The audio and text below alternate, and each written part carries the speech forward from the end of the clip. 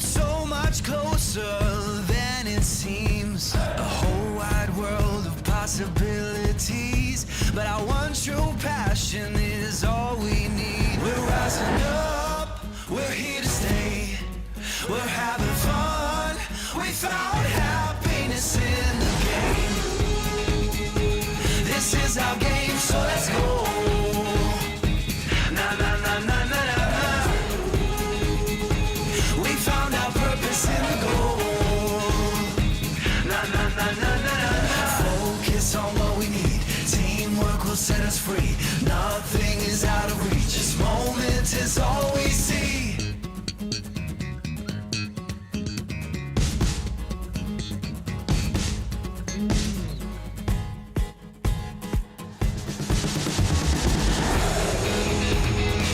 This is our game, so let's go.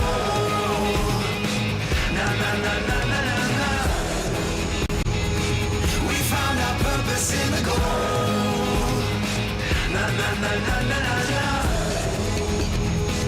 We found our purpose in the goal.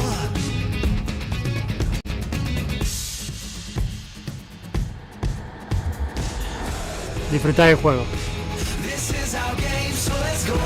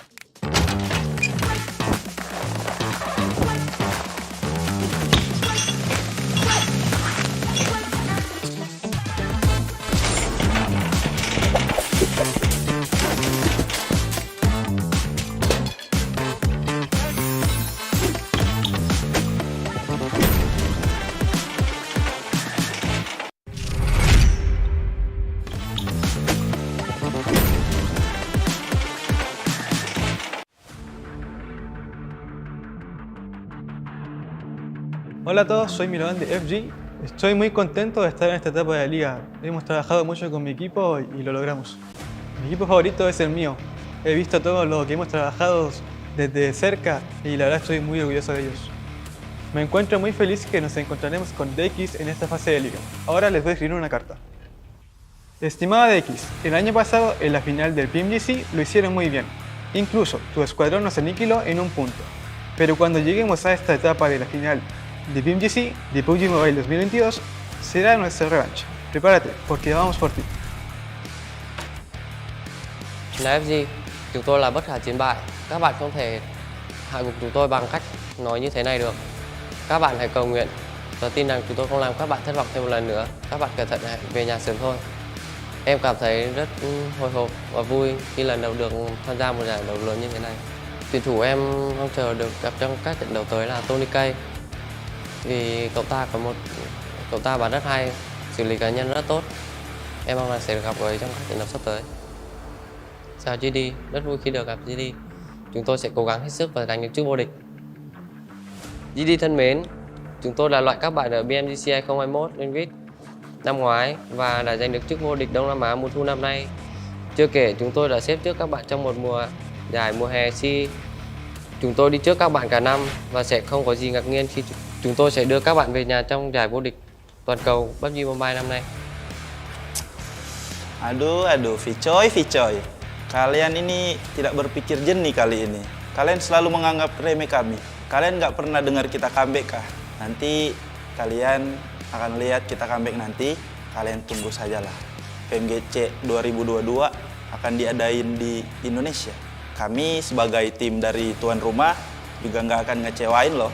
Jadi buat teman-teman yang ada di Indonesia, tetap support kami, tetap dukung kami. Semoga kami bisa membahagiakan Indonesia.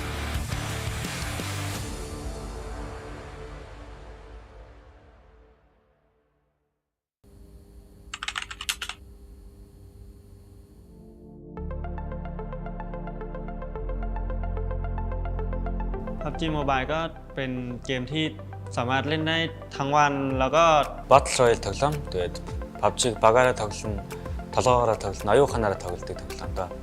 PUBG Mobile bir savaş oyunu ve taktiklerin de öne çıktığı bir oyun. Genellikle kendiniz değil, yani pozisyonları da değerlendirmeniz lazım. Sadece kendinizi düşünmeyin, etrafınızı zamanlamanın çok önemli olduğu bir oyun. Takım oyunu bir de. Haritadaki çeşitli kaynakları toplayıp sürekli daralan alanla birlikte rakiplerle savaşmalısınız ve hayatta kalan olmalısınız. PUBG Mobile adalah game yang banyak sekali kejutan dan suspense tersendiri. Apa yang nggak mungkin bisa dimungkinkan di game tersebut. PUBG Mobile Esport adalah tempat pertarungan antara pro player dan untuk mencabar diri sendiri demi pasukan dan negara. กีฬาเป็นมืออาชีพครับโดยที่มีแบบมีวินัยในการซ้อมมีวินัยในการแข่งขันแล้วเนี่ยครับแล้วก็จะมีผู้เล่นโปรเพลเยอร์ของแต่ละทีมมาร่วมแข่งขันในรายการของทัวร์นาเมนต์นั้นๆโดยที่แบบเป็นมืออาชีพแล้วก็มีในการจัดเวทีมีเสียงเชียร์จากคนดูเข้ามาร่วมให้กำลังเชียร์เราในการแข่งขัน buat pembuktian buat gua kalau misalkan gua bisa ngegapai impian gua. Киберспорт PUBG Mobile позволяет мне соревноваться и знакомиться с удивительными людьми со всего мира. Se não fosse por causa competitivo, eu ainda não estaria aqui. E é o que me motiva. Eu gosto muito da competitividade e isso me ajuda muito todos os dias a continuar nessa competição. PUBG Mobile Sport ก็น่าจะเป็นที่ที่เราสามารถโชว์สกิลโชว์ความสามารถแล้วก็ทำให้ผู้คนรู้จักในตัวเรามากขึ้นครับผม PUBG Mobile Esport hayallerine kavuşma yeri. Dan salah satunya juga kita menjadi the best of the best player di dunia. Энд ороод өөрсдийгөө баталж харуулахын тулд шин тэмцээнүүд зохиодог юм байна.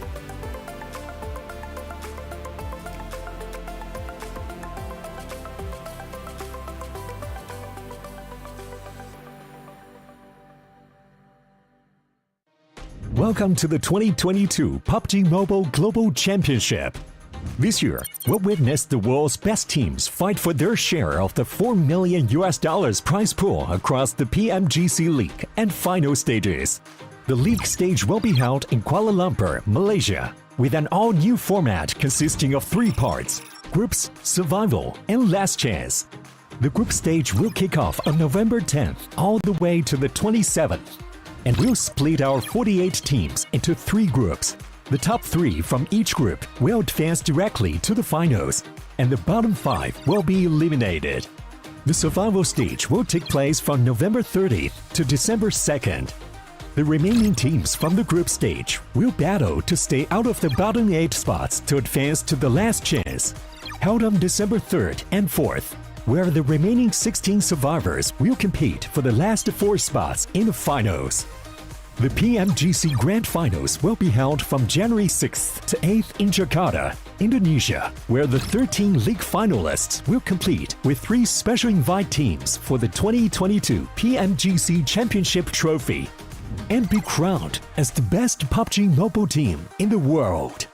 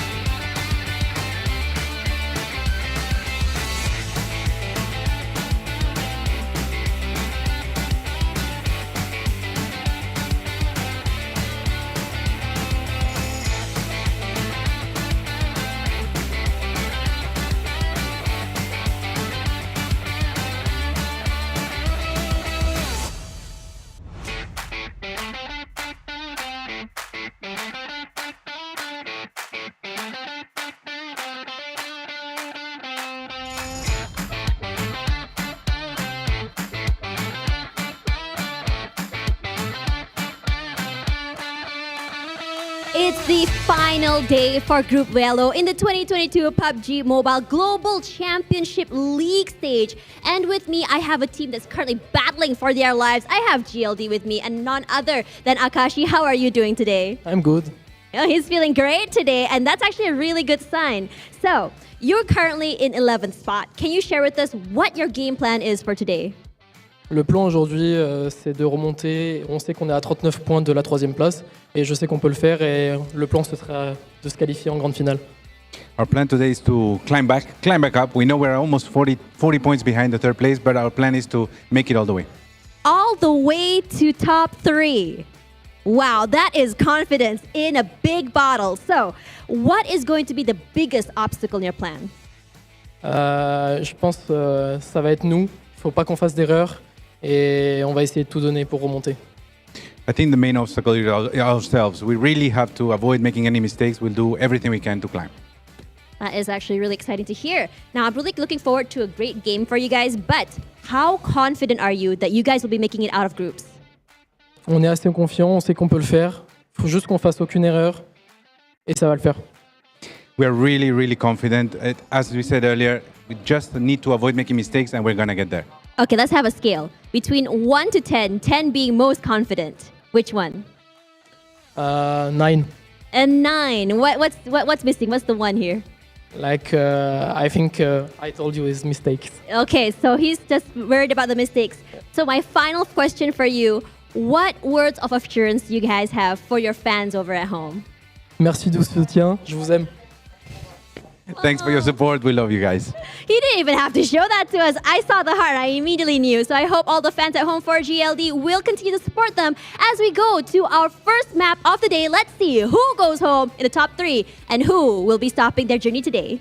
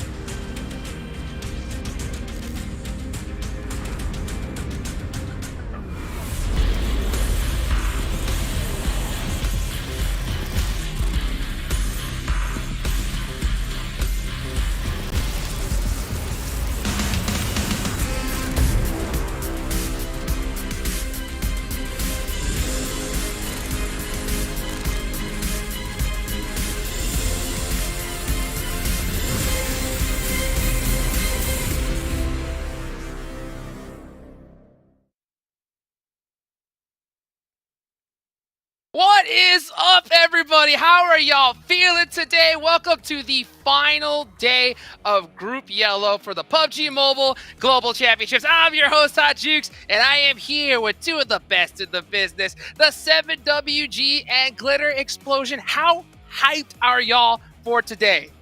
Insanely hyped. We're going to finally find out which 3 teams are going to be going to the grand finals from Group Yellow, and also which teams are going to be going to survival stage Glitter, and sadly some teams are going to have to go home after this. And we have had such a close back and forth for the last 3 days with this competition that today is going to be guaranteed pure insanity. I am so excited, Jukes, to get into everything. Woo, same here. We have so much to talk about, so let's not waste any time. Guys, hop in the game real quick, get your PMGC token, and vote for who do you think is going to win this. This is the last day here for Group Yellow. Don't waste a second more, so hopefully you can get some of those sweet in-game rewards. Also, got a big shout out to our sponsor, Sony, with their Xperia 1.4 and Xperia Stream. They were created in collaboration with professional esports players. You guys can play PUBG Mobile in 90 Hz with Xperia Stream's total cooling system and multiple ports for intensive gaming and streaming. Also got to give a big shout out to our hotel partner here for the PUBG Mobile Global Championships, Pullman Kuala Lumpur Bangsar. Our world is your playground. And last but not least, our platinum sponsor, Prime Gaming. You guys got to go check out Prime Gaming today. They have some sweet benefits. Not to mention, you guys can get some nice in-game items for PUBG Mobile. Go check out Prime Gaming today. And while you're in there, hopefully we can see you driving that sweet Maserati. That's right, the collaboration is now on with Maserati. You have until the 31st of December, end of the year, and it's gone. So hopefully you can pull that, and if you do, send me a clip. Send me a clip on Twitter. And when you do that, follow us as well. You know what I'm saying? Hit that follow button, all the official PUBG Mobile esports channels, and make sure you use that hashtag PMGC 2022-7.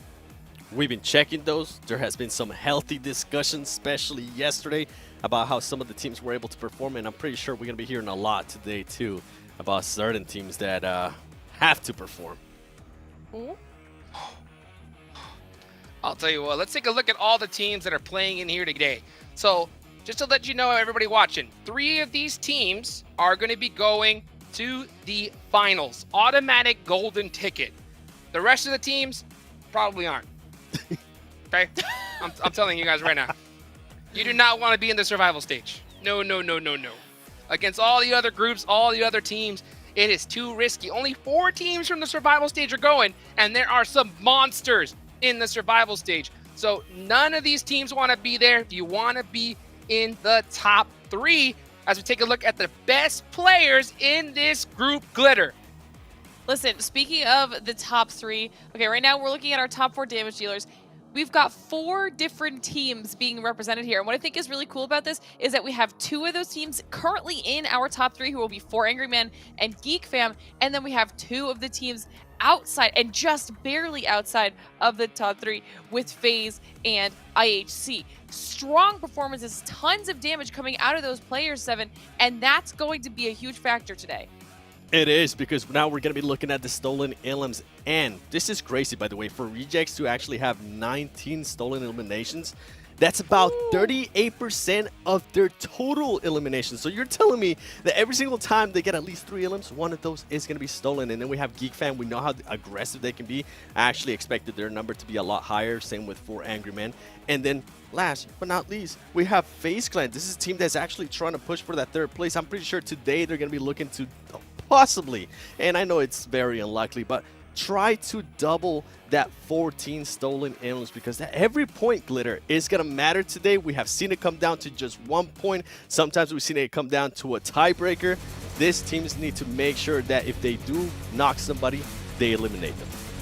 Yeah, and that's going to apply to 2 different bubbles today, if you will, right? We're obviously going to be keeping our eyes firstly on the top 3 right now. That's Geek Fam, 4 Angry Men, and Reject, if you guys weren't here for that, because we want to see who gets the golden ticket that Jukes was talking about. There are teams hot on their heels. I mean, IHC right behind them, FaZe right behind them, and the entire middle pack is separated by so few points that any chicken dinner that goes into the column for any of those teams will completely shake up our standings. And then there's a second bubble, which is who will at least just barely make it through to the survival stage. We're looking at that 4 through 11, and right outside of that is more teams that have had insanely strong performances, and one good Xavier game can knock your game lords out. It's so close today, 7. I don't know how it's going to play out. Yeah, and some teams are going to be coming in with at least a little bit of cushion, and I'm actually going to be talking about Geek Fam. They played so well yesterday, and they took major advantage of 4 Angry Men not having one of the best performances, that they were able to create at least a bit of a cushion win, which end up showing you that overall. That's why I'm thinking 4 Angry Men are going to have to come out super strong. We're going to have to see that day 2 that we saw out of them, which was super impressive. And if anything leads to anything, I mean, we saw last week what kind of performance one team was able to do, and we've been talking about it. Well, let's show it to you here. You can see there, Geek Fam first place, 205 points. 4 Angry Men there in second place with 179. And what's crazier here is from 3rd place all the way down, you can't really see it right now, but all the way down to 9th place, Glitter, they're only separated by 24 points, and any team can definitely get that amount of points in just one game. It just comes down who's gonna cancel each other out. Easily. And you can also see the play styles reflected in their points. Some people have higher placement points, others have higher elims, and we keep talking about that aggression. Geek Fam has been crushing it with that aggression. I want to see them continue that because you know that 4 Angry Men is going to be trying to at least beat the points that Geek Fam have to give themselves a little bit of cushion because they're not that far above Reject, and Reject needs to protect themselves from everyone below them. But you were talking about how close it is all the way down to 9th, and then when we look at 11th through 12th, Xavier is only 4 points behind Gamelord to try and make their way back into that safety area to make it through to the survival stage. So, I mean, and to be fair, I can't even really count out Genesis Dogma Gids because they closed out the day yesterday with a chicken dinner to even get themselves into 13th place. If they get another chicken dinner, they're now right on par with Xavier. So it's just pure insanity. Now we have a little bit of a points breakdown here for some of our squads, and this is a lot of those teams that are in the middle of the pack. You've got Besiktas up there, you've got FaZe, we've got IHC and GK. Now, one of the biggest things that I see when I look at this 7 is everybody minus GK is insanely volatile in their consistency. Tons of up and down. And today, that's going to be the scariest part, okay? GK kept themselves super consistent yesterday. They actually had a pretty strong performance. They didn't fall outside of the top 10 placement-wise all day, and that consistency can just be enough to keep themselves where they want to be, where if any of those other teams don't perform, they instantly fall out of the running. Definitely can, and what was crazy too, you could see some of the teams, whenever some of the other teams would spike up, the other ones were spiked down, taking advantage of that. And then we were talking about it, Gamelords and Xavier. I mean, we saw Xavier being able to put up a great performance, and what's crazy here is that all the stats are pretty much identical, and this is through 3 days so far. What's crazier though, if we go back to yesterday, Gamelord was actually able to outpoint Xavier by a lot of points, by 18 points, which that can be a lot coming into the last day. But you mentioned it too, they have to watch out for those teams that are towards the bottom. I mean, Genesis Dogma Gids, you said it perfectly. They finished off the win, and they finished off the not just like a regular win with 4 eliminations. They were able to get 11 eliminations, and that is massive because they put themselves in a place where they can maybe now strike for that 11th place. And now they have to, the other teams have to worry about Furious Gaming, Team Falcons, and the last place Team NSR, because they can also try to play that spoiler role, Hot Jukes. I mean, we see it over and over again. We see those hot drops. Any teams need to watch out for those 3 teams at the bottom because it's about to get spicy, and I'm pretty sure it's going to get spicier right off the bat.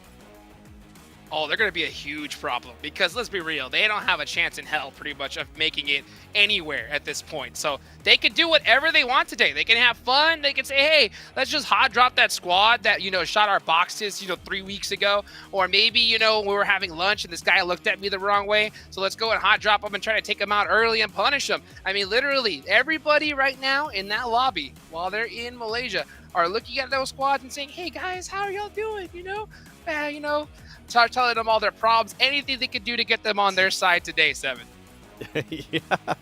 What would you do? I don't think it'll be that deep that they looked at them the wrong way on lunch, but I think it might come down to them seeing a team, especially the teams at the bottom. They got nothing to lose. They might see a team right away, and they might just try to send it. I mean, we saw yesterday Furious Gaming going after 4 Angry Men.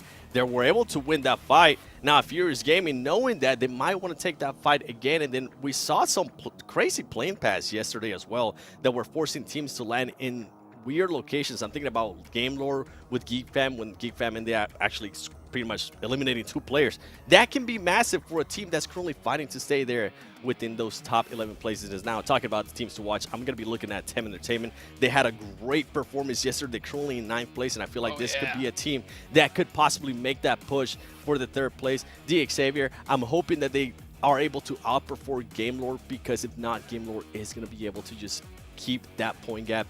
And NSR, I mean, I said it earlier, Glitter, they're just going to be trying to do something for their highlights.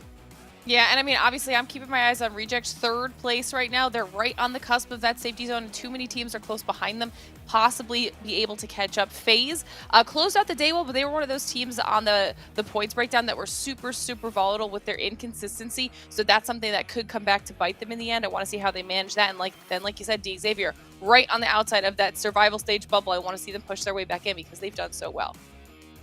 Let's see it, guys. It's about that time. Match number 1 is ready to go. Get hyped, get excited. Let's take it on over our casters to start the day. Zute and Espraxi. You guys heard it on the desk. There's so many different teams to watch out for. So much riding on the line. This is the last week, the last day of these group stages, and we will figure out who's making it to the survival stage, who's going to punch their ticket straight to the finals, and it all comes down to the next 6 matches, X-Proxy.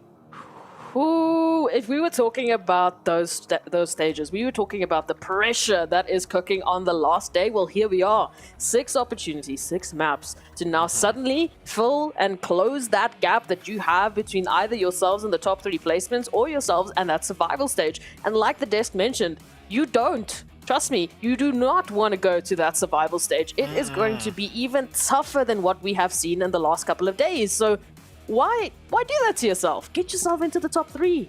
Yeah, pitch. The survival stage is...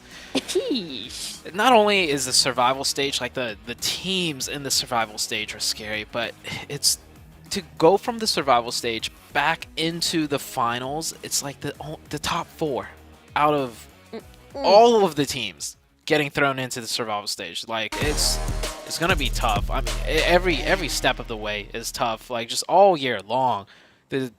For the teams to get here in the first place, they needed to place like top 2, top 3 from their respective tournaments as well. Like this is just a long grind, all culminating down to this very day. We'll see what happens. First game, Erangel, we are in it, and it is a nice plane path at the very least for most of these teams. No more of that like very southern east to west or west to east where the entire northern section of the map is pretty much blocked off. 4AM here is going to decide to land on military base even with this one. I was thinking 4AM could like land west of Yasnaya, grab some cars and drive over to George Pole, which is where they loot outside of military base, because I feel like they've been struggling, you know, coming in from military base almost like 80% of their games so far. Either it's being bridge camped or having to rotate so super late because they're so worried about getting bridge camped that they don't manage to find a good position in zone. And we've seen they're a team that actually has really strong rotations when they are able to, you know, take the chance to make those rotations.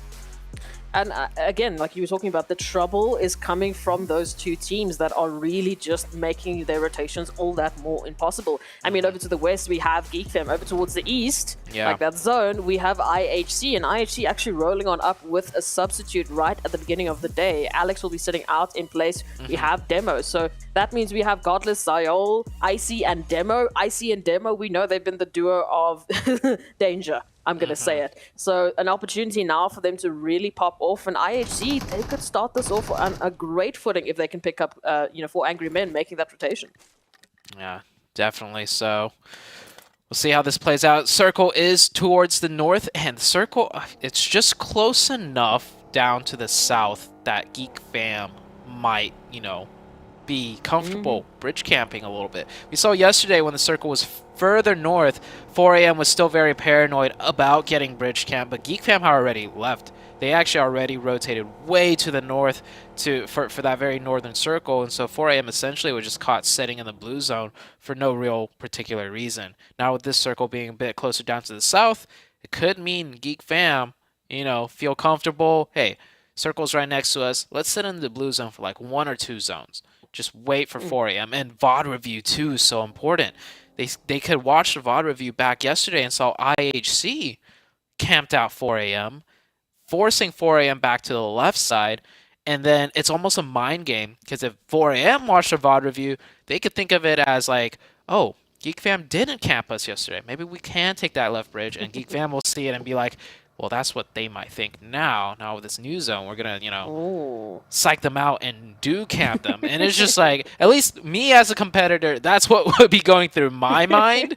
You know, it's just like, man, landing military base and just being bridge camped even just once throws in so much, like, you know, it gives you so much, like, question marks in your head, and it gives you so much paranoia that I'd rather see 4AM, you know, drop to the west of Yasnaya and then drive over to George Pole. I do not want to be on military base to start off this match. reverse psychology on the battlefield, and we saw it a little bit earlier on. For those of you, we've been reminding you so far, Captain Messi is joining the PUBG Mobile battlefield. So if you want to stand out on the battleground with that Messi football icon set, you can go ahead and grab that right now in PUBG Mobile limited edition, limited time offer, as we like to say. But I agree with you. I mean, that reverse psychology that 4 angry men now have to deal with. Do we go west? Do we go east? That decision all of a sudden goes from 50-50 to a lot more complicated. It is not as, black and white as it would normally be, because obviously there's a lot more pressure on the line here. They are in second place. They are still in that top 3, but there's a lot more pressure coming through from the bottom side. We had so many teams stepping up yesterday. 4 angry men had a tough day. So hopefully they should be able to make this rotation. Yeah, I like this adjustment out of 4 a.m. They're just going to rotate extremely quickly. Sub 5 minutes.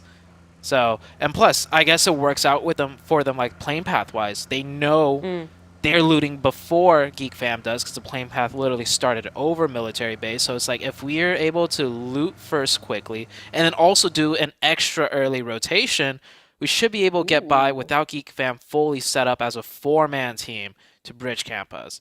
So, very good adjustment out of that. 4 a.m., they make it past the bridge, which I feel like if they took any longer, we would have seen Geek Fam, hover 2 players over to the bridge just to see if they could do some sort of bridge camp. But that is completely negated now. 4 a.m., they're able to do the 4 a.m. rotation. We'll see if it works out for them in the coming few minutes, if they'll be able to get a good central circle and work from there. But besides that, 4 a.m.'s really the only team to have made a strong rotation so far. Every other team is more or less looting. Nongshim Red Force made a kind of, split loot around the center of circle, and they've grouped up together. You see them right there on your screen, right next to Genesis Dogma Gits, also making their rotation. We're heading into the 5-6 minute mark, so this is where we're going to start seeing more teams start moving into the zone. I do like what Train to Kill are currently running with. They're going to their usual drop sites shooting range in Zaverny, which is in the northern part of the zone. Pretty open based on the flight path that we had. A lot of teams chose to drop on early. But then they've got Sandish just doing a little bit of scouting over towards just now, holding that bridge line as well to make sure that they can keep hold of any potential early rotations into the north. It's going to be valuable information for them. Also just in terms of, potential scouting later on if they want to move closer to center. So Sandish will be locking in that position. Genesis Dogma, they started off just at the end of yesterday when they were looking so down and out. They completely turned it around and brought in that winner chicken dinner. But now, if there's a potential for an engagement against 4 angry men, it might be a very tough bullet for them to fight, because clearly 4 angry men are back with a vengeance.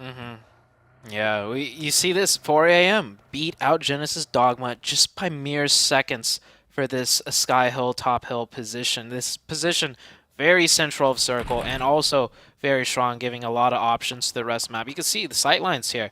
They could see multiple power positions that may be clear, or if they want to take it on the next circle shift. So very strong rotation out of 4 a.m. Just seconds, difference between Genesis Dogma having that one and 4 a.m. taking that one. And Genesis Dogma, they rotated in from Milta, which is closer to that position than military base, but the plane path started on military base first, and with that fast rotation, it's a domino effect. Now, I'm not saying this is going to impact 4 a.m.'s game, like this is it, like 4 a.m.'s going to win this match now because that just happened, but it will have a rippling effect throughout the course of the game. And it's good to see 4 angry men, bringing in that adjustment. Like you said, it is the last day. No holds bar. If there was ever a time for you to make a change that you think had an opportunity to make a positive impact on your gameplay, look, I would have wanted it 2 days already, but it's fine. At least bring it in on the last day. At least bring it in for the beginning of these 6 matches. The last potential gauntlet to get you out of a much more difficult survival stage. So great to see those adjustments. Now we can have to wait and see who else is going to be bringing in those adjustments, who else might be bringing in that aggression like we saw from Nongshim Red Force and Genesis Dogma yesterday. It was a few glimmers of hope. I mean, Nongshim Red Force, I'm still taken back to that engagement with FaZe and just the way in which they took out game loss. They really brought in some great aggression. But if they want to get themselves right now from 16th all the way into 11th and be secured, it is going to be a fight. Yeah, next circle centers quite beautifully, just smack dab in the middle We see a lot of teams making some minute adjustments here. We see 4AM in their vehicles. GK with a huge split on that first circle, which is absolutely fine. Now all of them are in cars to try and probably group up a little bit more. Maybe run a 2-2 rather than a 4-man one-way split. We see VK coming in from the northwest, driving by train to kill. A lot of teams shuffling around. I am imagining we won't see many eliminations for this zone, though, because this zone pretty much, it sets in a way where there's no more question marks to be had. I think the north of that river is pretty much out of play. However, there's still so many territories open for all of these teams to take. Oh, yeah. No, I mean, massive opportunity towards the south as well. The northern side closing down now because of that zone shift. We still have a central band of a lot of the teams trying to get themselves well situated, ready and setting up for a few of those rotations. Potato Hill still open because it's a little bit just towards that southern position. Maybe Geek Fam, we might see them rotating a little bit closer on in. But for now, a little bit of looting needs to happen here. I mean, anything that these teams can get at this moment in time just to help them in the later phases is going to make a massive impact. Falcons, we talked about them off camera. We talked about seeing a little bit more from them. That hesitation that we saw yesterday made a bigger rolling impact on the overall leaderboard. I mean, Geek Fam sitting at the top now off of the back of that 2v4 that was gifted to them into a 4v4. Yeah, yesterday Falcons dropped the ball extremely huge. It led to Geek Fam winning the match. Hopefully Falcons, and not just Falcons, all the other teams just play a bit more aggressive. Not because, we want to see action, but because they literally have to. They have to get these points, especially the teams near the bottom. Teams hovering in like the mid-top range also, they don't really have anything to lose. If they're high enough that they're pretty much secured in the survival stage, why not go extra hard for a chance, a shot, right, at making the top 3? So the only teams that, can play a little bit more passive is the teams like right around the cutoff for survival, where they don't want to go too aggressive and make a mistake. They just need to do enough to get by and see if the teams below them are playing well or not. I mean, Glissa mentioned it yesterday. We saw that amazing aggression from Geek Fam once again making a statement. But then the worry is that today they might just be playing for keeps, and allowing that might give teams below them that opportunity to catch on up. We were talking about that hesitation. That hesitation of like, I'm here, I'm in a good position, but what if I make a mistake? What if I don't hit the shot? What if I don't make the right rotation? And that hesitation causes mistakes like we saw with Falcons. It causes, interesting decisions that could later on come back to bite you. Yeah. For the teams near the top of the leaderboard, you can't hesitate, right? The hesitation playing a bit more passive, I would have to say, teams near the bottom of the leaderboard hovering in the survival area, I feel like that's more warranted just because the teams below them aren't necessarily heavy hitters, and you don't have to worry as much about like, okay, we need to maximize every single opportunity we get, right? Next zone does shift out. It goes a little bit further to the southwest here. A lot of teams now rotating. 4AM is going to decide to just hold this compound a little bit off center. Ooh. Still a good position, and yeah, the school is smack dab in the center of zone right now. I mean, we are taken back to the hot drops of old school, right in the center of the action. And, well, unsurprisingly, we've already got a few teams that are taking up the classrooms, getting themselves well situated here in the apartments as well. Genesis Dogma right next to GK Esports. Oh, but Besiktas caught lacking, caught out in the open piece. Oh, will they be able to get in? Oh, no. The door. Goodbye. He was stuck on the door for so long. Oh, Geek Fam, 2 of Geek Fam knocked by GK. I don't feel like GK is going to be able to push that, though, because they are sitting very comfortably in the school position, and they are taking shots at everyone right now. A lot of teams forced to go play these like shacks, these little small compounds, just to get closer to the center of zone. Geek Fam is in a great spot. So is the Rejects. The Rejects are in the actual, school building, which we've seen in other, PMGC matches, other tournaments from that position in a circle like this. They got so many different options to play with. I mean, if you're talking about those center compounds, again, this is exactly a perfect storm for Rejects. I mean, this is what they love, a compound in center zone, a full 360 view of all of the teams making rotations on in, and now GK and Genesis Dogma have a similar opportunity. They have a 360 vision. They've got some high ground to work with to catch out a few of those huts and those pockets in the surrounding terrain to really pick up eliminations. So this is a massive, massive opportunity for them to just start chugging those eliminations, start getting those points, start getting themselves closer on the overall leaderboard. Besiktas already reduced down to 2 just purely based off that prime positioning. Oh, FaZe and IHC here. Icy forced to leave. If they can land some shots right there. Good cover fire by Demo in the distance will suppress it just a little bit for Icy to get on out of there. IHC playing from the high ground on the edge side on the south. It looks like FaZe pressuring back a little bit. Oh, Venturas gets a nice mini knock onto Demo. This might not be a full-out push, though, because they'll be having to push out of zone uphill, which is always a little bit risky, even in a 4v3 situation. Plus, the zone's about to shift. Maybe they want priority more on just playing the circle instead.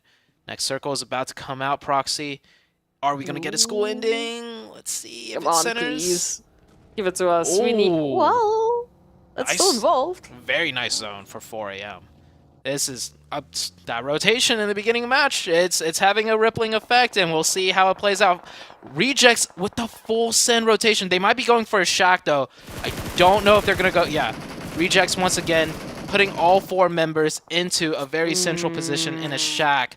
I know I don't like this, obviously, but that has been the Reject style, pretty much. Just go very center into any type of hard compound they can.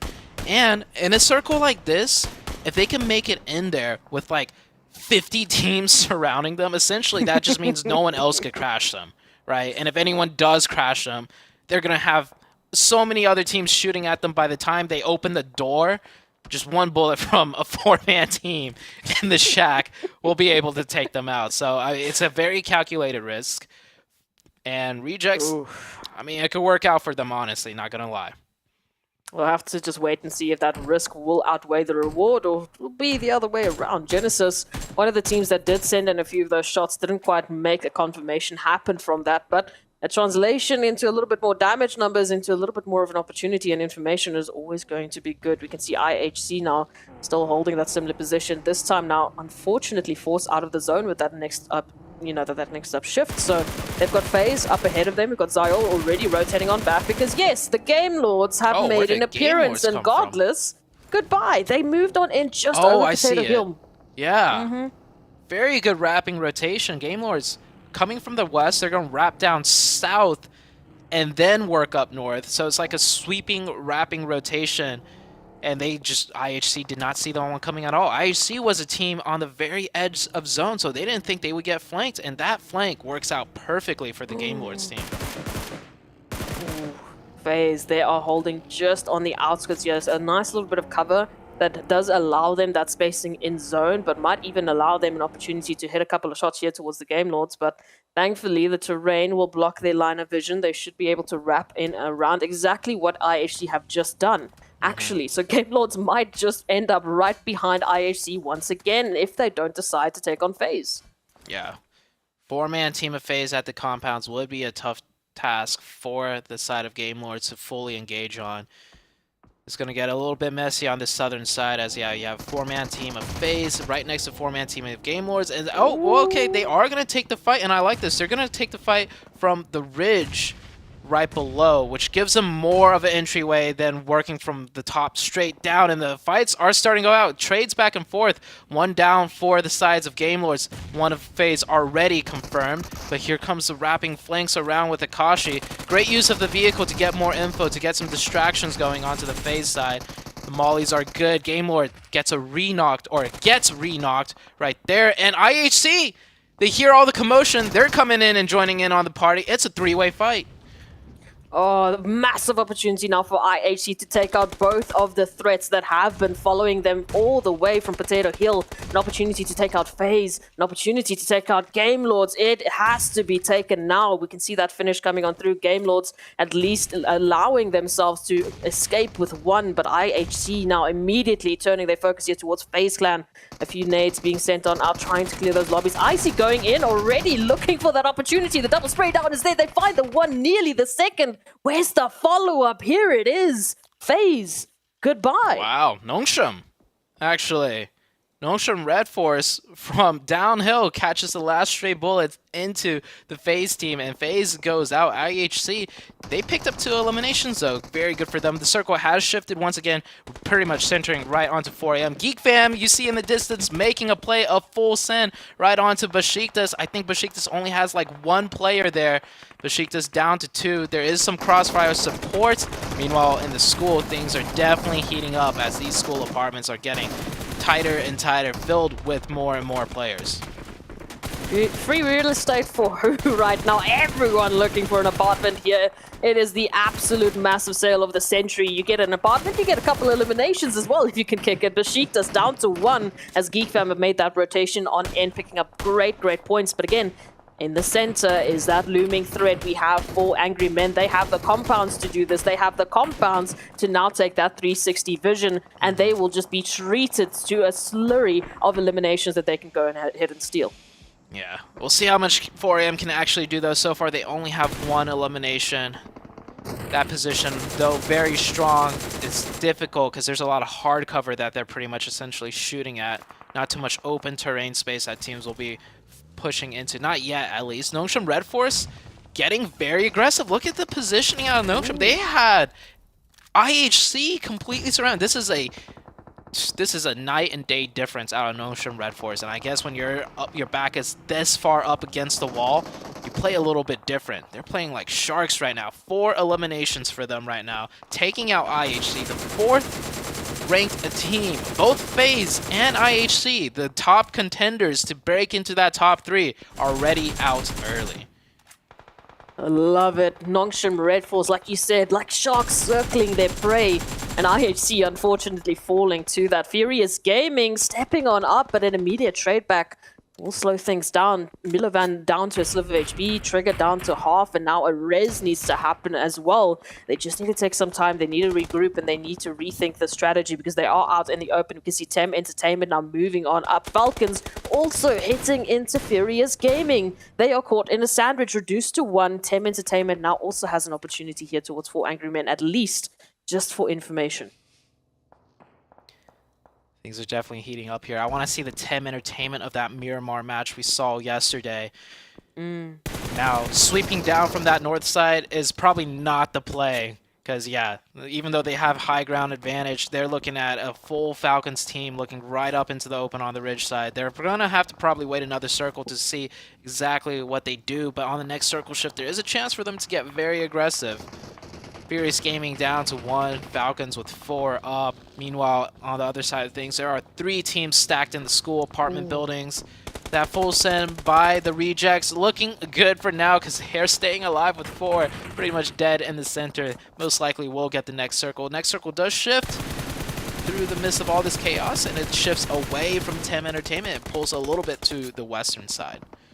I was just getting excited because I was going to say Nongshim Red Force leading with the eliminations, but now that zone is blessing the team that has been putting on the pressure. Falcons going down to an explosion. Powerful now needing to head on in for the recovery. They're down to only 2 members still standing, and this is an opportunity. Surely we go on in, we take Furious Gaming. Let's go ahead and take out Falcons. Yeah, Tem Entertainment doing Tem Entertainment things, pulling right up onto Falcons.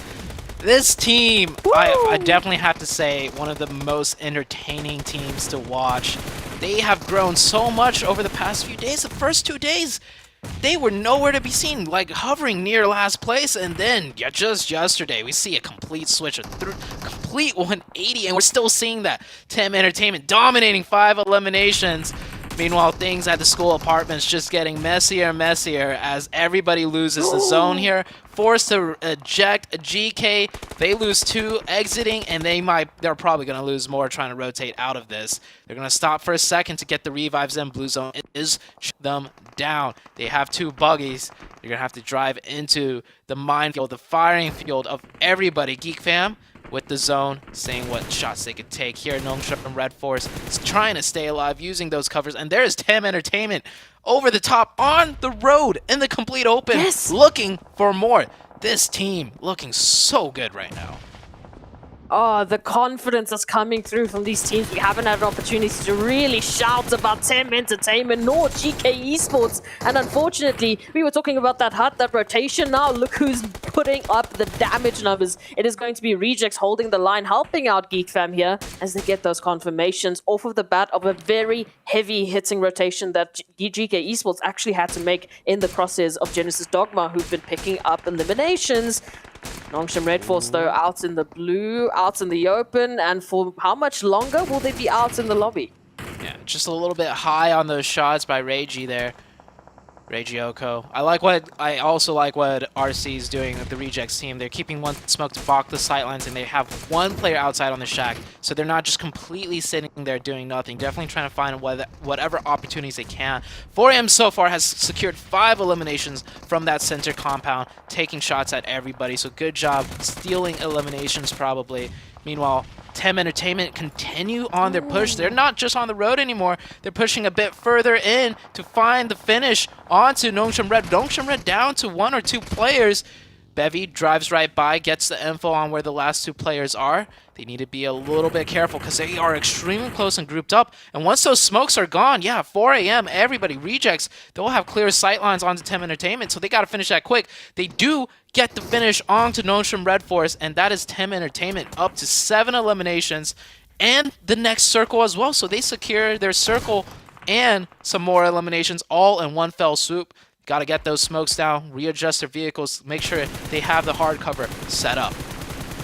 But what's even crazier, as we lost Nongshim Red Force, we also lost Vivo Key to Genesis Dogma Gids, who are reigning on high with 7 eliminations right behind them. It is, of course, we can see the 4 Angry Men and Geek Fam, who've been picking up eliminations, picking up those points. Tem Entertainment now caught on out from the eastern side. They've got a few bits of cover, but look at the snipes just holding on to the pressure line. They're making sure that they are keeping a very good hold on the pulse of Tem Entertainment. They do not want them to continue on, and why would you? Because they have just been on fire.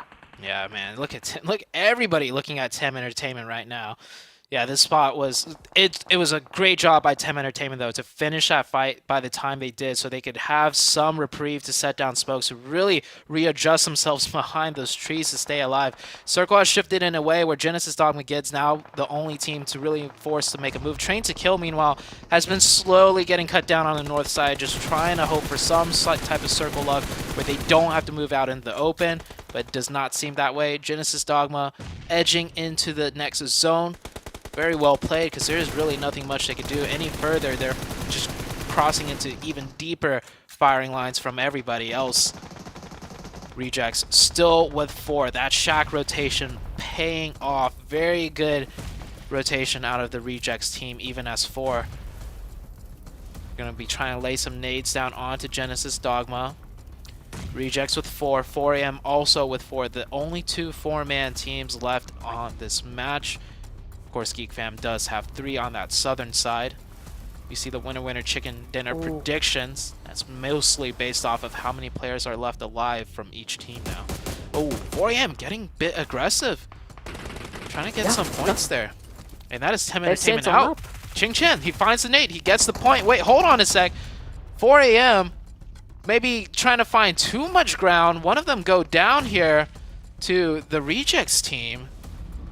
Next circle shifts, and it pretty much gives everyone the zone. Genesis Dogma forced to move just a little bit here. Regis riding high now with 4 players, the best team in the scenario with the most amount of numbers, and now they have an opportunity to pick up the eliminations. Geek, they're holding the line. We had 4 Angry Men trying to split their focus between the Rejects, between Tem Entertainment. They managed to take out Tem Entertainment, but now, like you said, they're out in the open. They've given up some of their cover, and now Genesis Dogma have given up their position, running on high. 4 Angry Men, only with 2. Yeah, Rejects got a nice grenade there. Good Shell's going to be forced to try and go for a revive. One player does go down. That might be the full push. That might be the sign for the Rejects to go even more aggressive here. Rejects, is this the time for them to finally go extremely aggressive? We don't see the Rejects team go this hard, but we saw yesterday they were able to pull it off in an isolated fight, and it looks like they're just about to do that. The shots are good.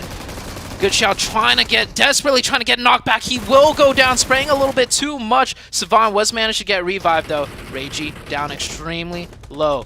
He will get the first aid off.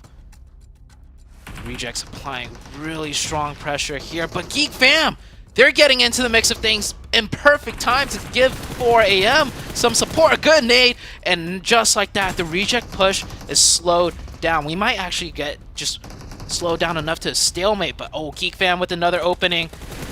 Geek Fam, however, they can't push over the top because that gives 4 a.m. the opening sightlines right onto Geek Fam. You might see a stalemate. One of the rejects players do go down. Justice probably will not be able to get revived. 4 a.m. down to 3. Geek down to 3 as well. A good trade, a good knockback to stop some pressure, but an even better nade out of Yuhai.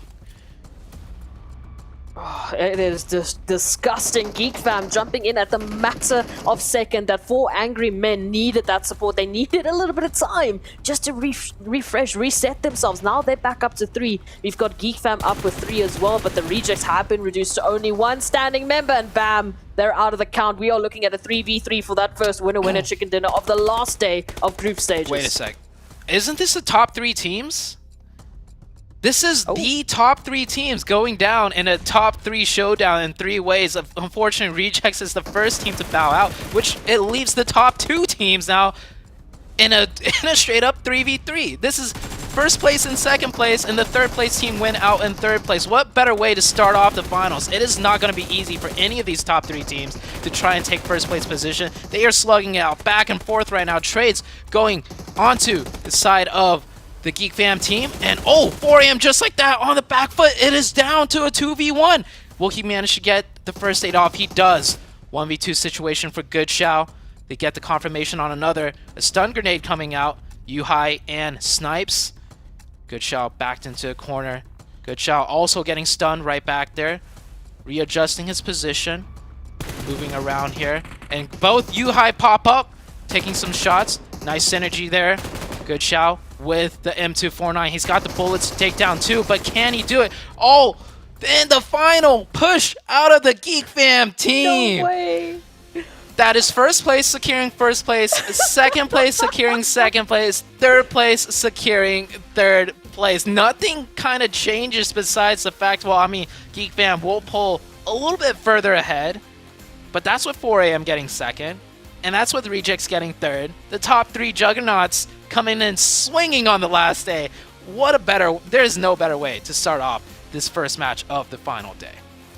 Honestly, what are the chances? What are the opportunities that Rejects had to not only stay alive for as long as they did, but to chime on in to put that pressure on the side of 4 angry men, forcing them into a corner, and then Geek Fam just deciding at that very moment, okay, well, we're a little bit tired of Rejects. Yeah, goodbye. Yeah, you're going out right now. Man, oh man, you want to talk about the opportunities. The chances of that actually happening, our top 3 taking the top 3 placements in their exact current positions? Come on. Yeah, oh man. This is great. This is great. And we also got to see some teams towards the bottom stepping up, right? Nongshim Red Forest looking like they're going to be an aggressive team today, and it's working for them. Tem Entertainment continue to do what we saw them do yesterday. So it's all across the board, right? The top looking extremely strong. The teams near the bottom or trying to break into that survival stage also switching things up, looking strong as well. But the first game will go to the first place team. Geek Fam pulling out an amazing chicken dinner to start off the day.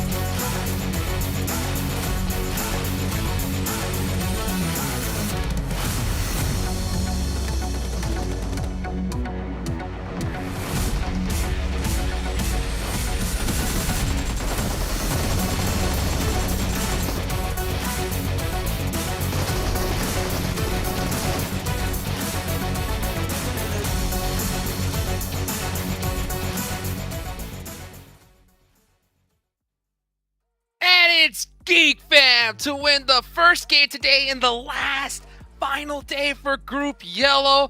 They got the flag on their back. Just give this squad the watch already. Put it on their wrists because they are dominating here to start. 7. All the I would say all the 3 teams at the top sending pretty much a message to everybody trying to catch up to them. GeekFan 16 eliminations, 4 Angry Men 10 eliminations, and even though Reject was only able to get 2 eliminations, Glitter, they were able to secure that 3rd place and those extra placement points. Yeah, and somehow every team that was behind them in the standings didn't do well. And as we take a look at the head-to-head now between Yuhai and Svan, I mean, this is just 10. We talked about this when we were watching the casters kind of wrap up the end of the game 7. 10 elims onto Yuhai, but over almost identical damage, over 1160 damage for 4 Angry Men. 18 throwables for Yuhai though, over 50% contribution to the squad. And when we saw that individual breakdown, it was 7 knocks and 10 elims, where everybody else on GeekFam had a 3 for 3. So he was putting some extra work too, Yuhai was. We're talking about those stolen elims. It's coming into play. Yep. It's so crazy. I didn't think we were going to see a lot of them here. I think people would be just so antsy to go and get those finishes. But what could you do? There's nothing you can really do when you see these squads pulling out plays like this. By the way, guys, this is the fan vote leaderboard when you guys go into the game. So far, unchanged. But man, I think... What do you mean unchanged? What do you mean unchanged? Wait, 4 a.m. Oh my gosh. 4 a.m. is now up on the leaderboard in 4th place. Jeez Louise, I don't know what my eyes are doing today, but now I could see. I could see, Glitter. Jeez. Listen, Finally. it was deserved. Okay, it's deserved right now after that performance. I mean, yes, GeekFam came out on top, but we were talking about this while we were watching the game. GeekFam and 4am were going elim for elim. They were matching each other all the way up until the end. I mean, it was such an even, well-fought battle. We saw how even the stats were between their top 2 players. Almost identical damage. They came to play, okay? We knew today was going to be hard. Let's go! And they came to play. Woo-wee! Hey guys, by the way, if you're enjoying the show, if you want to go ahead and just give us a little bit of feedback, go ahead and take the survey right now. It always helps to make the show just a little bit better than it was before. That's what it's all about here, man. And I'll tell you what, what can you really ask for when you have players playing like the way they have been, teams really just dominating? It's so crazy to see just the 2 of the top squads right off the rip. GeekFam and 4am saying, we're not messing around here. We do not want to go to the survival stage. Let's get it done, and let's see just how these overall rankings have been switched up after game number 1. GeekFam sitting real pretty here, 7. 236 points for them, being able to create that 35-point gap, a big cushion for them. And for 4 Angry Men as well, they're going to be able to create a gap for Rejects. Rejects was not a team that was able to get a lot of elims in that last one. I'm pretty sure they're going to be looking to change that, because I actually see what was actually surprising, Glitter. Nongshim Red Force, the last place team and the team that I was warning everybody about, ended up eliminating IHC Sports. A lot of the other teams need to keep an eye out for that. And Genesis Domagits, I know this is one of our, we might start to get on this train, because they're starting to make a push there for 11th place. This is huge. We literally said at the top of the show that there was a possibility that if Genesis Dogma Gids came back with a strong performance, it would skyrocket them up the leaderboards. Now, it wasn't a chicken dinner, but it was very strong. They are now very close to D Xavier, who's still close to Game Lord, who's still close to Vivo Keed. So now all of those 4 teams are kind of fighting within themselves to try and make sure they stay within that top 11. And heading into Miramar, we have some Miramar specialists. We talked about this yesterday. And after the performances that we saw out of our top teams, who also, some of those top teams happen to be some of our Miramar specialists, this is going to be a scary map. Oh my goodness. I mean, we got Miramar next. We got Sanhok right after. I couldn't be more excited. Take a look here at the drops for these squads. I have a feeling, 7, that this is not going to be correct here in this game. What do you think? I have a feeling that I'm going to be agreeing with you, because I would be shocked if one of the bottom teams decides not to try to push on somebody.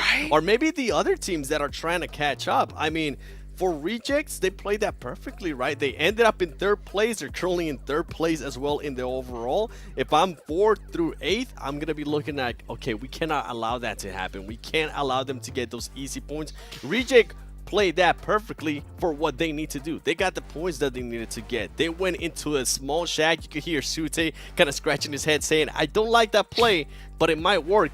And he ended up working out for him. So I'm pretty sure the other teams are going to be looking to shut that down. Yeah, I mean, they're going to have to. That's the thing, is like at a certain point, no matter what you do, if you are below the rejects and you start seeing them get good points, especially right here, all the teams are going to look at each other and be like, they got to go out or it's over 7. Yeah, and I'm going to be looking at these teams to watch. Team Entertainment, I was actually really surprised and happy at the third party that they were able to do on Furious Gaming and Team Falcons, but that last rotation didn't end up working out for them. I'm hoping that they can change the rotation to a little bit more of a middle of the circle rotation, what the top 3 teams are currently doing. Genesis, Dogma Gates, I mean, I already said what I had to say about them. They're currently in an upward trend while the other teams are on a downward trend. And Rejects, I was happy with what they did there. Not an aggressive team glitter, but they got the points that they needed to get. Yeah, they did what they needed to do, and like we had said, they did it in a game where somehow the next 1, 2, 3, 4 teams under them didn't get the points they needed to close the gap. If anything, those gaps were increased. So Genesis Dogma Kids also on my list, obviously, because now they are seriously in the running for that top 11 bubble. But then I'm looking back at the top. Geek Fam, 4am coming out of the gate with insane gameplay, aggression that we were hoping for, and creating a bigger gap between themselves and everybody else below them. And I want to see what they do with that on Miramar. Oh, we're about to find out right now. We're headed on over to Miramar. Get ready for match number 2, everybody. Let's take it on over to our casters. The games could not have gotten any better until the final day. The top teams hitting it strong to start off the day. The teams, fighting for that survival stage also showing up. It is looking like we're in for a treat today, and we still got 5 matches left as Proxy. Look, we mentioned it, at the beginning of this week. Hotrix was like, listen, I have a feeling it's going to go down to the wire. It's going to go down to that last possible map that these teams are going to have to push. They're going to have to push it to the end, because right now it is just so close and contentious that anyone at any point in time can take you out of your slot. So if you are dropping the ball now, well, I got a surprise for you. There's going to be a very, very quick couple of games where these teams are just going to jump on up and perform better than they ever have this week. Here's the thing that I'm looking at right now. So IHC is in 4th place with 164, right? IHC, a team that we keep talking a lot about. FaZe Clan is in 6th place at 160, tied with GK at 160, right? But here's the kicker. Tim Entertainment is at 155. Ooh. Less than 10 points away from IHC in 4th place. There may be a world where all of a sudden the Tim Entertainment team will be the next team that we're really keeping an eye out for breaking into the top 3. Now, yes, it's a little bit of a stretch of ways, right? Because top 3 did create a little bit of a gap. Rejects sitting at 178 to IHC's 164. So that is, more of a bigger gap for Tim Entertainment to catch up on. But man, Tim Entertainment, just starting from yesterday, towards the later half of yesterday, we were starting to see some great stuff, really hyping them up. And then coming into today, they didn't get the best of circles, but they literally played it the best as possible, in my opinion. That any team, from their position could probably, even the best team in the world could probably only do as much as the way Tim Entertainment played it. So it's I'm rooting for that team. I want that team to be potential for top 3. I mean, we saw it happening yesterday, the second match of a day, which happens to be this one right now, happens to be Miramar. They picked up that winner chicken dinner with what? 11 eliminations. That was a 26 points a game. So yes, there is a current gap. Yes, there is a bit of an opportunity now, but they have what it takes. If they continue on this pacing, then I could be seeing that world that you were just talking about. I could be seeing that Tim Entertainment in top 3, and I could be seeing Game Lords now in an early engagement here with Viva Keed. Yeah, this is a hot drop at a very random compound. The plane path we didn't even touch on was very far eastern, so a lot of teams stretching to the west are finding themselves in an engagement. Vivo Keed here, already down 1 player. And, I mean, not much weapons to go around here. I'm not even sure if everyone has weapons. Seems like Vivo Key, one of their players forced to use a shotgun, but close range, that could work out for them. It looks like everyone else on Game Lord, though, has the weapons to close out this fight. One of the Vivo Key players also already left in a buggy. I'm pretty sure he's not coming back either, because no weapons. It's looking like a 4v2 situation. An SKS and a shotgun. And, ooh, Robs from the side takes down the top player. It all comes down Cielo. Cielo with a shotgun. No armor, no helmet. Nothing much he could work with against the 4 players of Game Lords. I mean, at the very least, that shotgun can pop on off and give someone a bit of a surprise. And there it is. Now Valor will go down. But, I mean, just with the numbers that they're running, it's a 4v1. I mean, for every trade that you're going to get, there's going to be 3 other players to trade you. So, yeah, look, in that situation, not really a lot that they could have done. Adrian with the buggy, looks like they did try and circle on back. There was a bit of time that they had that indecision saying, oh, maybe I can make it. I got a weapon now. Maybe I can make it back in time. But Game Lord's just, this is what we were talking about. The fact is we're not seeing that hesitation. Game Lord is not giving them enough time to recover. It's not giving them enough time to even loot up at the very least. So that is fantastic because that has been the crushing point and crushing aspect for so many teams in the last couple of days. So get rid of it. Let's get some points. Let's get that aggressive energy back. Now you see Adrian here trying to cause some trouble for Game Lord, and there is a very good reason. These 2 teams are probably the 2 teams near the bottom of the survival stage that want to engage in each other if they get the chance. Game Lord's at 11th, the cutoff point. Vivo Key is in 10th. So these are literally the 2 teams just clinging to dear life for survival. And the fact that they dropped on each other, just pure happenstance right there. And yeah, Adrian, for good reason. If that was any other team besides Game Lord, Adrian might have, just tried to find a place in zone, played solo, but they know they need to hurt this team. They can't let Game Lord pass them up, knock them down to 11th, and then D Xavier or even Genesis Dogma have a decent game, and then they're out of it, right? So, man, this is the 10th and 11th team fighting each other right there off the beginning of the game. What is with today's probability? We had our top 3 taking the top 3 placements in a wrangle. We've had our teams that are literally right next to each other on the overall leaderboard drop on top of each other. It is just, again, it's happenstance. It's coming through from that flight path in that zone. So yes, there's a few choices that had to be made off the cuff. But what are the chances of this actually happening? It's beautiful, but I agree with you. Just that 200 IQ, just that understanding of your current situation and to make that call, that aggression, that understanding that, like, listen, we have to go for it.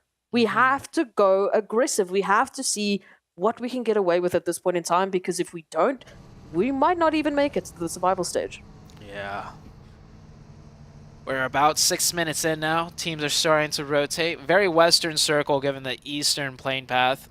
But it seems like teams are going to rotate in here quite nicely. Besides that little hot drop, everyone else pretty much lands uncontested. They can loot where they want. You see Face Cannon near the center, and Picado, they can make their rotation in. GK in a strong position as well. Pretty much right smack dab in the center. Now, this map is still pretty much divided between the North Hemisphere, which is now mostly low ground, and then you get the high ground mountaintops around Power Grid. And then if it goes south, well, a southern circle shift will be trouble for everyone. Then you're heading into the Chumacera region, right, where it's just all mountainous terrain. We'll probably know in the second circle where we're going to go. In the middle, the flat grounds. North, high ground, but not too difficult. And then in the south, a lot of high ground, more difficult to navigate and rotate around. Being treated once again to a little bit of that western action on Miramar. At least it's not going as south as what we've seen in the past, but still some very, very interesting opportunities here. Montenuevo, a little bit lackluster for the likes of IHG, but again, that flight path didn't allow for it. So they are actually heading on in from Al Azhar. We've got Rejects a little bit closer once again to center, finding a few points of interesting information, trying to find out where they can get themselves well situated, closer and closer to the Chumacera region. And they've been very interesting for me. Again, like you said, the standard for Rejects is to take that dash into center, and they've been making it work more times than not in the last couple of days. Yes, there's been a few points of RNG to talk about, but they're at least bringing in the eliminations, they're bringing in the points, which Yeah. right now, for them to secure third place, is all they really need to do. I really love it. Thinking back to the day one of the very first game, they've stuck true to their plan. They've just cleaned it up, adapted, and figured it out. Because on the very first day, they did a similar mad dash, but they ended up losing 2 players, and they go out in last place with 0 points. That's how they started this tournament. 0 placement points, 0 elimination points. The first team to be taken out, and the team that looked like they were doing the messiest, sloppiest rotation. Now, they're still doing those crazy, quote-unquote crazy rotations, but it has been cleaned up so much, and it's been like much more calculated, and they're keeping their players up, and now they find themselves up in the top 3, continuing with their game plan from game number 1. They just fixed it all up, so very good evolution out of the Rejects team there. This is what we have to expect. It's PMGC. You have to step it up here, or well, when are you going to step it up? This is the end point. This is the last opportunity. So, Genesis Dogma, also another team from Erangel that I was really impressed with. I mean, the aggression they brought on in, they really gave GK Esports a run for their money. They took down so many players in that chaos of school that I'm feeling like they've, revitalized something. They've clearly changed up the tactic. They've, identified what has been the crux of their fall down in the last couple of days, and they're here to change it up as well. Will they be able to do it in time? Yeah, next circle shifts out. This is going to be a fun one. That church position that Nongshim Red Force holds is in the smack center, but that leaves a lot of Chumacera in zone, which teams will probably have to start defaulting to. The north side, probably only like 30% in zone. So teams here, like 4 a.m., chances are they're going to have to move uphill past that church position at some point, which is going to get extremely deadly. All the teams on the north side, they got to pray and hope the circle shifts back north, because anywhere else down south, it's an uphill battle for all the teams involved. Like you said, defaulting to that region of Chumacera, having yourself set up earlier on rather than later, because it's going to be tough later on. Right now, for Angry Men, they picked up at least a knock towards the side of Nongshim Red Force, actually, who are closer to center than they are. So it is just going to be a knock. I believe a red should just be around the corner. And, I mean, for Angry Men, they don't have any reason to force that. I mean, look at what kind of a distance they would have to travel to take that on. That's, no, ridiculous. It's just a warm welcome to Nongshim Red Force in the center. Taking a look at our top 3 teams, right? 4 a.m. out of all the teams, probably in the toughest position. Rejects is definitely in the best position, just east of that church position that Nongshim has. Rejects have like somewhat of a high ground to work with. They have a lot of spacing around them that they can create from that high ground, and they, most importantly, they have vision. So if the circle shifts off them, they'll have a better idea of where to go. Geek Fam, the first place team, well, they're coming in from the edge way in the north, which is their specialty. It's hard to say how good their positioning is because they're not even in the zone. But we know how Geek Fam does. We know how they play. So they might be able to figure something out here. Falcons on the north pressuring them out, forcing them around the other side. At least that's what Falcons hope they're doing. They might just be drawing the attention of Geek Fam, though, looking for an isolated fight. Geek Fam still coming in onto the zone. IHC, meanwhile, our 4th place team, all the way in the northeast, also coming in from the edge.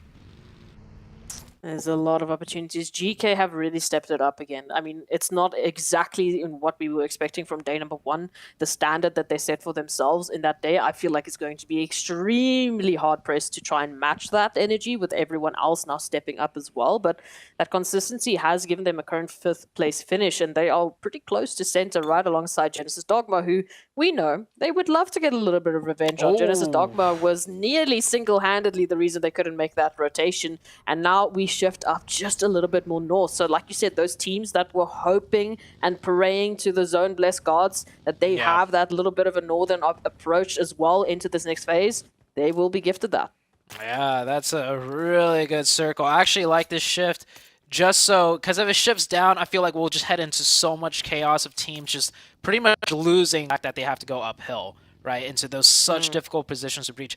Now that it has shifted north, it gives a chance for the teams on the high ground to work their way in with a decent enough advantage, and it gives the teams on the north a chance to just, sit there and not have to suicide their way uphill. So in a way, everything has become 50-50. And we'll probably see that being echoed by the amount of teams, amount of players that's going to remain alive as well with this circle shift. This is going to start gearing up for a very exciting, chaotic end zone. 4 a.m., of course, just getting blessed once again here. But 4 a.m., they really need to take these blessings and fully execute on it if they want to steal away first place from Geek Fam. We saw a little bit of that Rejects action earlier on. They did send Reggie in to scout out what Train to Kill were doing, and that was when Train to Kill was still together. Now, Train to Kill have actually taken a 2-2 split, and the entirety of Rejects have regrouped on that 2 of Train to Kill that Reggie was scoping out earlier on. So maybe they're planning something. They would love to have a little bit of compound action in the center. Lamborghini would have loved to hit that shot, but instead will be not pleasantly surprised, not at all pleasantly surprised with a lot of damage to deal with. Yeah. But they're holding on. I mean, they're coming on in. D Xavier, we know they're fighting for that position in the survival stage. I believe that was Mika that fired back the accuracy. That was a double headshot. That helmet, that was not just one headshot. That was a double headshot with a Scar L that Mika fired back on. Mika, I believe he's still the top elimination leader for the entirety of this this tournament. Mika, such a strong force to be reckoned with. And we can see a glimpse right there. Like, why? Why does he have the most eliminations? Well, he just hits the shots. Double headshot from distance. And Yuhai as well, nailing the player of D Xavier. D Xavier, this team, this is the team closest to the cutoff for survival stage, and they are not really finding any luck. They lose a player, a flush. At this point, when they have control of this, like, West and the zone's about to pop out, that's a big blunder right there. Again, you want to just give the space where necessary. You do not want to give anything away for free at this point in time, and especially getting your team thinned out at this point of the game when you still have to make such a heavy rotation in. They're on the outskirts. They're one of the teams that took that gamble for Chumacera, and now they need to potentially run down a mountain. We'll have to wait and see with that next zone shift. Yep, it does center up, so they do need to rotate down, and at this point in time, giving away your position is just going to bite you. At the very least, Lamborghini is just on the edge of zone, so they have some information to work with. But for Angry Men, the likes of everyone on the outskirts, they're going to be keeping an eye out for the stragglers. Rejects playing the same exact position as they did yesterday in the same exact zone. It worked decently well enough for the Rejects. The position that they had earlier was in the new circle, but I like this. Rejects is very heads up. They're a team that's not scared to make the rotation, even if they get the zone, but it's on the very edge, right? They're going to make that gamble play. They're going to make that rotation. It is similar to the first game, right? They had a strong position in school. It was in the edge of zone, and they take that gamble. They go more center in a position that they pretty much, they were forced. Yeah, they pretty much know is open. There's no teams that would be playing that position in the previous zone. Very small chance. And the Rejects, they don't have clear sightlines of that, but they have a good idea of if anybody's going to be there, it could be us if we go now. And they're now finding themselves in a very similar position as game number 1. They put themselves in a center position that's not very strong, but they'll manage to keep a majority of their players up. It looks like they were actually forced here by Furious Gaming, who moved on in. Duello was knocked on out. The confirmation came through. It wasn't Furious Gaming that picked it up, but it looks like there was another team that was applying that pressure, and that's why Duello was left on behind. So they had to make that decision right off of the cuff, which might be why they're heading into a very, familiar spot. They know the zone. They know that position. This time, at least, IHC isn't behind them. It is Game Lords, however, that might be able to wrap around them. And, you're talking about rotations and a little bit of that chaos. Look at this Besiktas. They are split up on the outskirts of zone. All players on their own vehicle making a rotation in. And unfortunately, that 2-2 split has now been reduced to a 2-1 split. Oh, Besiktas not managing to find an entryway in. I feel like this late in the game, when you see this many players remaining alive, you got to rotate as a group and just take the fight. Like, find some sort of position to spearhead your way in. You're not going to be able to sneak into this one. Not this late in the game with this many players alive. Rejects will keep 3 up at that dip. D Xavier just getting desperate now for any sort of position. The Xaviers, they're going to pull a similar move, and a little bit too late on that one. Rejects with a heads-up play. This position's already taken. And Rejects will pick up some eliminations for themselves too. 2 eliminations. Still firing back. They're going to have to keep their heads down a bit longer here. Game Lords with an interesting split, by the way. That teal blue color, a 1-1, a 1-2-1 split. Game Lords. I think it is. Yeah. That's... no, it's a 1-1-1. Oh, they're only down have to 3 3. players up. Oh, okay. Yeah. Ooh. Okay. Spreading them out, spreading the players out a little bit, maybe maximizing potential circle blessings.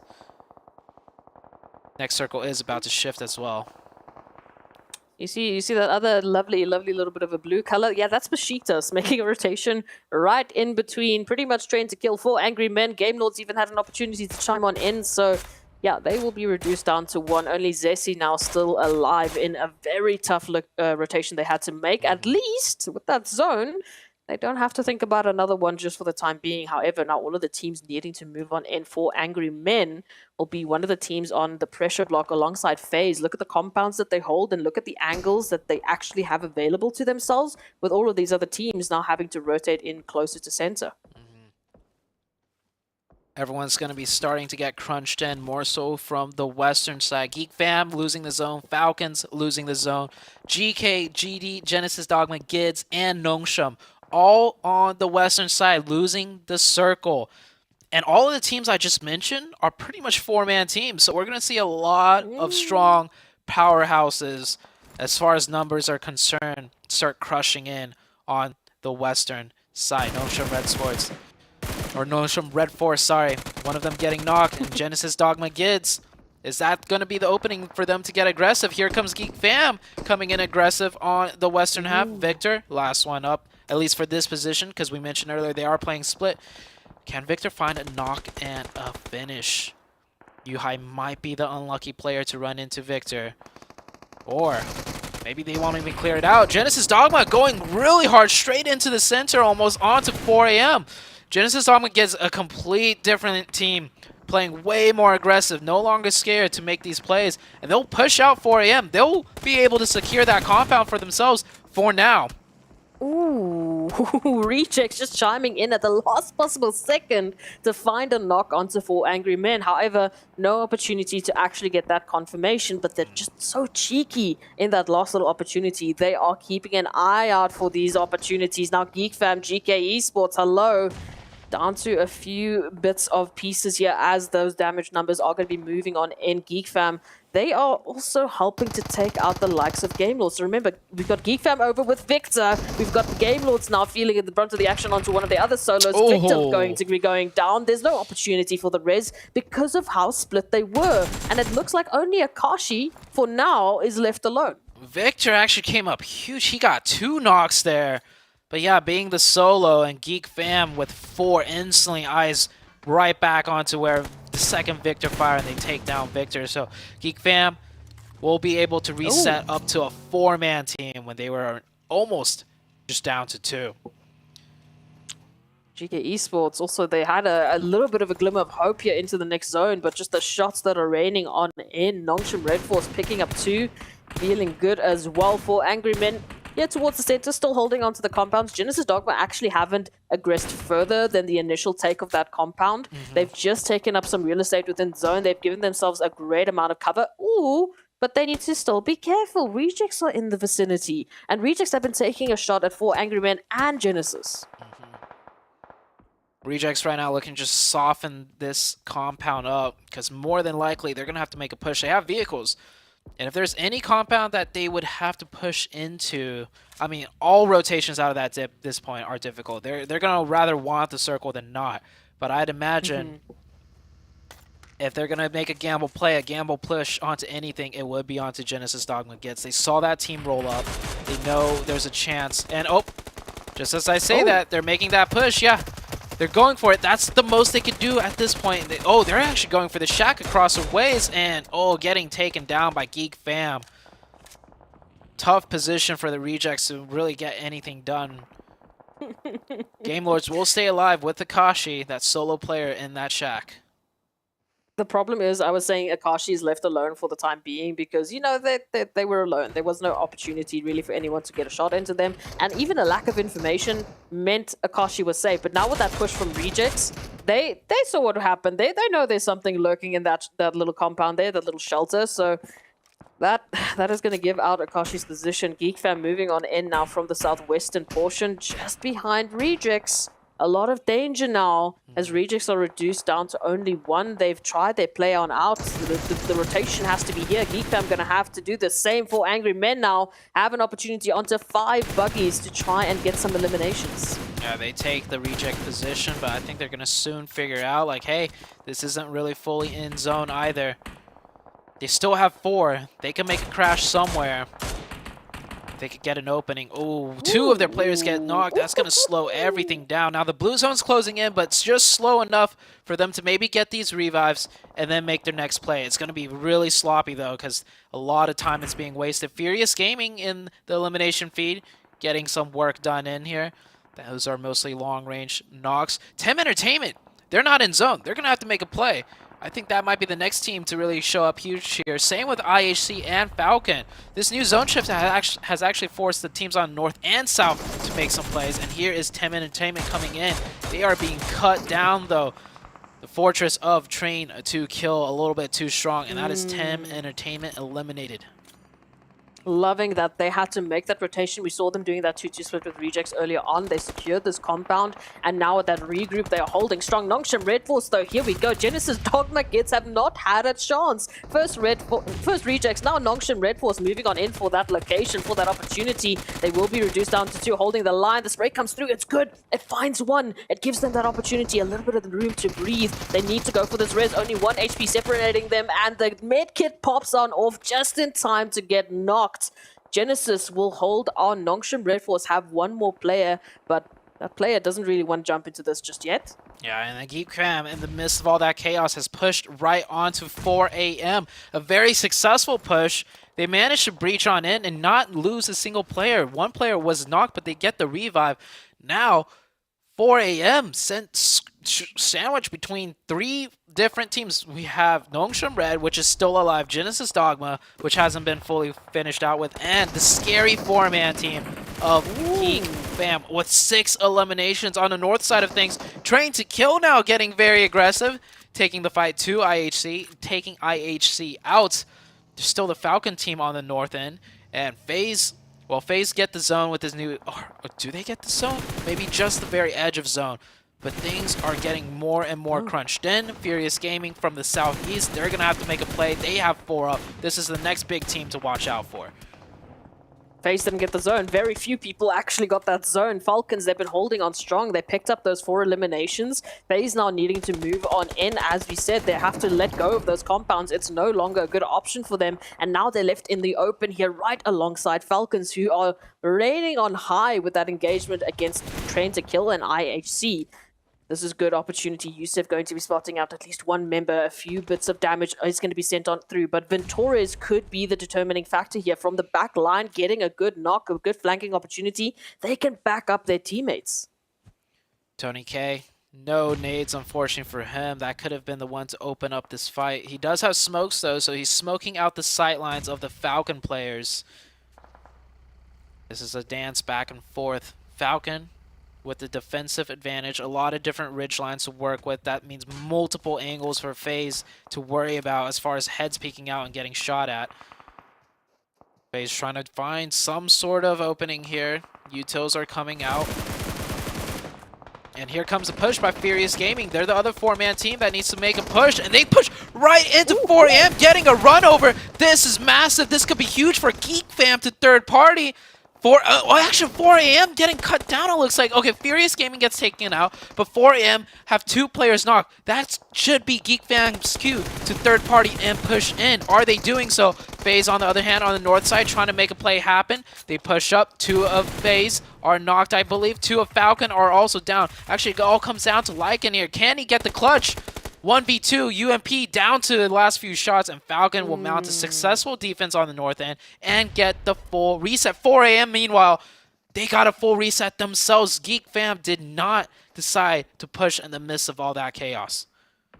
Geek Fam, they were gifted that potential for a reset yesterday. Now they've done exactly that. They've gifted 4 Angry Men that reset, not jumping into that opportunity. That might be a mistake that's going to cost them later on. We said Ventores might have been the determining factor here for FaZe, and unfortunately just not finding that connection Base goes out, but Train to Kill, I mean, they are neighbors to all of this chaos. They know exactly what's happening. They've been keeping an eye out on Falcons, and now they have a present in the form of a couple of grenades that will be sent on through. 2 down. Up here to Demar, trying to close that line. Never alone, a little bit more towards the back-end line. But Train to Kill moving in for the kill. They're not going to be finding the hit. Falcons down to only 1 as Sandesh is right around the corner. Oh, 4 a.m. though. There to back them up. No way. No way 4 a.m. sniffs out this third-party opportunity under the pressure of Geek and might actually bite them in the butt because Snipes gets a knock onto one of the 4 a.m. players. Train to Kill with a really good opening double knock and a play to go aggressive. Hopefully it rewards them, and it does. Rig gets the finish on it. That was a 2v4. 4 a.m. Yeah, they try to make a play. I think they want to swing north and play from the north down, but that was a costly mistake. Most of the players getting caught out on rotation. 4 a.m. cut down to just a solo. Geek Fam playing this low and slow will be rewarded, not third-partying 4 a.m. later, leaving 4 a.m. to make the mistake. They get a knock back here, but Svan is the last one up. However, I think 4 a.m. has the edge of zone and Geek doesn't. And there's a chance that Geek Fam, if they have to leave that compound in the next circle, Train to Kill will be able to help out Savan here. Can't forget about Akashi. There it is. Rig going to be actually spotting them out. Akashi trying to move on just a little bit too soon, exposing their position. Those smokes will be popped. Everyone knows what's happening on that front of things. Rig just applying the pressure, but no! Damn Rude with the nade of a lifetime, finding that connection, and now looking to close out this gap between themselves and Savan. Mika going to be pushing on up. Mika, absolutely emphatic player to try and take a 1v1 up against, and they do have the backup of their team. Will Savan be able to get the spray down? They get a Rig around, and Rig will move on in for the third party. Yeah, there we go. There's that help that 4 a.m. wanted. Unfortunately, the help was onto the backside of bullets that he soaked in from Train to Kill. Now Train to Kill in a 2v3 situation. They have the advantage of the high ground. They need to get Snipes down. That's an opening that they need to take, and they do. Now they bring it back down to a 2v2. Circle's going to close up on Train to Kill as well. Geek Fam's going to have to push out. Yuhai or Darude, or Damn Rude, needs to get a sick knock while running in the open. It is very easily doable. They just need to pre-aim on the right correct peak. Oh, nades coming in from Train to Kill, also softening Geek Fam up just a little bit. Blue zone is slowly closing in, and if any team could pull this off, it would be Geek Fam. Here comes the shimmies left and right, pre-fires back and forth. Train to Kill, massive damage onto them, but they get a knock. Sandesh with the double peek from his teammate, and that's Train to Kill with a great celebratory victory. Train to Kill, they were a team that was, I would say, relatively safe in the survival stage bubble, but with that win at this point in the game, with 4 more games left to go, they could be looking at a top 3 finish still if they start cleaning things up even tighter.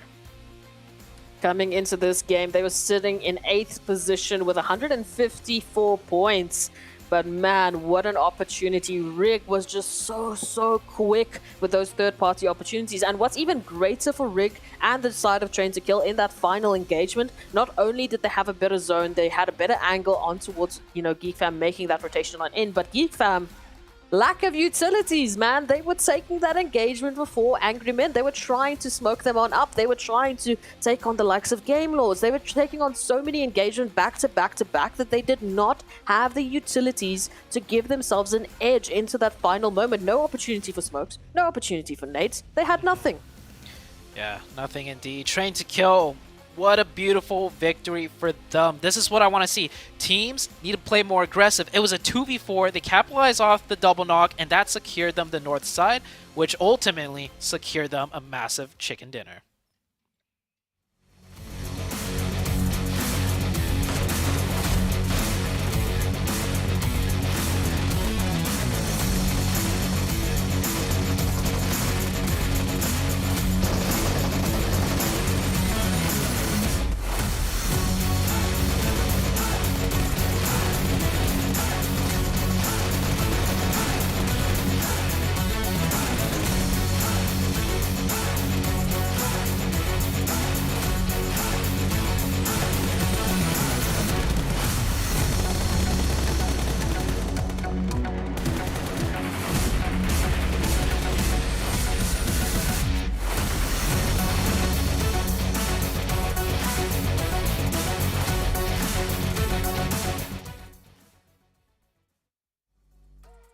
trained to kill. Get the chicken dinner in the first Miramar match today. 28 total points there, not to mention, I mean, the two squads at the top still fighting it out towards the end. They're going to pull in second and third place. Oh, man, the plot is starting to really thicken here, Seven. Those 13 eliminations are going to be massive because Reject only got 3 points. And then on top of that, I mean, Glitter, Geek Fam, and 4 Angry Man, these teams want to keep their placement here. First place and second place, if they're going to continue like this, those placements are going to be pretty much secure in the next couple games.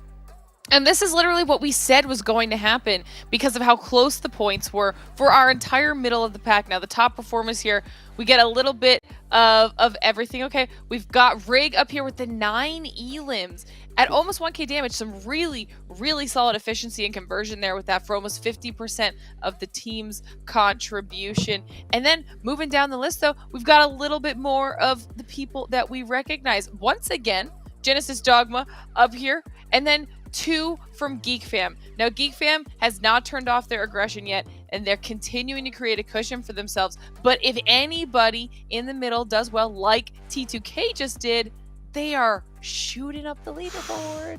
Someone should be worried. So many teams are worried, and one team that is especially worried, it's got to be GK. They busted out a donut in that last match, so they got to be feeling devastated right now. But we got a lot to talk about, guys. Don't go anywhere. We'll be right back after this break.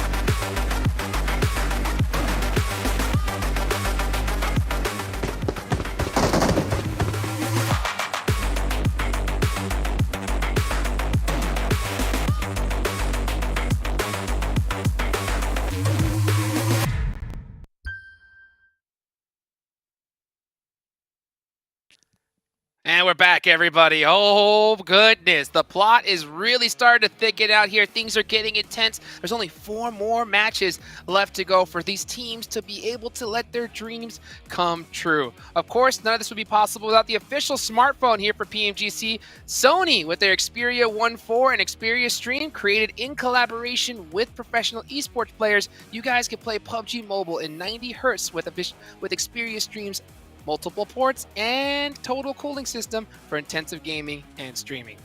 Also gotta go show some love to the official platinum sponsor here for this. This is gonna be Prime Gaming. That's right, guys. They got some exclusive benefits you guys can check out. Also, you guys can get some exclusive in-game PUBG Mobile content, so go check out Prime Gaming today. Alrighty, now it's about that time. Okay, where did these teams shake up on the leaderboards as we take a look at the first page? I know you guys have goosebumps here.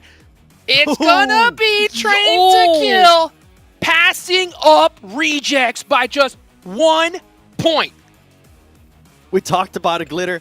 It can come down to 1 point, and T2K is currently showing it, being able to have 182 points in Reject. I'll talk about them a little bit later, but I'm just not happy with the way they were able to play on that Miramar map. They are currently in 4th place. You do see IHC going down there. Luckily for T2K and Reject, Glitter, they're starting to create a bit of a cushion there between 5th and 8th. They gotta wake up. I mean, you say that, and then for all we know, someone's going to show up at Sanhok and then completely knock that out. But this is another big jump. I'm not even looking at 9, 10, and 11 right now. Yes, Game Lord jumps up a little bit. I'm looking at 12 and 13 because Genesis Dogma Gids has now jumped above D Xavier, who's been non-existent right now. This puts them 4 points behind Genesis, Dogma Gids, and Vivo Keed, also wildly quiet, and now only 6 points ahead. That is zero cushion. They could do that in elims, especially with Sanhok. Jukes, this is just chaos. Oh, it's absolute chaos. Not to mention, D. Xavier busting out another donut here in this last match here. So that silence is going to have to change up big time, because we're heading on over to the jungle, baby, where it is hot, it is thick, and it is intense. So, Seven, as we go into the jungle here, who are your teams to watch? Geek Fam. First of all, they've been absolutely dominating. Okay. Genesis Dom gets, because they've been averaging a 4th place finish in Sanhok. So they might not be able to get it in elims, but they might be able to get it in placements. And then, Reject. You know what? Glitter, take it. I don't want to burn them just yet. I want to see how they do in Sanhok. We agree on a lot of these things right now. For me, Genesis Dogma Gids as well, but also D. Xavier, because now these two have their own battle going on right outside of that 11th place bubble. I want to see which one of them does better on Sanhok. And then, like you said, Reject, you don't want to say it. They're not. That was not great, that last performance, okay? That's not what they need to do if they want to stay top 3.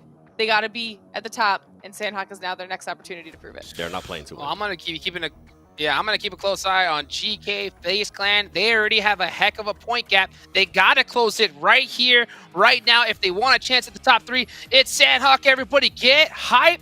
It's time to go ahead and bring it on over to our casters. Oh man, eat my words. I was saying Train to Kill, they're safe in the survival group. Maybe with that win they could, with 4 games left, make it into the top 3, but they are already in the top 3. They knock out the Rejects by 1 singular point, and we're only going to heat things up more now, starting with this Sanhok game that we're going to jump into. Man, it is heating up. Here it is. We are jumping from chaos to chaos. We said it's going to come down to the wire. Already, we're talking about a different top 3. We're talking about 3 teams that might have just secured themselves an opportunity to miss out on a very scary survival stage. A very, very threatening group of teams that are looking to take them out of this competition completely. Train to Kill, that was gorgeous. Now they are, we have to keep in mind, only 1 point up ahead of the Rejects. So there's a very close and contentious battle that they can bring forward in a map like Sanhok, a map that, I mean, we've been talking about the chances of so many teams that are right alongside each other, finding each other on a map like Miramar. Now with Sanhok, now with half of the space available, I mean, those chances are just looking even better. Yeah, I don't know if the analyst desk is able to pull up this the stats or maybe make a graphic for this, and it might not even matter after this game. But between Train to Kill and Rejects, which team is more consistent? Now, obviously, point average-wise, they're basically right next to each other. But point variance, right? Do Rejects get bigger upswings and bigger downswings? Or is Train to Kill more in the middle, like averaging overall a little bit better, like less variance? Because that might play into effect, like who crunches out the next 4 consistent enough games to stay ahead of one another. Now, that's within the confines of those 2 teams. There are still teams below Rejects, IHC, FaZe, GK, Tem Entertainment that could do what Train to Kill just did and be another team that breaks into the top 3. But, oh man, there's so much going on right now. And then, of course, Geek Fam just keeps pulling ahead of the 2nd place team of 4 Angry Men. I mean, starting off, the first day they brought in that aggression. Coming back on the last day, they are back to the form of old, bringing in so much aggression. So, and the fact is, we talked about it off camera, that they're not getting punished significantly enough to the fact that they're going to change the strategy. They are not getting forced into a different scenario. They are not getting forced into making these off-the-cuff decisions, which we saw Rejects having to do on Miramar. They had to suddenly take a much less covered position on Miramar because they were being forced out by 1 to 2 teams. Yeah. So Geek Fam not feeling that pressure. They get to just play their game. They're not forced into someone else's game and forced to make some very tough decisions. Yeah, well, I mean, yeah, they play their game. They fight their way in. I mean, we saw Geek Fam, right? They ended up in the position that Rejects were in. Rejects were in that dip. Rejects were forced to vacate that dip. Geek Fam went into the same exact dip, but Geek Fam made it work. There's the difference there, right? Sure, the circle shifted, a little bit different in ways where Geek Fam can be on the outside of the dip, on the high ground, and then going into the dip and everything. So that does make a huge difference in overall how the game played out. But still, it doesn't change the fact that Geek Fam went aggressive and slammed the compound, whereas the Rejects, they did get knocked down to 3, which did have an impact in how they wanted to approach, their next rotation. But there's a clear difference. Geek Fam, a way more aggressive team. They're not the team with 4 or with 3 players even to try and just make it to a shack. They'll take the gamble, they'll take the risk and crash a compound, and it worked out for Geek Fam in that particular situation. This circle is a very northwestern circle, by the way, as proxy. We are going to see more than likely a northwestern island finish for this Sanhok game, which is going to change things up a lot. It works out for the Rejects, so they will get center position at the trifecta compound, or even taking center position on the northwestern island to start off this match. It's actually interesting that you brought up the way in which Geek Fam and Rejects would approach that same crash site, compound. We saw Rejects heading into Genesis Dogma. They only sent in, I believe it was 2 out of the 3 players they had available in that last finish. They left one behind, and because of that, maybe there's something to go for a statement that because they left that one player, because they were focusing on that safety net into the next placement, it might have hindered them from winning out that compound into Genesis Dogma. If they won that compound out from Genesis Dogma, then we could have been talking about, Rejects. We could have been talking about them moving it in. Whereas Geek Fam, they head up against 4 angry men with all of their players that they had available. Like if you were talking about the overall rankings, a much more difficult opponent to take on, and that's why they brought more of their numbers. But also they do that with nearly every single engagement. They do not have a safety net. They go full in with full confidence, hoping and winning, and just that's why they haven't been punished. Definitely so. Very two distinct play styles between these top teams, Geek Fam and Rejects. Now, you mentioned this a lot. Geek Fam simply has not been punished. There's a good, chance that in a tougher lobby with even stronger teams, Geek Fam's playstyle would drop them below the Rejects, right? Because they get into more engagements, but they run into bigger fish, which, not saying Geek Fam will lose, but Geek Fam might, be losing players instead of being able to keep all 4 up the whole entire time. And then a team that's a bit more calculated and safe, over a course of 18 games like Rejects might actually end up in higher points. So this does not mean, Geek Fam is outright better than the Rejects. There's a lot of different variants and factors that goes in, but the main thing I'm highlighting is the 2 different play styles and how it might be impacted depending on, the level of the lobby. Now, we see Game Lord here making a huge wrapping rotation from the north with a botation. Yeah, definitely a good idea because a lot of the bridges right now being camped or occupied, or you don't even want to risk trying to take the bridge. 4 a.m. though, they are going to take that bridge and shoot right across. The Xavier was there doing some sort of, I don't know. Cam? Yeah, like we have 3 players of D Xavier at the bridge, but I didn't see damage. I didn't see any shots being taken. I didn't see any aggression towards 4 angry men. So yes, they're there, but maybe they're just laying low for the time being. Viva Key, they were trying to do something similar, and now they might be awarded with a bit of damage or maybe even an elimination onto Falcons. So maybe information was the play for the Xavier. Oh, goodbye. Yep. Yeah, look at D Xavier's positioning. That is a bridge camp if I've ever seen one, but they didn't really take any shots. Geek Fam, whoa, rotating in hard from Ruins, sweeping up the northwestern edge, runs into Game Lord, the team that took the botation. Pretty sure Geek Fam was not expecting a team up here, nor did anyone expect Game Lord to rotate from Cow with a boat up to here and take this position. No amount of VOD review would have prepped Geek Fam for running into a team over there. So I would say unfortunate for Geek Fam losing a player there. 4am also lost a player, but they did one of those calculated risk rotations, which did end up costing them 1 player. But they find themselves in a very central position. Let's hope for them. Well, I mean, they're definitely hoping that the circle shifts a little bit to the east and not uphill to the likes of Vivo Keed and the Rejects. That could be a very, very interesting situation these teams would have to deal with. But we'll see. Maybe it might pay off of the likes of Vivo Keed. It all depends on who you're rooting for into this final day of the group stages. Ultimately, though, most of the teams will obviously be heading over into this part of the island. This Camp Alpha region is going to get stacked quite soon because, well, there's a very good chance that we're going to be seeing that zone heading to this direction. Although, maybe an opportunity for a little bit of swing, maybe a little bit of opportunity for Sanhok to finally be the ridiculous zone game. We've been talking about it. Sanhok has been one of our more normal maps. Yeah. If we want to talk about the zones and the ways that they've been shifting.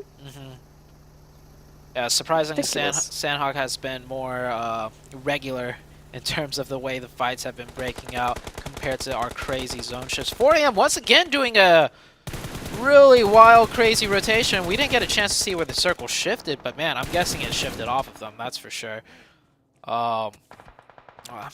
Is my map feed delayed? Okay, yeah, the circle. It heads to Camp Alpha.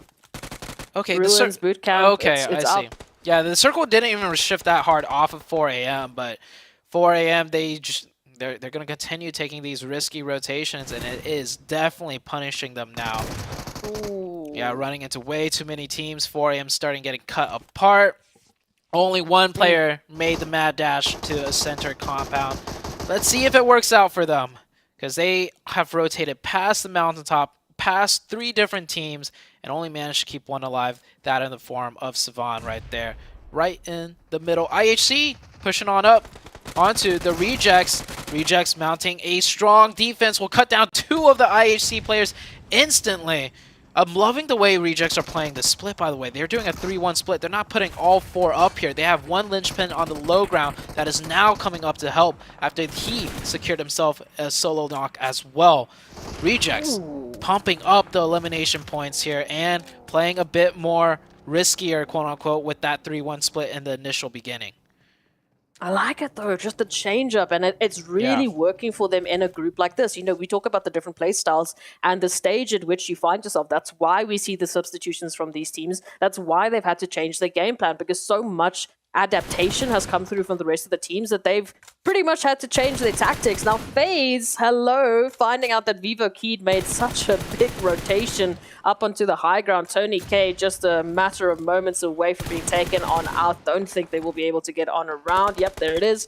And FaZe now reduced officially down to only 3. But look at this. There is at least one player from FaZe making that rotation in, trying to get that close-up angle. Like maybe an opportunity here to take out one, but they have to choose their timing perfectly.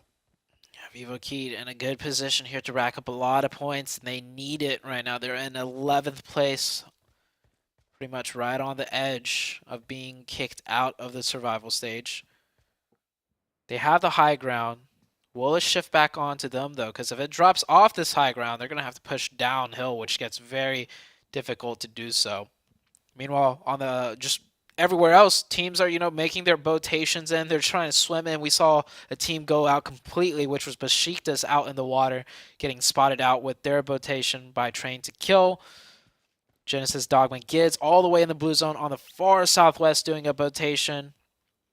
The only teams not yet on this island are Train to Kill, Furious Gaming, and Tem Entertainment.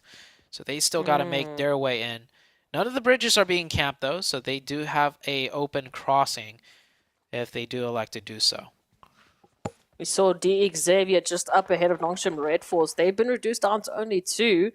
So it's not looking too great for them. Also wanted to see a little bit more from Besiktas, so it is a shame. But look at this. Vivo Keed will be blessed. They still have that high ground. They're not really that close to one another in terms of like a duo fight, but they have FaZe locked down. FaZe really can't make a move in the meantime. Game Lords, we talked about that rotation early on. I am loving this. They're bringing in that 2-2 split. They're picking up some great eliminations, and they're asserting dominance coming through from that northwestern side. If they can continue, this is really going to be a difficult situation for Train to Kill to hold on. Oh man, 4 AM. If they just stayed put as a 3 way earlier, they'd still have this zone, and now this zone is kind of like shifting back towards where they were. See if it works out. Meanwhile, Rejects beautiful first initial rotation, picking a strong position on the map, gets them 4 eliminations, and they keep 4 up. Rejects back into the top 3 with a very strong position. They might be knocking 4AM down to 3rd place by the end of this game. And Train to Kill, like we were talking about, the team that Rejects were chasing after, all of a sudden on the back line, Rick trying to keep it up, trying to stay alive up against the likes of Game Lords, but the numbers just aren't there to back it up. Now they've been reduced down to 2, so this is a massive opportunity, not only for Rejects to obviously close that gap, which they've already basically done, but then to give them that safety net as we move into the halfway marker of today. After this map, if they have that opportunity, that lead, and they can just stay somewhat consistent, they are looking at a secured spot into the top 3. Yeah, all the teams looking to knock Rejects out of the top 3 are all hurt. Train to Kill down to 2, IHC down to 1, FaZe down to 3, and dropping even further below GK. I mean, GK has 4, but GK sitting at 160 to the 181 of Rejects. So this is a really good game for the Rejects, not for their own performance, but for the ill performance of all the teams below them. Again, the timing. What is the chances that as soon as Rejects just step it on up, it is just going absolutely swimmingly for them? Game Lords, been impressed with their rotation, not too great in terms of the split that they're currently working with because, well, we did see one get caught up. That's why. That is why their focus is split here, Zute. Geek Fam have moved on in for the kill. Geek Fam 3v3 on top of the hill. Game Lord took one of Geek Fam down way earlier unexpectedly for the side of Geek Fam, but now they're back at it again. Nongshim Red Force, though, coming into things. They have 4 players. This could be a deadly third party for either team here. Nongshim Red. Are they going to keep... I mean, the zone's right there. That's where they need to go. And they do spot out one. One of Geek Fam does get taken down, and they're firing shots onto both teams. They're firing shots onto Game Lord and Geek Fam. Some very strong, accurate shots, actually. This is what Nongshim Red Force needs to do. They need to pick up all the eliminations they can. They're up to 4 already. They lose the zone. It's going to be a tough task for them to make it down this hill. And Geek Fam, we don't usually see them turn away from fights, but even then, they're smart enough to know when to leave. And Geek Fam is out of there, leaving Game Lords to deal with Nongshim Red Force. And it is not looking good. Nongshim Red Force comes in. 7 elimination points. They're going to need a chicken dinner and way more, though, if they want to break into the survival stage. You know, this is the beauty of a team like Nongshim Red Force. We were talking about those teams that literally have nothing to lose. At this point in time, Nongshim Red Force, they're so far behind, but at the very least, they are crippling the likes of our top teams. They are crippling the likes of Geek Fam. They are hurting the Game Lords completely as they set back into the lobby. Genesis Dogma now, a team that has finally closed that gap, also feeling the brunt of the action. So this is a massive opportunity for them. I want to see more of it. Bring it in. Again, look, it's a lot of points that they have to catch up. They really have a tall order in front of them. But hey, it could be just so good in the last day to make that push. Circle has closed down more on top of the mountain. Vivo Key looking nice. All the teams on edge having to come in. This by now it's a lot of scrap fighting. No real 4-man teams are able to fight their way in. GK comes in with 4, though. On to the last member. That is Savan. Savan is trying to hide in a nook, hide in a cranny, but he's forced to make his moves. He's going to get sideswept from the other side, potentially. Yeah, GK with 4 people, all looking towards Savan's direction. Savan backs off. Doesn't want to attract too much attention. He's going to go back into that little nook, that little cranny he's been hiding in. But one well-placed nade, and Gaith, well, he's got 3 of those, should find Savan dead. Savan popping out of the smoke, knowing he's about to get naded, tries to make it across the corner, and that is 4AM out with any... Did they get any points? No. No points whatsoever. Train to Kill. Passing up Rejects.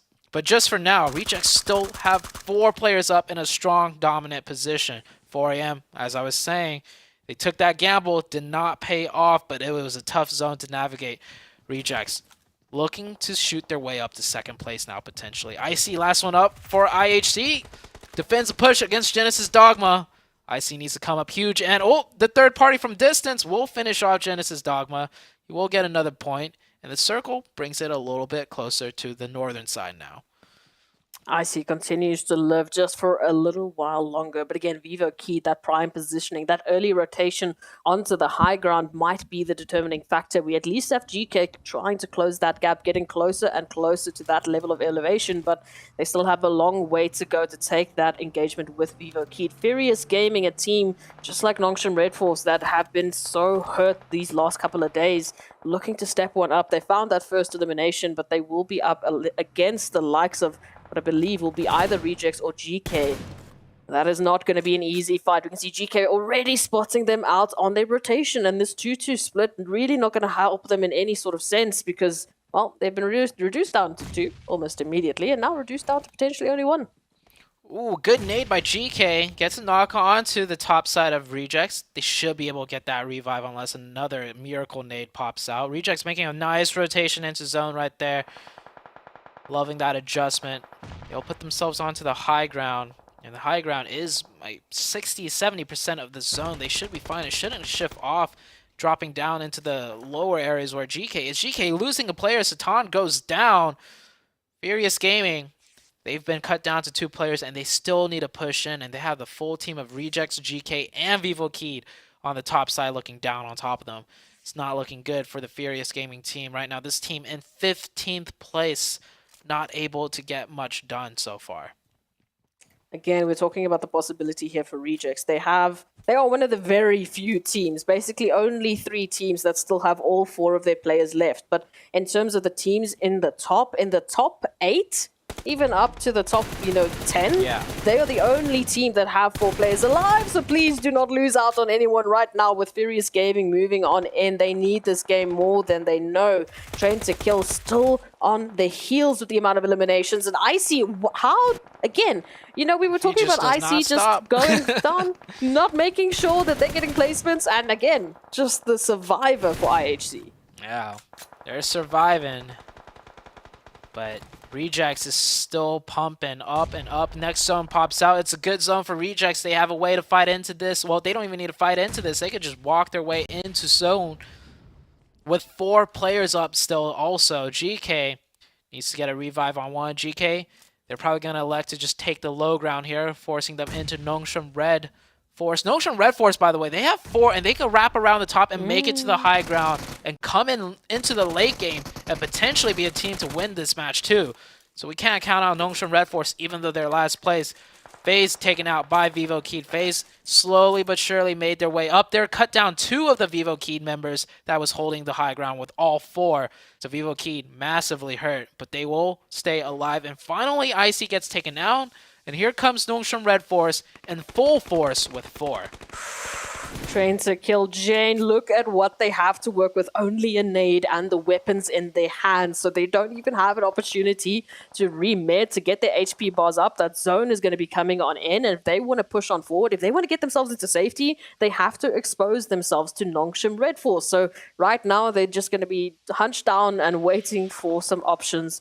No real other options. We've got a full team of Nongshim Red Force to the north. We've got the full team of Rejects to the south. As Vivo Keyed now look for an opportunity to alleviate some of this pressure, Diego will be sending out a few of those potential nades, waiting for some confirmation. Sporter will be reduced down to a sliver of HP as Snipes goes down. Geek, goodbye. In 7th place, they'll rack up just a couple of placement points with that one. 0 eliminations. This has been a tough game for a lot of the teams in the top of the leaderboards, but not for Rejects. Rejects looking to really cement themselves here in the top 3 position. Maybe just putting them in striking distance of 1st place, especially with Geek Fam getting 0. This is the first game in a long time that Geek Fam has quote-unquote dropped the ball, picking up 0 eliminations. Rejects, they'll keep on moving up. Pretty much everyone is in zone here. One of Rejects goes down. That should be an easy revive, however. Scraps are being finished up. Train to Kill. Massive chicken dinner for them last game. They'll pick up a couple of points, but that is off of the backs of the Rejects still staying alive with 4. Nongshim Red Force still feeling the pressure. We had that initial nade, but they've recovered since then. Now Vivo Keed still applying the pressure. GK Esports moving on in. I don't think they're going to have time to get into the zone. Yeah. No, that blue zone is so devastating. So we still have Ragnar available. We still have them in this, but they don't have an easy rotation in. This terrain has just been absolutely devastating. Rejects now closing on the gap, getting closer to Nongshim Red Force, but right in front of Vivo Keed. This is going to be a four-way fight. Vivo Keed on the high ground, able to third-party everything. Rejects, they don't want to make the first move because Nongshim Red might come in. It's a standoff. And I don't think the Rejects are expecting another four-man team. I mean, this is Sanhok ending up on the high ground. The chances of a team keeping all four up into this type of zone this late into the game is very rare. So Rejects might have a surprise in on them once they go against a four-man team of Nongshim Red Force. Now, Nongshim Red Force, yes, they're last place. They're definitely one of the weaker teams in the lobby. But we've seen when it comes to engagements, they can pack a punch too. So can't count them out. Plus, Rejects might get third party by Falcon, the last player up. Falcon holding on the line, looking for a little bit of an option here. Rejects, they should be spotting out a bit of information now as Nongshim Red Force is going to be forced on up. Vivo Keed still holding up for the line, looking for an opportunity. Slowly but surely, these nades will be running out. That utility will be gone, and then it has to come down to the shot. Sports are going to be finding the first angle here onto Rejects. Bit more information to work with that has to be communicated to the team. If they let Rejects go, if they give them enough time, it could be their end. Oh, Nongshim Red's going to take the high ground instead.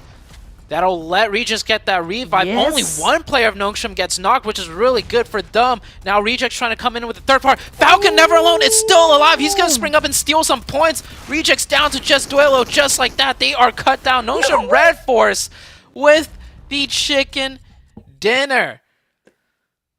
Let's go. I mean, they come still got a mountain and a half to climb, but they climbed their first mountain in the form of Sanhok because they quite literally climbed that mountain and took the chicken dinner.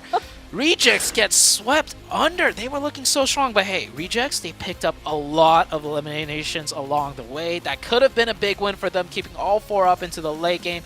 It just did not play out well for them, however.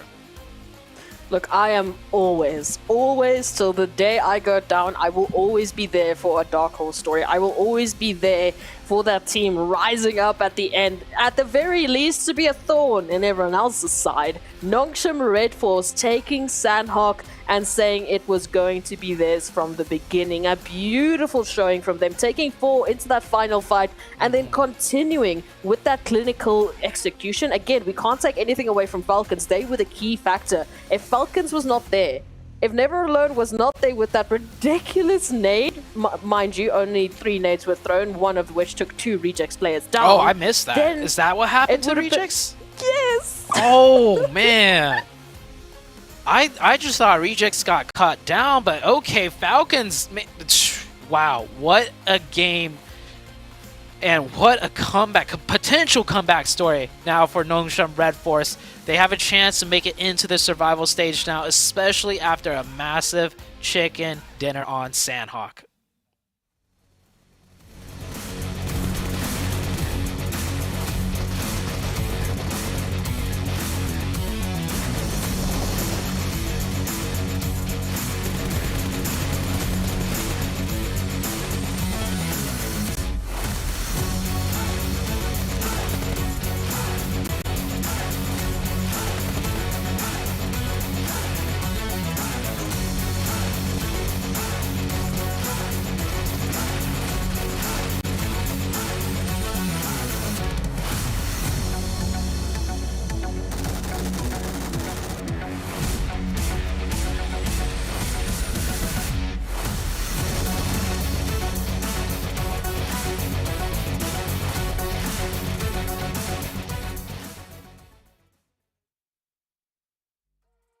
What?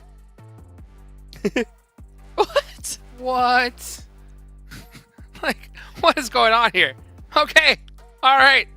The team in last place on the last day saying, hey, we came to play, baby. 28 total points to their score. Okay, enough talking about them. Rejects getting 17 points as well. Falcon getting 17 points as well.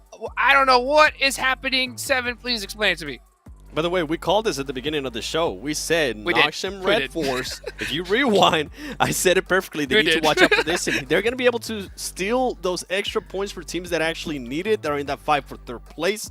That are in that fight for 11th place as well. I mean, look at QX being able to put up this kind of stats. Glitter, like, what's going on today?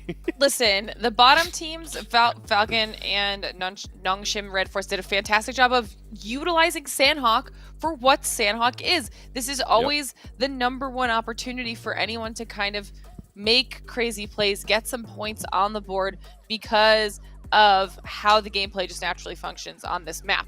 Now, still though, we also get to talk about Reject, and this is kind of huge because this was a game where Geek Fam didn't do well, where Four Angry Men didn't do well, and Reject was able to stay in the game all the way to the end. They might not have closed it out for the chicken dinner, but not only did they do well when the two people above them did well, they also did better than T2K. So they did a couple things right, and we had asked them to bounce back, Seven. Vivo Keed, by the way, Vivo Keed surprised me a lot with those 14 points. That was a team that struggled in the last Miramar. We were wondering if they were going to maybe drop off from those top 11 since Genesis Dogma Gids was stepping up their gameplay, was looking to hunt them down. So for them to be able to get those 14 points, that was massive. I mean, the crazy part is that we talked about this multiple times, right? Just how much when the last day, when you've got nothing to lose, those teams all of a sudden just start letting loose, start playing like the way they've been playing, right? And Nongshin Red Force proved it right there. I didn't think they was going to get first place, right, at chicken dinner. But hey, that just goes to show you just how much that factor comes into play. Hopefully that kind of just gives them a little bit of an uptick, you know, to where they can just say to themselves, hey, you know, we showed up, we got a chicken dinner against these squads, you know, regardless if we make it or not, hey, we got something to look forward to next year. So much to still going on right here. Reject getting in those big points. I mean, I can't stress it enough how important that is. We only got three games left to go, but we do have an interview for everybody out there right now. I hope you guys are really excited for Genesis, Dogma Gids, and Tash Bunny. I can't wait to see what they're gonna say next. Let's go ahead and take it on over to them. We are now here on the halfway mark of the final day of the PMGC Group Yellow. And this is where things and the pressure cooker moments matter. With me, I have GD, GID, we have Booms over here. How are you feeling right now? Gimana perasaannya sekarang? Biasa aja sih. Well, just so. Wow, he's just so right now. And I think he's just feeling really good. So, for now, my question is, how do you feel about the game today? Is there a big difference between the results and your expectations from the game just now? Apa sih yang kamu rasakan dengan pertandingan pada hari ini? Ada nggak perbedaan antara hasil dengan harapan yang kamu punya? Yang aku rasain sih nggak ada perasaan apa-apa. Fokus the game sama fokus tim itu dah. There's no specific feeling that I have, so we are just focusing on the game and also we are focusing on the team, that's all. All right, keeping it very simple and just keeping it very objective. What do you think your team is doing well right now and what do you think needs to be improved for your team? Apa yang kamu rasakan sudah ada perbaikan ataupun kemajuan yang kalian lakukan di tim? Untuk gameplay sih nggak ada perbedaan sama sekali. Cuma lebih meningkatkan kepedean dan targetnya biar masuk survival stage. Actually, for the gameplay, just the same thing, but then we are just getting more confidence, so hopefully we can make it for today. Excuse me, so my final question for you is, how confident are you feeling right now? Seberapa percaya diri kamu sekarang? 1000%. 1000%, I understood that. And now, before we go into game number 4, wish your fans at home good luck and everyone grab your popcorn because we want to know who exactly will be crowned the champions for Group Yellow.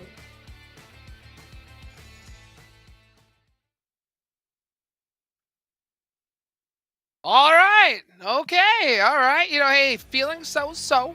Can't say I blame them where they're at so far on the leaderboards, you know. it's going to take a lot for them to really change that feeling, because I think at this point, at this point they have to realize, okay, top 3 is not going to happen. But hey, you know what? Who knows where they can end up on the leaderboards at the end of this? Of course, I hope you guys are excited and ready. We got to give a big shout out to our hotel partner for the PMGC. That's Pullman, Kuala Lumpur, Bangsar. Our world is your playground. Also, got to give a big thank you to our platinum sponsor here for the show, and that is Prime Gaming. All kinds of exclusive benefits, guys. You guys can go check them out. You can also get some nice in-game rewards, PUBG Mobile rewards, so go check them out as soon as you possibly can. All right. Now that we got the business out the way, it's time to get to some more business. That's right. It's coming. The overall leaderboards. Where has everybody sitting after match number 3 that Sanhok won? Reject are back. Train to Kill. This is going to be a battle. An absolute battle. We knew that after that performance, Reject was going to bounce back, okay? And I even pointed out, T2K didn't do as hot, so now Reject has a 7-point cushion. That's nothing, like you're saying, Juice. That's absolutely nothing, okay? T2K can instantly jump right back above that if they want to. And then, like you had mentioned earlier, Seven, that's where the points start to separate just a tad, but a chicken dinner will close it right back down. And now the overall ranking here on the second page, a little bit of a cushion now for Game Lord, I guess? I would say 13 points. You know what? For that 11th place, I would say, yeah, that is a bit of a cushion. That's a little bit harder for some of these teams to actually get those points. Vivo Keed being able to jump over Game Lore again, you love to see that. Now, I do have to call out Besiktas Esports. This team has not been doing anything, and if they continue with that trend, I'm going to end up seeing Game Lore, I'm going to end up seeing Vivo Keed, and possibly Genesis Dogma Gates passing them on the leaderboard. And you don't want to put yourself in that position, Glitter, especially when there's only 3 matches left. No, and they don't have the chaos of Sanhok anymore to try to have some sort of a pop-off moment. Now we are back on the tried and true maps. We're checking out the drops here for Erangel. Now, do you have any expectations for this one, Seven? I'm hoping, I just talked about them, I'm going to talk about them again. Besiktas, please, get more than just 1 point. That's all you guys have been able to get today. You got to do better if you continue You want them on to this hot trend. drop. Just say it. Just say it. Nah. That's a 7. No. Yeah. Don't We do it, know don't what do you it. really want. Okay. All right. You know what? And I'll be that, so you say that I got a chance guy. All right. When it comes to teams like, Besiktas, those, Vivo Key, technically, they could still make it into top 3. And the reason why I'm saying that is there is a chance they have to win 3 games in a row, right? But if I'm in the game, if I'm there with my team, I am going for that strategy. I am going to try to get top 3 because honestly, for me, it's top 3 or nothing. Glitter, what do you think about that as you take your look at your teams to watch? Okay, obviously Seven and I are just on the same wavelength here today. Reject and T2K. Right now, they are the 2 teams that I think we're going to be watching for that top 3 battle back and forth. And every single time one of those teams does well, the other one has to match it. Otherwise, it's just going to throw them completely off when it comes to the points. And then Genesis, Dogma, Gids. I think they're still in the running when it comes to making their way into that top 11. And I want to see them get some serious points on the board of the next match, Seven. And that's why I picked Vivo Keed, because Genesis Dogma Gates is trying to catch up Vivo Keed. Vivo Keed needs to be able to do something. And with Reject, I want to see something completely different than what we saw in the early and Erangel. It kind of worked out for them, but I don't think it's going to cut it if they want to actually maintain that 3rd place. Well, let's find out right now. 3 more matches left to go. I'm going to ask Zute, what would you do in this situation if you know that you need to win 3 games in a row to get top 3? Do you go for it? You tell us as we send it on over to you. Winning 3 games in a row to get top 3. I don't know. I mean, this lobby, that's a tough ask. And that's winning 3 games in a row, assuming the other teams in the top 3 don't get like a 2nd, 3rd, 4th, or 5th place finish with eliminations. Like, yeah, go for it. Why not? As long as you're safe in that survival stage bubble, right? If you're not like going all out and then just getting eliminated first, and then going all out again and getting eliminated first, and then you find yourself potentially, dropping out, that would not be good. But I mean, if you're in the bubble and you're safe, why not? I would have to agree with Hodrick. So why not, as we see IHC multiple teams making some subs. Once again, we've had 3 teams changing their rosters back to what they had kind of like in day number 1. Yeah, we were talking about it off camera. For IHC, this is their second substitute today. They made one right at the beginning of this of the day of games, and now they're immediately switching that one on back. So Godless will be going out, Alex coming in for Furious Gaming. We've already got the super sub from yesterday off of the back of their fantastic performance. Now they're bringing Trigger back on in to do what they do best. And I mean, even for the likes of D Xavier, there is a substitute. So the change up, again, we were talking about these massive substitutes. They've been making some beautiful impacts. Now reverting those changes, maybe, you know, they're just not feeling it. Maybe they needed some extra energy for the last 3 maps. I mean, I can't even believe that we're already at the halfway marker. I feel like I've blinked and we've already missed 3 maps worth of action. What is going on? These teams have just been so active and dynamic that the time is flying, man. Yeah, we're already 3 games down. You're absolutely right. Things are getting ever so dicier for so many of these teams. Vivo, Keaton, Game Lord, just constant back and forth right now, trying to get past one another. They're both in that survival bubble, but of course, Genesis, Dogma, Gids, that's the team under the most amount of pressure at this stage, in my opinion. They're fighting for their tournament lives. If they don't break that top 11, which they are 13 points away from, it is done. They are done for the rest of the year completely. Everyone staying in the survival stage, they could still continue and play quite a few more games to try and make it into the finals. So it's going to come down to Genesis, Dogma, Gids. That's the team under the most amount of pressure, in my opinion. The playing path from south to west, maybe 4 a.m. can jump into George Pool from here. We saw the adjustment they made the first Erangel game, though, which almost got them the chicken dinner. Second place finish coming out of military base. They just did a faster rotation. But with this flight path, they will indeed go into north or south George Pool. I'm sorry, that's where they usually loot. Another team will be by them in hospital. Nobody, IHC, not even dropping into. Oh, that is a big difference. I was waiting for it. I mean, just looking at it, not a single drop onto military base. Island teams prioritizing that main land opportunity. So we'll have to wait and see how that zone will impact them. If we will be seeing a similar match. Flight path is this a targeted drop? Opportunity. Ooh. Is this a targeted drop by IHC? Because I mean, they are going towards like 4 a.m.s. Oh no, we've seen IHC loot crates before. That's right. Yeah, we've seen them loot crates before. They usually, I mean, through what we've seen, it seems like they prefer Novo, right? They prefer military base. But I mean, after so many just subpar performances for Erangel coming out of military base, I think they're deciding to change things up. And a lot of teams getting into potential early game scuffles here. You see one player almost getting run over, but that player quickly decides to leave. It's Tem Entertainment picking up his teammate. Yeah, I guess with this playing path on the northeastern side, a lot of teams are having to drop close and on top of each other. 4 a.m. with a very split up drop. Not sure. We have some of 4 a.m. in South George Pool. And then we have 2 of 4 a.m. over there. No vehicles. Yeah, it's very... It's bizarre. Like at this stage of the game, to see them, you know, running with this split, I'm not sure if they just saw so many teams heading to what they were planning to be Georgia Pool that they're like, listen, it's just not up. Let's just drop down. Let's get some vehicles. Let's get a later rotation in somewhere else a little bit safer than this current position. Which, okay, look, we understand. The zone also came on in. We know that western portion of Erangle's open, so the opportunities are there.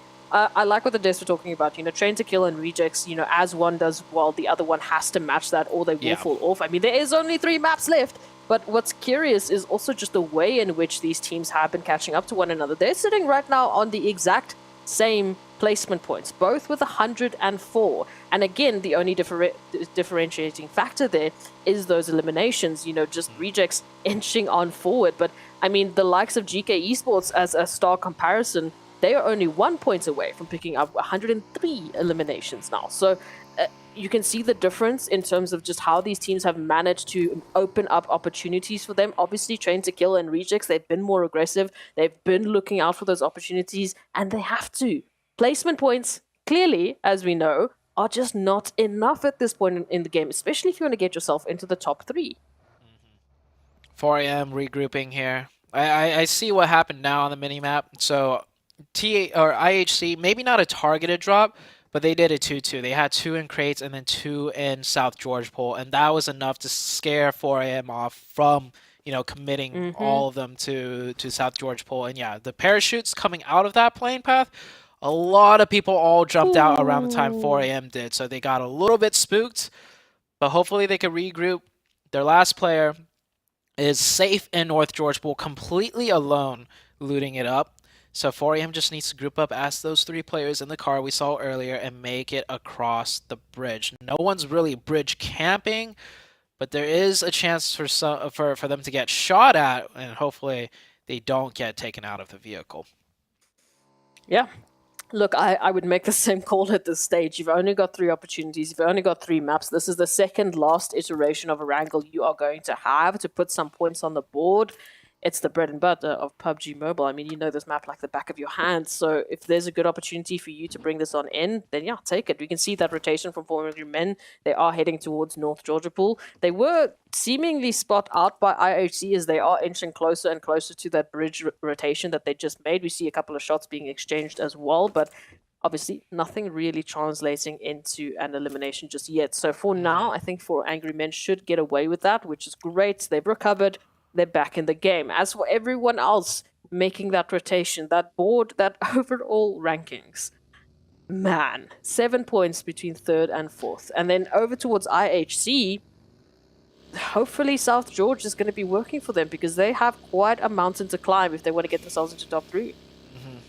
That point gap between 4th and 5th, 21 points difference, which isn't that big of a gap, but given the amount of games we have left, that is quite the gap to pass up.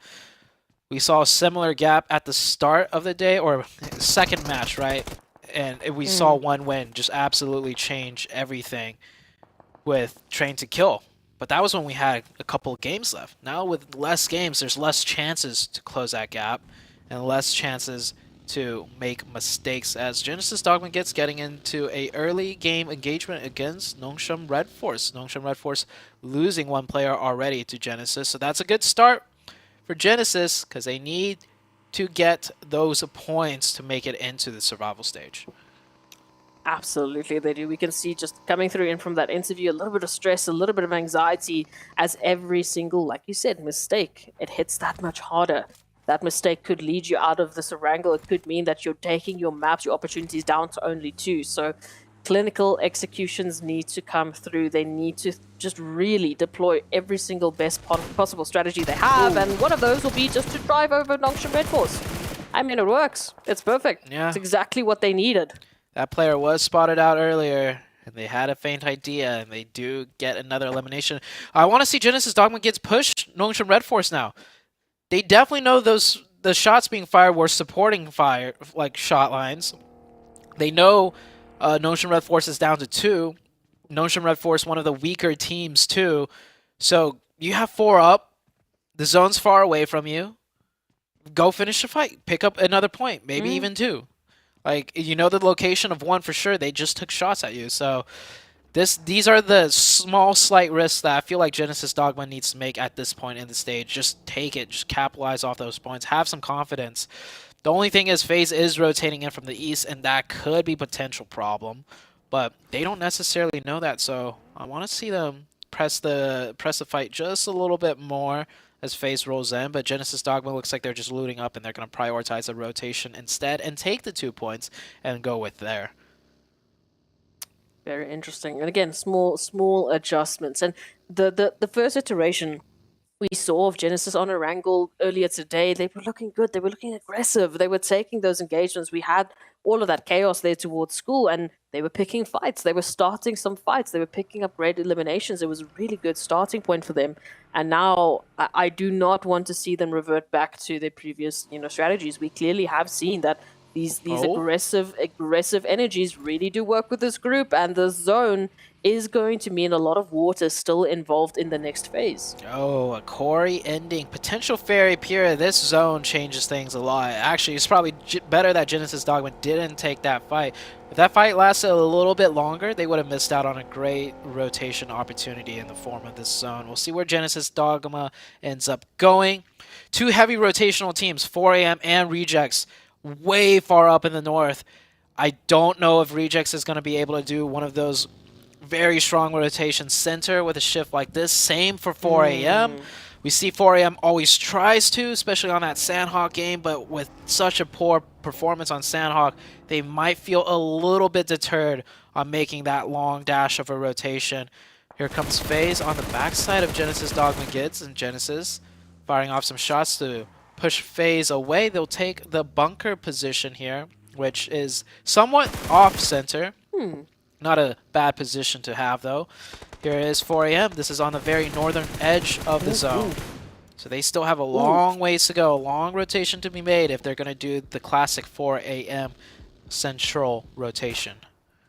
I'm getting excited because Rejects have just found Train to Kill up towards the north. They're making that rotation. They've already taken one from Train to Kill. They're hot on their heels. At least they were for a time being, just there by Everest. So good information. They've at least thinned down the numbers here for Train to Kill, which they need to. They're only 7 points away from one another.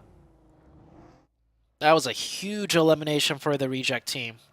I wonder if they did a lot of VOD review and purposely stayed up there for the hopes that Train to Kill in a circle like this would be rotating from north down and wrap into them. Because we very rarely ever see Rejects waiting on the edge of anything, camping anything. They're always on the move. They're always rotating. So it might not be pure coincidence that it was onto a Train to Kill member. Big brain players. I like it. This is what they need. 3 more maps left. They need to do something crazy like that. Changing up that gameplay could also completely throw the likes of Train to Kill, who might have wanted to turn the game on them, into a bit of a situation where they suddenly don't know exactly what Rejects will be doing. What's their next move? How are they going to take this next engagement? And now, Rejects with that rotation. We did see Train to Kill heading all the way to the west. We've got Rejects moving on in, but Tem Entertainment might be lurking within the vicinity. They took a very similar path down all the way from school into this location. So hopefully Rejects can avoid them, because right now it is looking so good. I just want to see them finding a better position in zone, and then massive opportunity. Rejects right here. Fighting in from the edge, very rare do we get to see this. They might actually go for a full send. Well, I mean, that's going to be a tough one. That's going to be a very tough full send rotation. Zone pulls even further down to the southwest. This game does not get any easier for these competitors. We got Primosk, it's still involved in a potential loss zone. You can see the chaos of rotations that are now going to be forced in. 4 Angry Men just went through GK Esports and have lost a member in return, reduced down to 3. 4 Angry Men not showing us that style, that mechanic that they have been so sufficient in and so proficient rather in the last couple of days. They just keep getting hit after hit. Yeah, that was a massive loss. The player Ching Chen driving into one of the other it was, what team was that? It was GK, yeah. GK. They collided, which caused the GK member to jump out. Yeah, 4AM losing a player is just very bad, especially in a zone like this. In a zone like this, you want as much manpower as you can. Geek Fam coming in here on the northeastern edge, taking a strong fight against DXavier. DXavier, they've been doing worse and worse on the very last day. They've done better in other days. And they just took a sub. Yeah, but today has been probably DXavier's worst day yet. I don't know. I think in 4 games, they might have only picked up 2 points or something like that. It just does not seem like they've been anywhere to be found. FaZe coming in very close next to the likes of 4AM, and this is why they need the manpower. FaZe has 4. 4AM only has 3. This could mean the loss of this fight. Nice shots from long range, so nice nade. If 4AM had 4, they might feel like they could get a little bit more aggressive here, but they're going to need a few more nade connects before they do anything. That distance for that nade throw might just be slightly too far. Nice, good jump tosses, but yeah, FaZe are just out of distance for those continual nades.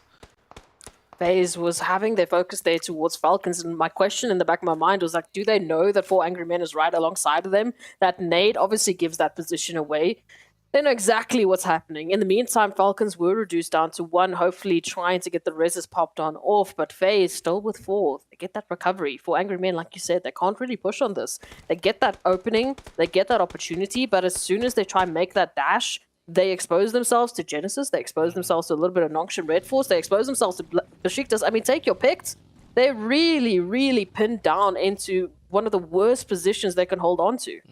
They're definitely pinned. They're going to just hope for the circles at this point. Rejects, meanwhile, swinging into the western side of things from the high ground. Very smart rotation by them. IHC is sitting right in front of the Rejects team, however, so if the zone shifts anywhere more east, and it does, seeming like on the top of the mini-map right there, Rejects is going to have to fight their way in or make some type of YOLO rotation. You see all 4 vehicles of the Rejects. They're rotating. They're trying to find something. It's not going to be easy.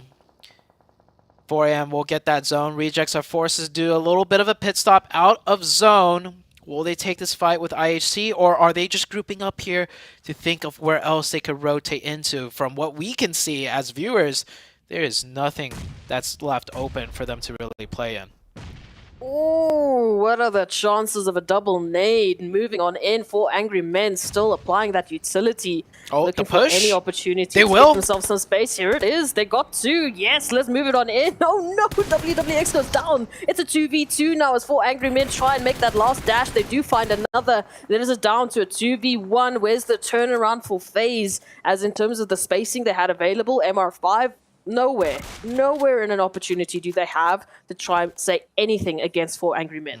That was such a good push. I love that. Out of a 3-man of 4 AM, with Genesis Dogma potentially looking at them, they still have the confidence to try and make plays happen.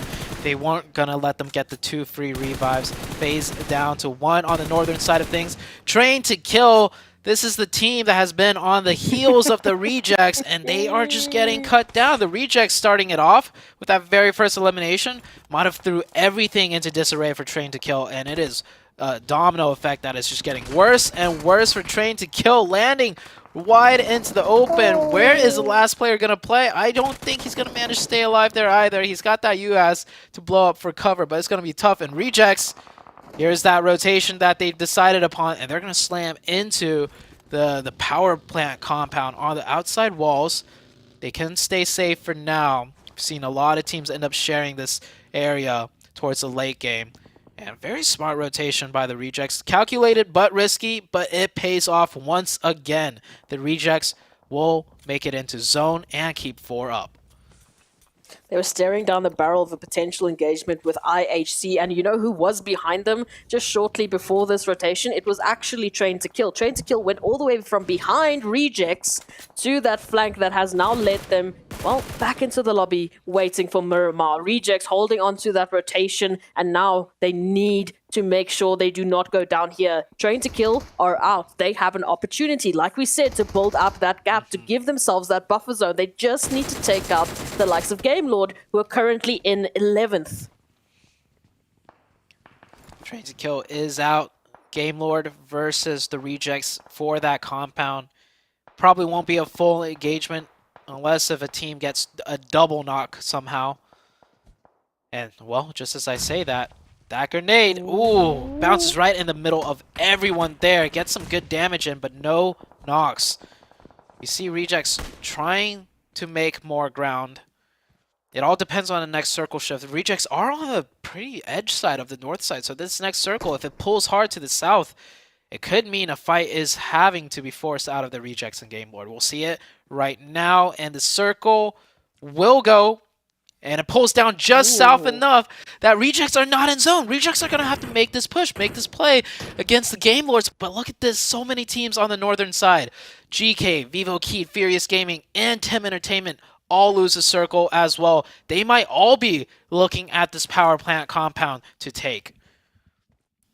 also just the spacing that is in that zone. I mean, so much open ground to work with. There are some ridge lines. The trees are obviously there, but it is going to be a tough decision now to make that move on in. Falcons holding on for Angry Men. They have been looking for opportunities. They are proving me wrong, and I am loving it. Let's bring that energy back. Already with 3 from FaZe. Maybe add a little bit of Falcons in, and they could be riding on high. Never alone. Well, you can guess. Not really keeping to the namesake. They are very much alone, and they still have to make a rotation on in. Right up ahead of them, we've got Besiktas. Here is that engagement here towards Quarry. Evo Keed losing 1. GK Esports, they are picking up numbers. Yeah, GK, they're going to just play this as late as possible, take some shots at teams that are forced to rotate a little bit earlier than them. But GK's also got to make the move very soon here. Tem Entertainment getting a grenade elimination. Tem Entertainment on the west side of Quarry getting into fight with IHC. I think Tem Entertainment's thinking about taking the high ground south of Quarry rather than going into the power plant. They do have the opening to do so, and they do have the position to scout out that area. Geek Fam just continuously playing very split up on the northeastern side, looking for any opportunity for fights. And yeah, here comes that fight. Tem Entertainment is going to go down south with that opening onto IHC and follows up with that grenade. Alex doing what he can, moves up forward, gets taken down, and Tem Entertainment coming back swinging, doing Tem Entertainment things. 1v3 for Zio. He gets 1 knock, down to 1 shot, not able to do much more. And Tem Entertainment with 4 eliminations, 4 players up on the high ground that pretty much overlooks the entire rest of the zone. We might see another one of those Tem Entertainment games. You know, we had 3 teams that made those substitutions moving on into this one. 2 out of the 3, they're gone. They're out. Now, Furious Gaming moving on in. One of the only other teams that made that substitute. And look at this. It seems like the substitute was the bad luck charm. Furious Gaming, all 3 of the teams that made substitutes. Goodbye. Rejects reduced down to 2 as GK Esports pick up some pacing. Game Lords now being distracted by these rotations. Geek Fam, the likes of a few others, trying to force them out of their position could mean the spacing for Rejects to now rotate on out. If it was not for GK Esports, they only have Ragnar left. Dulo looking up for that opportunity. Will Tem Entertainment actually help out with the third party? Yes, they will. Ragnar on a sliver of HP. It's done.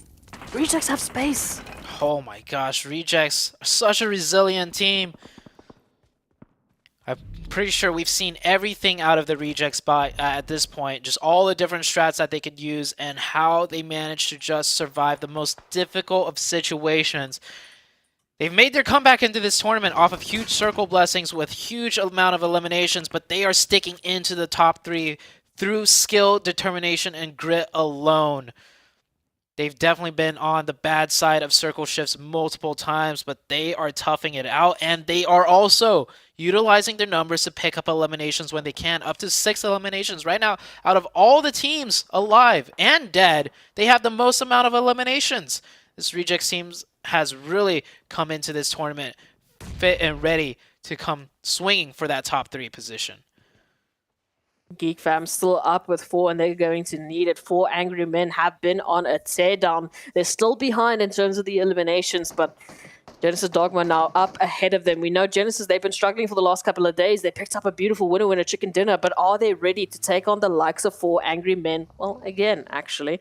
Tem Entertainment now moving on in from that western side. Clear open line of sight. 4 Angry Men, this is going to be a tough battle, but if they can take out Genesis, they get a securing point and anchor into the southern portion of that zone. This is when a 4th member out of 4 AM would have been so much better than having just 3.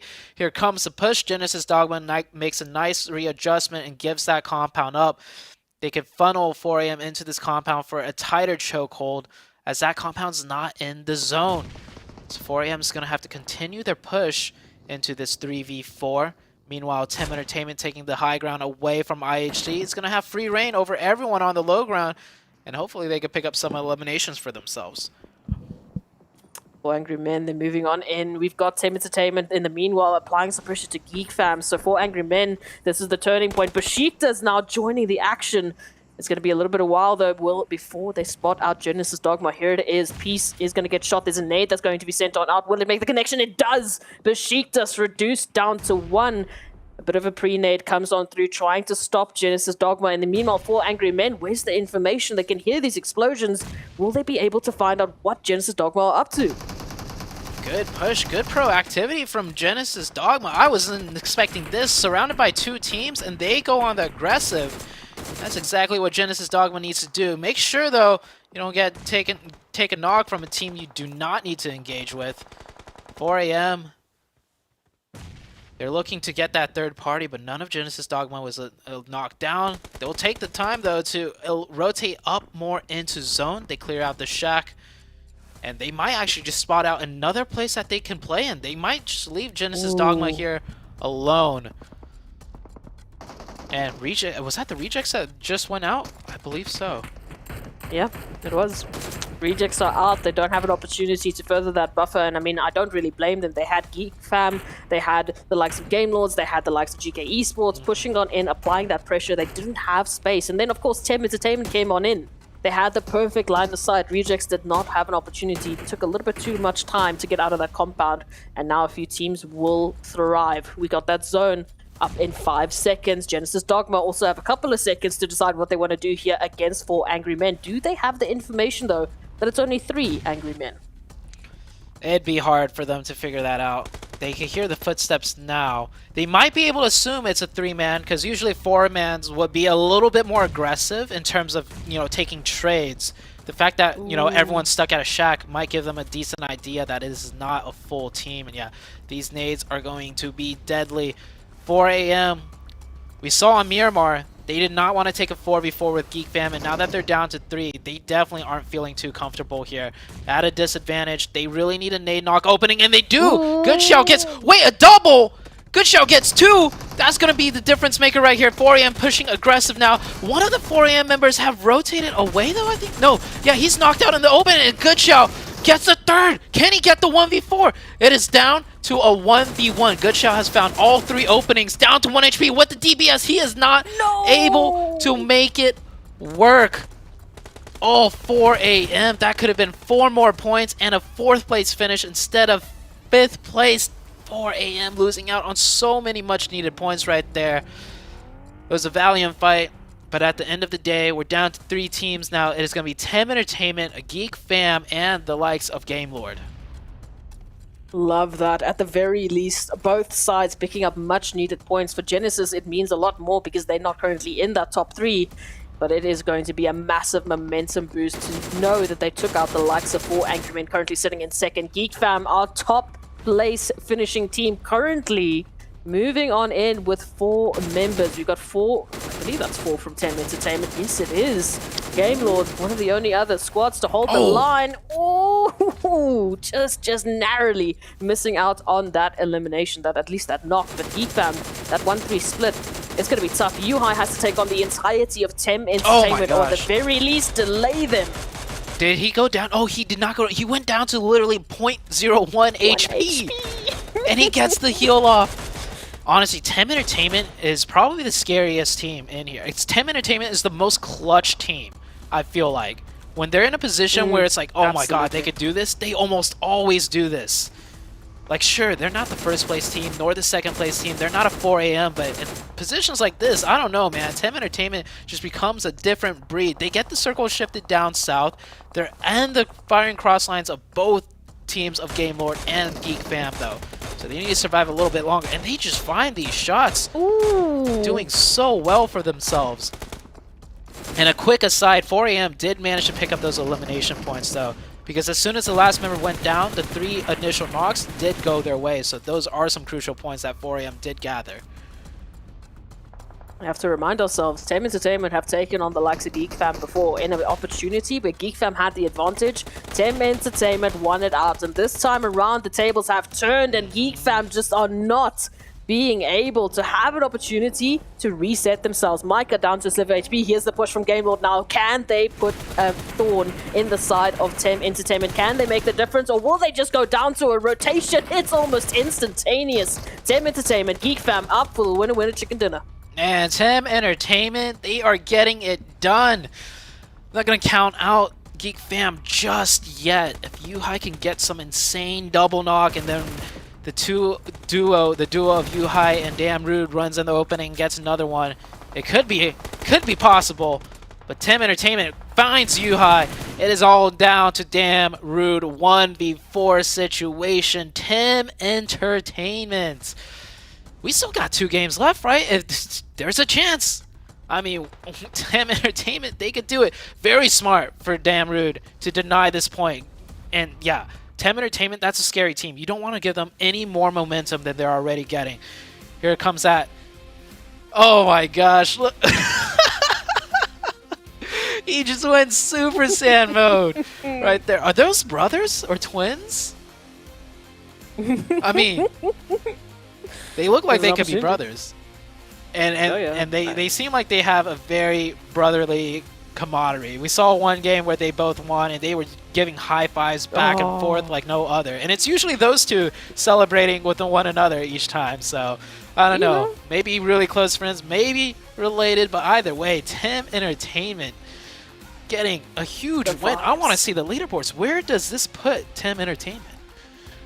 Look, the main differentiating factor here for me and Tim Entertainment, we were talking about what is the secret to their rise in power in the last couple of days. Why have they been so dominating? Why have they just looked like no matter what situation you put them in, they just turn into a different beast? I think it's a very big factor that they have such a good mentality. They are hyping each other up. They are keeping each other on the good vibes, man. And they're bringing that into their performance. Tim Entertainment definitely sticking true to their name, giving us the entertainment. Probably the most fun people to watch on camera too. Let's see where they take it for the next 2 games.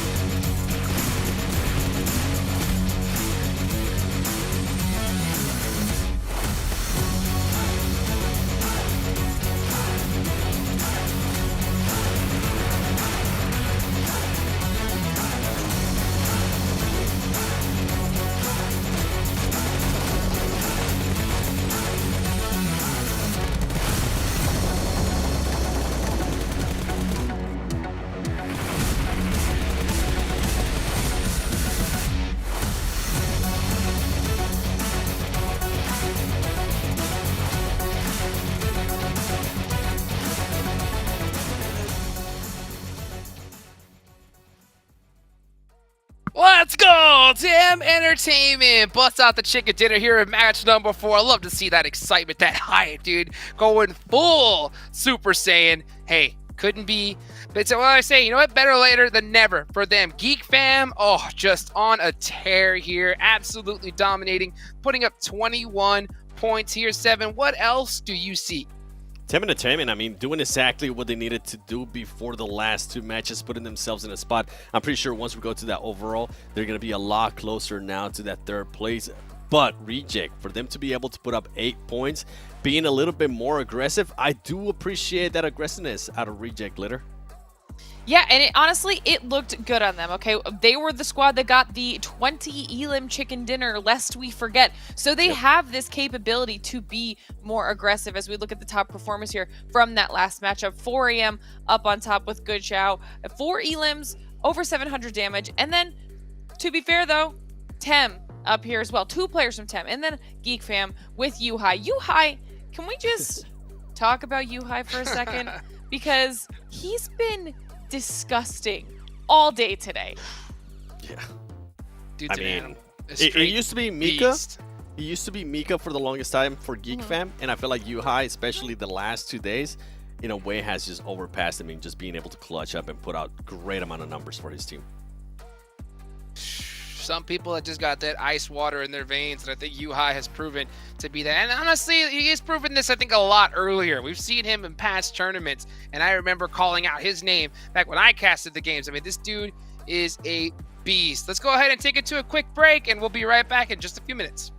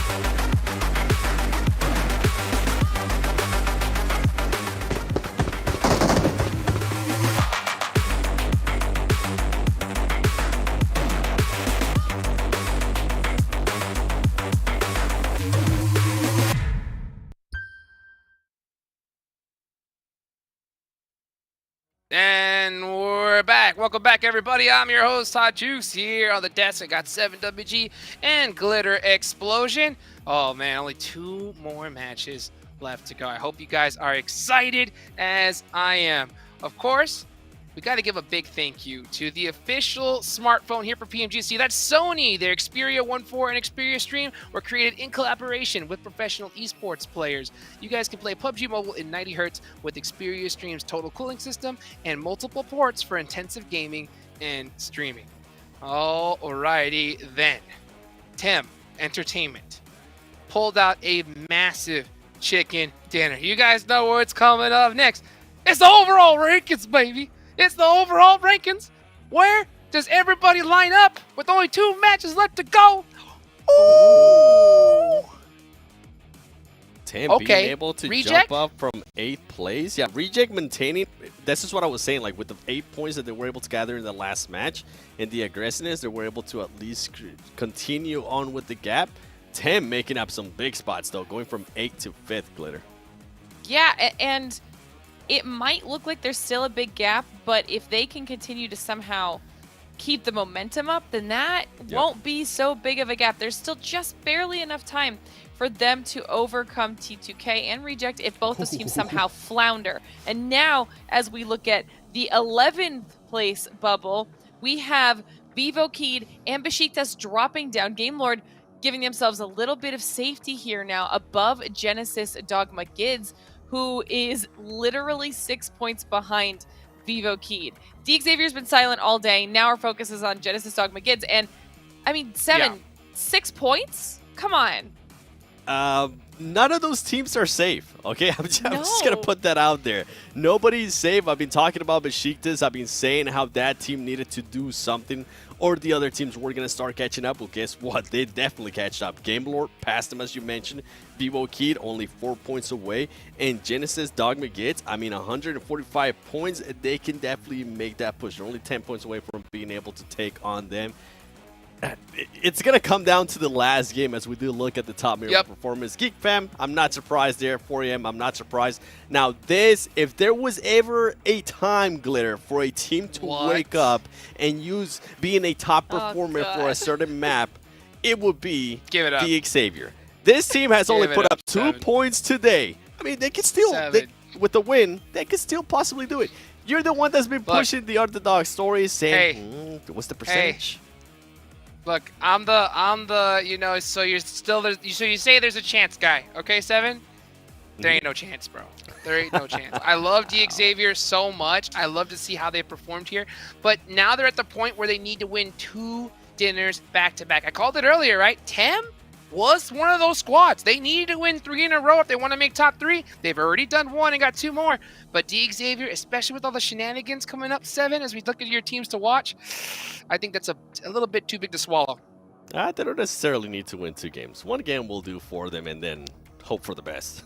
But anyways, with Reject, I'm enjoying what I'm seeing. I'm enjoying the extra aggression that we're seeing out of them. They kind of appreciated the call out, I guess, that we were doing earlier, Glitter, that we just didn't enjoy seeing them be a little bit too passive, go for those placement points. With GK, this team has performed significantly well in Miramar. If there was ever a time for another team to wake up and maybe do exactly what Tim Entertainment just did, this would be the map for that.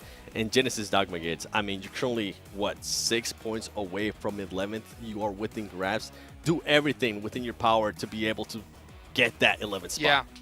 Yeah, I mean, that's exactly how I feel about Genesis Dogma as well. Obviously, we picked both them and Reject. Those points are identical, in my opinion. But I'm also still looking at Game Lord. They might have jumped up, but it's not by much. It's a couple points here and there, so they need to do a little bit more if they want to ensure themselves some safety. Well, let's see it right now.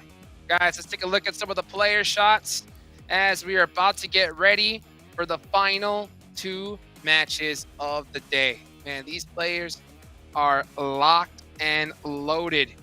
You can see Geek Fam really stressed out right now, 7. So just nervous about where they're going to land up on the leaderboards, as you can see.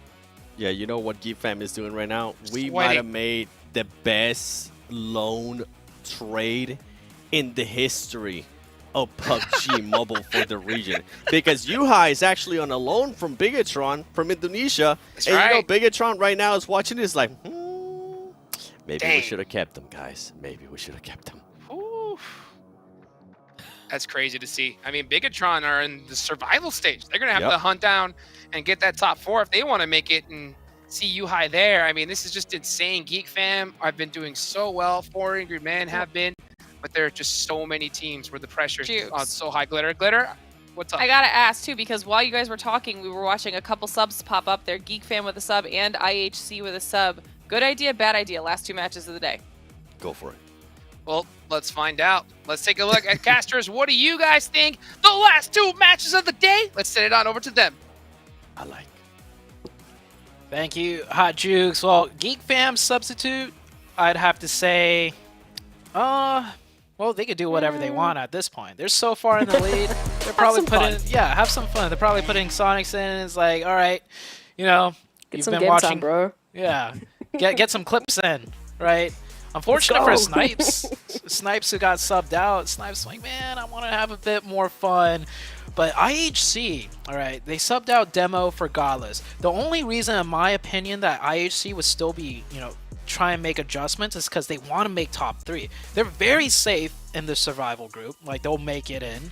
So the only reason they're doing anything is because they want to shoot for top 3. And I was telling you as Proxy, if they're really going to be trying to make top 3 still, I want to see them hot drop on the rejects.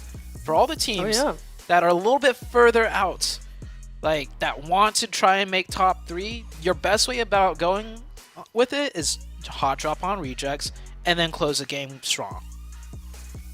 What's interesting for me is IHC, this is the 3rd substitute. They literally just got rid of Godless, like I think about 2 maps in for Alex. They've moved on in now. Godless is back. So they're trying anything and everything they possibly can at this point in time to fight for that 3rd position. We mentioned it as well. I do not think there's an opportunity to take 1st and 2nd place right now. I think 3rd place is a much better opportunity for Angry Men and Geek Fam. They have been putting in the work, you know.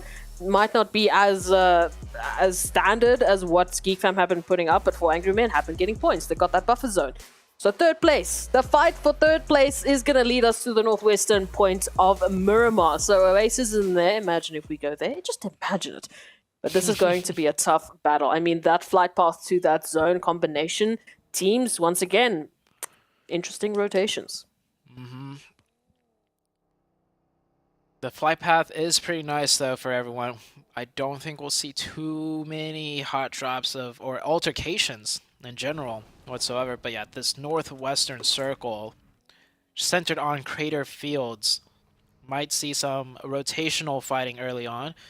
We do have, Ferdinand, he's got a Winchester. Is he going to try and get a shot in? He is. He's going to go for it. And 1. And loses sightlines. You got 1 more chance. 2. Maybe a 3rd one, a 4th one, a 5th one, 6th. He's teaching us to count, but he's not finding a good combination. He's teaching us to count. I mean, why not go for it, right? 4 a.m. making it out of there. That could have been a very scary start for the beginning of the match for 4 a.m. But where are they going to loot? They wanted to take Impala, it seems. But they don't want to go for an early game contestation, and I don't blame them, right? 1 bad game and 1 decent game out of rejects, all of a sudden they're looking at losing 2nd place. And more importantly, if you lose 2nd place and go down to 3rd place, that 4th and 5th place team all of a sudden looks a lot scarier. So 4 a.m. playing as safe as possible for good reason, but they can loot Junkyard. That's pretty much it. They could scrap loot around Junkyard. That's the only option they have left for loot. You know what, we talk about, rejects, they're no stranger to having a few teams drop in with them towards Los Leones. However, what's impactful about this drop right now, the team that is opposite them is a team that is chasing after their position. It is Tem Entertainment, sitting on the opposite end of Los Leones, still a team as well as rejects having to make a rotation. Will they make a rotation together? Will they be an earlier rotation? Will they be able to cut one another off? We talked about it. An opportunity for IHC is to drop on rejects. The same opportunity, even better of an opportunity, is for Tem Entertainment to do the same. If they take out rejects, all of a sudden, we are talking about Tem Entertainment reaching that 3rd place finish. Already with those eliminations, they have closed the gap to 2 points between themselves and Train to Kill, who are in 4th place. We'll see if the last game proves some crazy hot drops, but for now this game is going to be pretty normal besides the circle. Rejects very far from the zone, but we saw on that Erangel game, right? That was probably one of the few Erangel games we saw where Rejects cannot rotate in early, and they rotated in quite late, and they actually played it superbly well. They probably maximized as many points as they could with the rotations they made and how they just pretty much through sheer determination made it to the late game and picking up at one point the most amount of eliminations in the whole lobby. So this Rejects teams definitely deserve the position they're in. This circle, I'm very curious to see how they play this one out. Game Lord has rotated into the center. We have a couple of teams near center now. It would be D Xavier, who really needed to change things up today, but I think it's almost done for them. Too big of a point gap, and just mentally, I'm pretty sure they are shot. That's been tough. It has really been tough. Also with, the back of that sub in, immediately going out. I think they were like the second or third team that dropped out, actually. So either way, it's too soon for them to actually have an opportunity to do anything at that previous map. Now, reduced down to only 2 opportunities coming on into the zone. They have an earlier rotation. Maybe they can set themselves up here into El Pozo. Opportunity to loot, an opportunity to hold on. We'll wait and see what the zone will give them, but it will be up to them. Honestly, it will just be down to what they can bring on in, but they've just been so quiet that at this point in time, I don't think they can catch up that gap that's been left. Yeah, it looks like a big gap, but keep in mind, T Xavier, they've gotten 2 points so far today. So if you want to revert it back to the start of the day, they had such a good chance. Such a good chance at making it into the survival stage, and they've only managed to muster up 2 points. The worst day for D Xavier so far in the whole entire week. That gives me shades of HVVP. HVVP? Yeah. I'm thinking exactly the same. Dropping the down ball. Into 6. Yeah, dropping the ball the hardest on the last day is definitely tough. Game Lord does manage to find 1 elimination onto the side of Vivo Kid, the team sitting in 11th place. That is big, good news for Genesis Dogma. Loving it. I mean, an opportunity now. From Game Lords, they had a very, very good finish there over towards Erangel. I saw them, bringing in that action, really putting up a fight against the likes of Rejects, no other team to talk about. Hello, we also see you there. What's up? What's up? How's it going? But they need to bring in a little bit more now if they want to make a change up. And at the very least, just setting yourselves up for that gauntlet that is going to be the survival stage. I mean, bringing in some of that strategy, fighting it out, duking it out, trying to see what works, what doesn't work, bringing in some of that action could really help you out moving into survival stage. I'm not saying, completely give up on an opportunity, but at this rate, we can see the points. We can see how much gap there is to close up. And they've picked up that pacing. They've brought in, Nongshan Red Force picking up a winner-winner chicken dinner. Now Furious Gaming, the last team at the bottom. There's at least been some sort of a change, but I don't think it's going to be enough for them to change their fate. Definitely. We see GK here on top of the high ground, getting a very nice early game position in. One of the few teams that have been able to take up strong positions because the circle was so far to the northwest. Next zone, though, will really tell the tale of how this Miramar game is going to play out. 4 a.m. rotating in, cutting in right through the eastern edge. So not much loot to be had probably on 4 a.m. side, but they will be able to rotate in here rather quickly. Rejects on the south, and Geek Fam coming in from the northwest on the edge as usual. They always play that northeastern side as their drop spot. Besiktas wrapping in from the hard north right onto Train to Kill. Train to Kill in a decent position you see here, just a little bit southeast of La Cabrera on the high ground. Train to Kill really wanting to fight for that 3rd place finish, and the circle goes hard to the south. Great circle shift for the Rejects. 4 a.m. on rotation, like the whole entire time. We'll try to capitalize off this quick circle shift with a continual rotation down somewhere in the center. This could be big news for the side of 4 a.m. Game Lords, I mean, they're sitting in 9th position right now. They can pick up eliminations. They just help to secure themselves. They just help to build that buffer. They're going to be looking for a little bit of something here, sending a few shots on out, waiting for that vehicle just to do its little dance, but it won't be it. It's way too far off. At the very least, they are trying. They do understand that they want to build that buffer. They do not want to have it come down to the last map. And Geek Fam, I mean, I would be stressed if I didn't know exactly how many points they had. They're going to lose 2 players, but what's massive for IHC is an opportunity for them to close the gap against Tem Entertainment, at least if Yuhai has anything to say about it. Yeah, Geek Fam will lose 2. IHC pick up 2 points.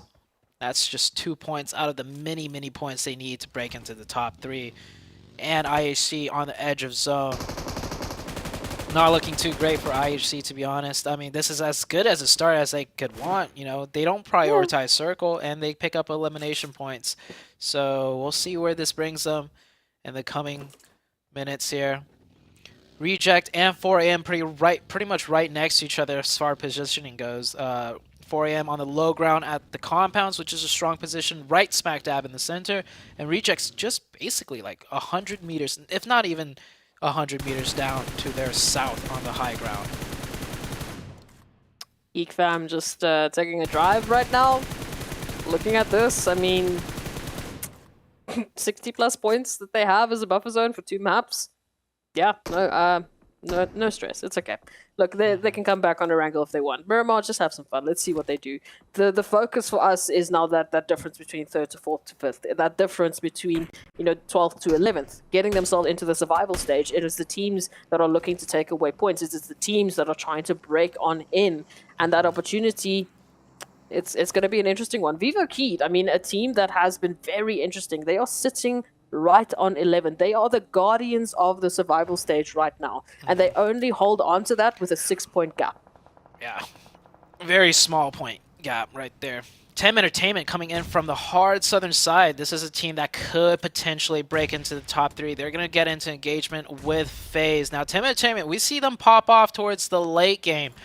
Early game 4v4 engagements, which isn't even really a 4v4 because they just got third party, and Lycan will find the confirmation as well. Furious Gaming firing in some long distance shots. This is not good for Tem Entertainment. Every single time we've seen them clutch up, pull off amazing wins, it's off of the backs of 4 players. I don't know if they could do similar with 3, especially this early on into the match.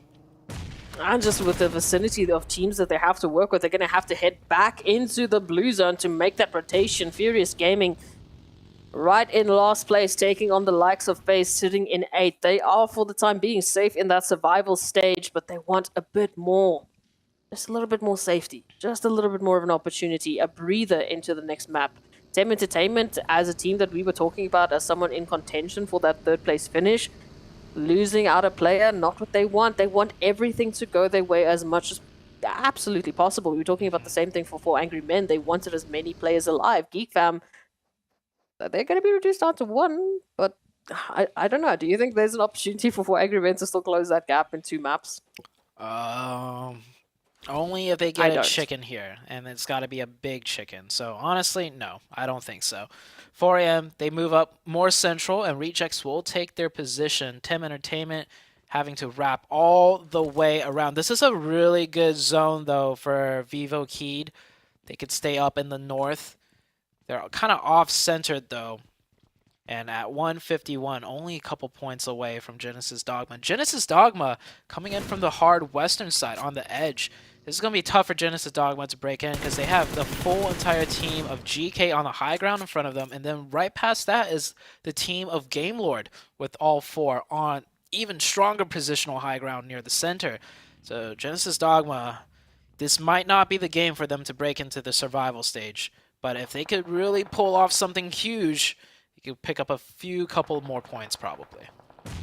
Like we said, only 6 points between themselves and Vivo Keyed. It is doable. Just to find that one elimination, that one team wipe that will make the difference. Put the pressure on Vivo Keyed. Give themselves an opportunity into a wrangle. Take a look at this IHC Besiktas. They have been doing a little bit of work, but they've been quiet. They have been dropping down into the danger zone. Now currently in 10th position, getting shot at by the likes of IHC, who are just using this as a stepping path to try and get closer and closer to the top. FaZe making that rotation on in. Again, they're smack bang center. They're on 8th. They're holding on to as much as anything that they can muster. Xavier looking to get more points than they have the whole entire day so far. If they could just pick up a couple eliminations. But yeah, it's pretty much, I would say Xavier is pretty much done for here. Next zone is about to shift. We're down to 56 players. A couple of teams suffering casualties. And the next shift is going to go. Ooh, was that Tem? That was Tem. Oh, did Tem just go? Yeah, I think Tem just ran into Falcons and Tem is out. Ooh. Wow. Yeah. Okay. Yeah, that's a team in 5th. Yep. Going out to the team in 14th. Tem is out. And it's all up to Train to Kill now to try and break into the top 3. Train to Kill, with that new circle shift, it puts them in a okay position. Definitely not the best, but at least they will have the zone to work with without having to rotate. Xavier is still putting that pressure onto FaZe, finding Lycan, looking for MR5. Could award them some eliminations. I don't know. I'm not going to get too excited about it just yet because, again, like we said, it is such a far battle. What could be even more exciting is the likes of Genesis Dogma now. They're spotting out Xavier, they're spotting out FaZe, they're spotting out an opportunity for them to pick up some huge points, but right ahead of Genesis is going to be GK Esports who are closing that gap. You can see Gaith has been knocked, Ragnar trying to hold the line now as Genesis Dogma make that rotation on in. This is huge for them. We know it's only 6 points. It could start really well with the 4 from GK Esports, but will they be able to clutch it out? And will Game Lords be doing anything about this? Yeah, I like how they're going aggressive. They need to here, and it is not working out, however. It seems like the first knock is going to fall on the side of Genesis Dogma. They're down to 3. 1 player on the top to try and suppress the 2 players of GK. And with less manpower, this is looking like they're going to give up on the fight completely and just try and rotate into zone. It does seem like it, but oh, a great knock, but a quick trade right back. Yeah, Genesis Dogma has to give up on the fight. It was a good attempt. I can't fault them for that, but now they are going to have to just try and play survival with the last 2. Furious Gaming, this is on the southeast against Nongshim Red Force. Furious down to 2, Nongshim much stronger and in a better position with 4. Nongshim Red Force, they have brought in some crazy energy into today, picking up that Sanhok, which was just absolutely clutch. Now here towards Miramar, a little bit less jungle than they would potentially like, but we'll see what they can do with it. Besiktas. Oh, what a tough situation. And again, Besiktas is chasing after Game Lords, right? On the overall standings, Besiktas in 10th, Game Lords in the 9th, and Besiktas now down to only 1, thanks to Game Lords who are just picking up point after point. IHC moving on in from the back line. A little bit of line of sight for them to work with, but here it is, Nongshim Red Force, Furious Gaming. A little bit of scouting opportunity. There is that information. You can see they are scattering. They are looking to hold off the line.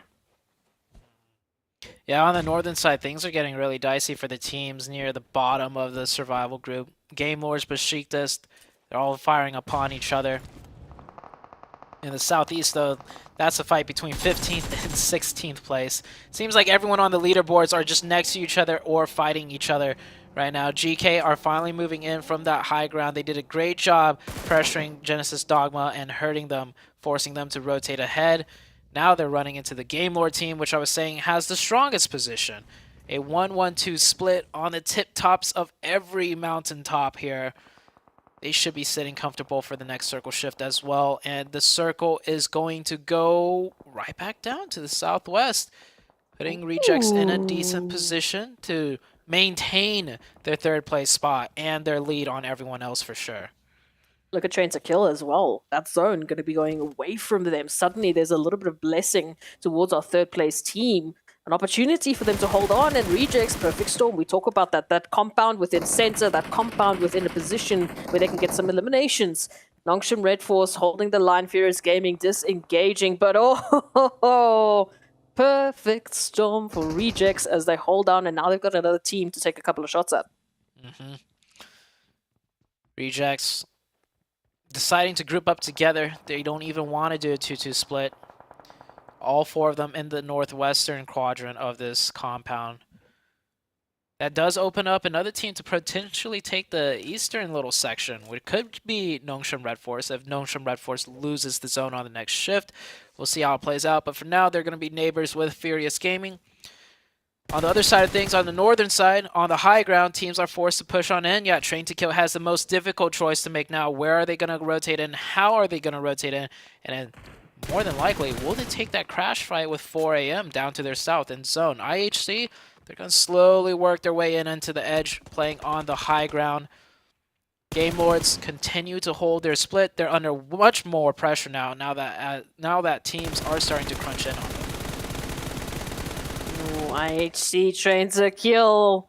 This is once again just looking so good for Rejects because Train to Kill now in some contention. Sandish going down to Falcons, who are just like hunting after every possible team. They've already taken out Tem Entertainment. Maybe they might take out the team right above them in 4th place.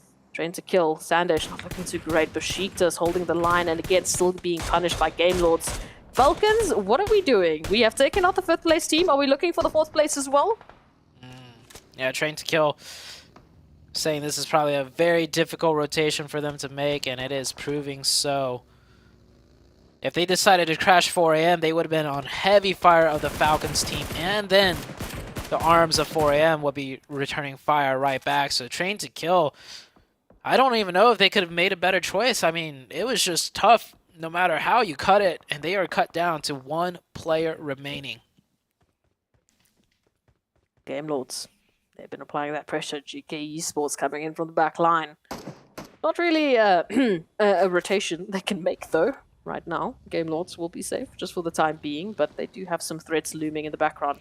Got a few seconds, though, before that zone closes on up, and then that's going to be the determining factor for me. Is it going to go north? Is it going to go south?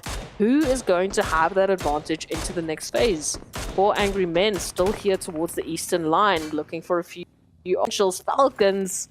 oh, they have just been so devastating to such a number of teams. Besiktas, meanwhile, has been soaking in so much damage at that shack. Pretty sure those players have gotten knocked at least 3 times each. IHC coming down the mountaintops will take out Geek Fam. The last player is eliminated. But Geek Fam with such a huge point gap, they should not be worried whatsoever with that performance. GK slowly working their way in. Next circle did close up more central. So now, once again, teams on the edge, forced to crunch in just a little bit more. See 4 Angry Men here in the valley. That zone moving on through. GK Esports finally getting caught on out. Genesis Dogma not too far off, however. They need to be careful. Yes, Game Lords will be forced off of this position, but how much damage can they do before they make that move? Vivo Keyed, we talked about it, 6 points for them to hold on as the gatekeepers of that survival stage. They can also not afford to go down here. Icy, beautiful opening onto Peace. But what else can they find? Yeah, this 2-man team of IHC looking like mountaineers. Just working the lower side of that mountain all the way through, constantly fighting their way in. Getting some strong knocks. Here comes a full send push out of Falcon. Savant with a mini out in hand. It would probably been better to use that UMP. Nades coming in quick. The crossfire, Savant definitely needs the help, but he gets isolated and taken down. Where was the crossfire? The support lines for 4 a.m. Where was this Falcons? That's what I want to know. Oh, Nongshim Red Force also coming in now. Yes, let's go. Let's just add another third party to the action. 4 Angry Men absolutely pincered. They've got 2 now having to deal with Nongshim Red Force. They've got Savan out for the count. That means only 1 Angry Man can really focus on Falcons on the back line, but Falcons still pressuring on. They are looking, they are applying that pressure, and they're not going to stop anytime soon. 4 Angry Men, welcome to the sandwich. Yeah, oh man. Surprised they still have 3 up. Oh, just as I say that, they're up to 2. Falcon looking like they're going to sweep it. They're going to sweep that western side of 4 a.m. Yeah, 4 a.m. The last 2 players now completely isolated from one another. Good Xiao's going to evacuate the premises, at least pick up some level 3 gear. I don't know if he's going to try and hold that northern side. And here comes the rest of Nongshim. Oh, wow. So aggressive. Just pushing in. Yeah, they got him completely surrounded, and that is another 4 a.m. player down. 4 a.m. just down to 1. Falcons still up. And all the meanwhile, Rejects are just sitting quiet and pretty, seeing all this chaos play out. You just said words that don't make sense to me. You just said that Falcons and Nongshim Red Force work together to take out 4 angry men. Yeah, no, I don't understand that one just quite yet. If I wasn't seeing it, I wouldn't be believing it. But here we are, another team. We are up to 4 now as Rejects move on in for a little bit of action, picking up potentially a little bit more eliminations. Nongshim Red Force still holding the line, though, against Falcons, prepping those nades, looking for those opportunities. Falcons have been on an absolute tear, and I still ask the question, where was this version of Falcons earlier? It's a little bit too late. Same for Nongshim Red Force. They are getting some nice fights in, though. Not gonna lie, this is an exchange back and forth. All the meanwhile, Rejects just firing off whatever third-party shots they could get. Definitely putting in some damage.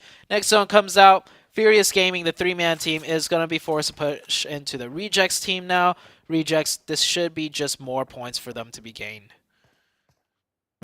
We're talking about that storyline. Rejects building that buffer zone, trying to climb further and further up. Train to kill, reduced to 1. They do have that 1 elimination in the meantime. Nongshim, though, they don't have a lot of time left. Those nades are just finding their victims. Falcons moving on in. They still have plenty of utility to work with, but now here's the push. Here's that final nail in the potential coffin of Nongshim Red Force. Your feet, they're going to be shown. We can see you. We can find you. As Falcons move on forward, closing up this eastern line. They will give themselves the spacing as the only team to close it up. But RQX moving on in with the DBS. They do find 1. It's down to a 1v1 scenario. Never alone once again. As the last member standing here for Falcons, going to be wrapping around. A little bit of time given for that med up. The DBS, come on in. Let's get that one shot. It's going to come down to that final connection. Just around the corner they go, waiting for that information. This is going to be a stalemate around the... What are we doing? Ring around the rosy. Yeah, I mean, that DBS is scary close range in a 1v1. I don't blame Never Alone. He's going to try and force Nongshim Red Force to come into him, and they do win out with the DBS. Furious Gaming, though, 3v4, pushing RC, and they're getting the upper hand here. RC will manage to get the revive. Rejects back up to 2. Furious Gaming still with 3. Furious Gaming not losing a single member. Rejects will get 1, though. Now it brings it back to 2v2. Ray J is also able to secure the point. Fernan running into the crossfire goes down. Now it's a 1v2. A trade happens through. It is Divine and Alien Kid. 1v1 situation. Alien Kid will also get the confirmation. He's got the first aid. He's going to pop it. Doesn't able to get it. Gets some nice damage, and that's going to be crucial for this 1v1. Brings the HP down to even numbers. Back and forth we go. Also, third-party shots from distance. Both teams have to watch out for that. He tries to get the first aid. Alien Kid denies it. And that is the Rejects out with barely any points in eliminations, I think. I don't think they got... They maybe got a 1 or 2. Yeah, 2 eliminations. A 6th place finish. They'll close the gap just a little bit with 4 a.m. But it's not as much as they could have hoped for, especially with 4 a.m. getting taken out way earlier. And the fact that Rejects had 4, I don't know how Furious Gaming swept that out from under them. Again, it's these teams from the bottom that are just looking to steal away points. Our analyst mentioned it. Nongshim Red Force will be going down early on. They're still 28 points away from the other teams that are desperately looking for them. And now they will do a little bit more. But Furious Gaming picking up points. Falcons, Train to what Kill? is happening? Train to Kill is still alive. Still alive, and they've been left to their own devices. No one has been looking at Jane. No one even knows Jane is in this actual location. So if Train to Kill... If Jane could just keep quiet, there's already a third place finish up, maybe a second. It's only Victorious from FaZe. Yeah, Train to Kill might be able to... They might be able to pass up Rejects here. If he's able to get this chicken dinner. Oh, Icy knows, though. And IHC, by the way, they're a bit further down in the leaderboards.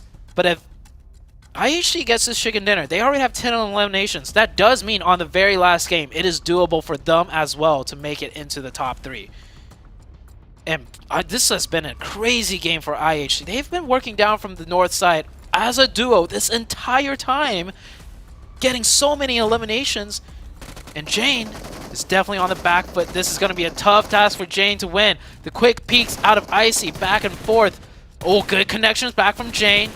This is a dance-off, one-on-one, but Venturas from the off angle, from the distance, will knock Icy. This makes it into a 3-way 1v1. Venturas might actually be in the biggest advantage all the way downhill. Jane has to be worried about pushing up. And just as I say that, yeah, Venturas could come in and sweep below. And Zio is going to come out over the top and pick up Jane. Get the revive. That's Train to Kill out in 3rd place. IHC looking to get the 1st place finish. Can he get the revive in time, though? I don't think he can. Venturas very aggressive with the MG3, but the peaks are good out of IHC. They've done almost, I don't want to say almost nothing the entire day. Definitely not the performance we're used to seeing out of IHC, but on the second to last game, they get the chicken dinner. It's possible now for them to break into the top 3. I think what they've just done, obviously before the points that Rejects were able to pick up, they would have put themselves on, let's say, roughly 201 points. That's 5 points away from what Rejects' position was. Yes, Rejects picked up points in this last game, so I don't know. At the very least, I think they might have just beaten our Train to Kill. So for IHC, we were talking about it. That was 3 substitutes. And finally, we see that semblance of hope for IHC. They pick up a massive game. Now they put in a conversation piece. IHC, top 3? Question mark? Yeah, potentially. Same with Train to Kill. They keep themselves just right within striking distance, but it requires a huge game out of Train to Kill and IHC to break into the top 3. And, well, IHC, they did it once just now. They need to do it one more time.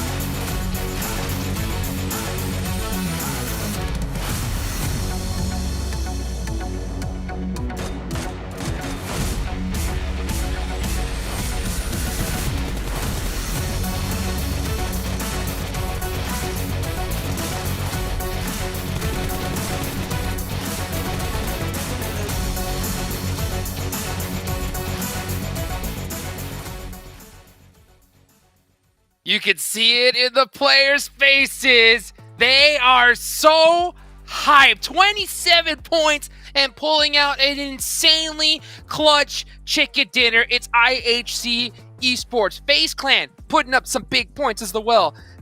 Time to Kill putting up some points. This is good. This came to the last game. It came down to the last game, 7. 100%. And what's crazy too is that Reject was only able to get those 6 points.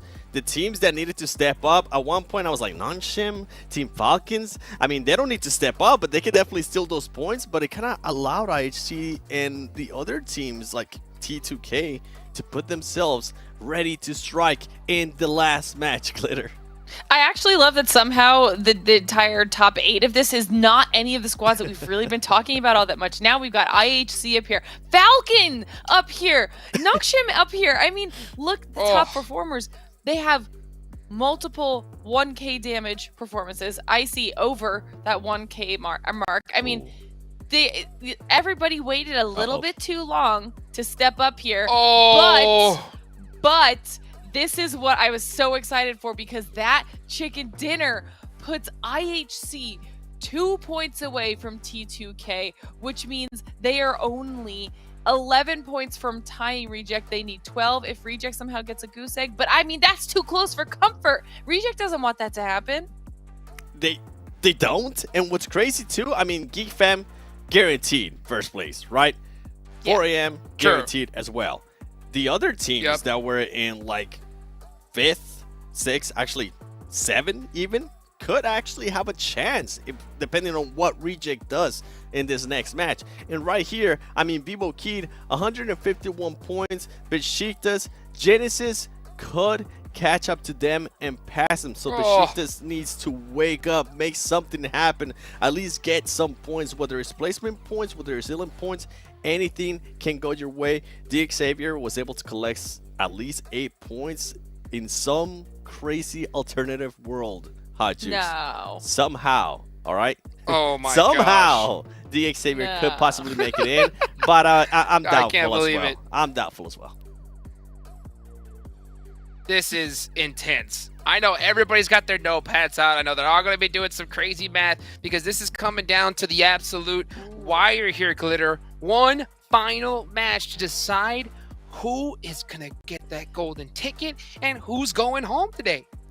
This is interesting because our top Erangel performers are obviously our current top 3, but then a team that is also technically within striking distance if they have a really, really solid performance. But then we got to talk about the teams above them because those are the ones that need to close it out. And honestly, Game Lord? No, not Game Lord. Sorry, Genesis, Dogma, and Vivo Key. They were separated by 5 points before this match, and then it only got chipped down by 1. That was a missed opportunity massively by Genesis there. So this is their last shot to make it into the top 11. They need to do something too. Oh, not to mention you got so many squads that are trying to hunt down that 3rd place finish. I mean, mainly you got, Time to Kill, you got Tem Entertainment. You know what, guys? You guys break it down for us. 7, why don't we start with your teams to watch here? Reject, I have to start with that team. I mean, the strategies that I was very much against at halfway through the day, I'm hoping that they actually do that strategy, which is just play it super safe, try to collect some extra points, because then it would make it really hard for the other teams to catch up to them. Genesis, if I'm Genesis, I'm going actually a little bit more aggressive. I'm taking reins of their destiny, and I'm hoping that they actually try to lure out or try to spot some of the other teams that they need to take off to be able to make that move to 11th place. And T2K, same thing. You gotta hunt down Reject. You gotta be able to make sure IHC doesn't hunt you down. These teams are gonna have to be on the lookout because I feel like it might not be a hot drop, but they will be looking for each other. See, you say T2K and I said IHC because now they've got a little bit of momentum under their belt. Will they just randomly, in the last 2 matches of the day, have 2 back-to-back pop-off performances that jump them from not within contention to in 3rd place? I mean, if I were Reject, I'd be scared. That's why Reject's up here for me as well. And like you said, Genesis, Dogma, Gits, this is it. Make or break. You're either going home or you're at least making it through to survival stage. Yep. How about some free? How about this? Since wait. Before you How say about something. some free points? What if those teams at the top, instead of hot dropping, right, the teams that they need to hunt down, what if they hot drop some of the lower end teams that really haven't performed well the whole tournament and try to get those points that way? I think that's too risky. They're going to start playing scared. See, I knew it, Jukes. They're going to start playing scared. They don't want to do it. Okay, here's my question. I think this is the big one right here, right? Rejects. Do you land in the spot that you've been landing this whole tournament? Glitter. Or do you go off and hide in a corner of the map and hope no one finds you? I mean, literally, that's something you have to think about here. Because you are the golden child right now. I mean, everybody is hunting you down to steal that 3rd place finish, okay? Do you land in your normal spot and risk getting taken out early? Or do you hide somewhere and mix it up? I mean, that's the question.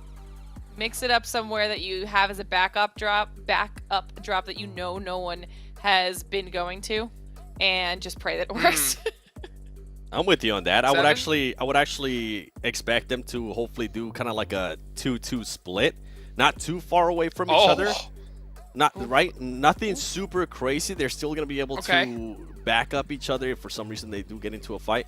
But yeah, don't go to the exact same spot that you've been going. Yeah, I think it makes sense. I mean, I think it's way too risky right now. You have the most biggest target on your back that you could possibly imagine. I mean, Game Lord, look at them. Obviously, look, seems to get some energy before the game starts. Like they said, Dongshin Red Force. You can just see right now they're just thinking, why did we not play like this earlier? You know, we had this conversation on like day 2, Jukes, okay? We knew that this was going to happen. We had the conversation again on day 3. Look at Reject. You can just see the stress in their face, just thinking, what do we do? Do we go to our drop location? Do we change it? The entire weight is on them. Sorry to interrupt you. Go ahead. No, I was just saying that this is a conversation we've already had. We knew that there was the potential for this to happen. We tried to give whatever 4 warnings, we could, because it literally happens every event and somehow people don't learn, even though it still happens. And now we have multiple squads put in a position where their entire fate in this tournament is determined by this last match of the day. You want to be the Geek Fams and the 4 Angry Men who have solidified your position and can go into this last match a little bit more confidently. Even you want to be one of the teams in 4th and 5th, because if you're not getting your golden ticket, at least you're staying alive till survival stage. The squads that are fighting for the bubble and the squad that is in 3rd, aka reject, the 2 bubbles, those are the scariest spots to be in. And like you said, how many times they're probably sitting there just thinking, what could we have changed on day 1, on day 2, or on day 3 to not have put ourselves in this position? Vivo Keed is literally biting their nails. Like, literally. I can't blame them right now. I mean, they have to be frustrated with their performance here overall. I mean, not even being in a position to possibly get top 3, but now they're in the position to risk not even being in this tournament. Still, they're pretty decently safe, but, you know, who knows? It's anybody's game here at this point. You can even see GK just trying to come up with some different strategies here. I mean, I can only imagine what is going through these players' heads. Their minds have to be going a mile a minute right now, Seven. Yeah, T2K, look at them. They're being a little bit more calm. They're trying to figure out, except for the guy second to the right. He seemed like he was stressing right there a little bit. And then you have Geek Fam. I mean, they're like, hey, what do you want to do? You want to maybe hot drop on somebody? What are you going to spend the money just on? to have fun? Yeah. I think they're already talking about what they're going to buy at the end of the day. Because, I mean, they got this one in the bag. They got the hand warmers on. They are pumped up. And, oh, look at the difference. Oh, my goodness. Stress it. Remember earlier when they were saying they were feeling so-so? Well, that so-so has become very stressful. And on top of that, they were saying they were feeling really confident. The confidence has diminished a little bit, if I would say so myself, because 5 points away from 11th spot comes down to the last game. This is not the place where you want to be. T2K, I was saying maybe they were a little bit relaxed. The closer they actually get into the game, that relaxation is going to go away, and it's just going to become super stressful. Vivo Keed, I mean, this was a team that I believe I called out, what was it, yesterday or the day before yesterday, saying how they've been at least within that top 11. They should have been able to do something to maintain some kind of consistency to keep themselves above that. They haven't. And then you have some players. Game Lord. This team, we got to give this team some props. They didn't start off so well. They were super passive. Glitter, they have shown a completely different mode of them playing here. They have shown that they can adjust. And I really love what that team has been able to showcase today. Not only did they adjust well, but I felt like they just looked more comfortable. They looked more confident in their game when they were playing, and that was something that we were kind of missing from them up until maybe the second half of this weekend. I mean, the first half wasn't so great for them, and that's something we talk about because obviously day to day, these teams, these individual players have to make adjustments. They have to be able to go back and review those VODs, look at the individual mistakes that they're making, the team mistakes they're making, and make those changes, and then implement them with very little time to really go through a lot of it. But at least we're seeing some of these people having a really good time. We've watched a lot of focus, a lot of kind of trying to zen themselves out or looking stressed and completely not looking forward to this last match. But this is fun. This is fun.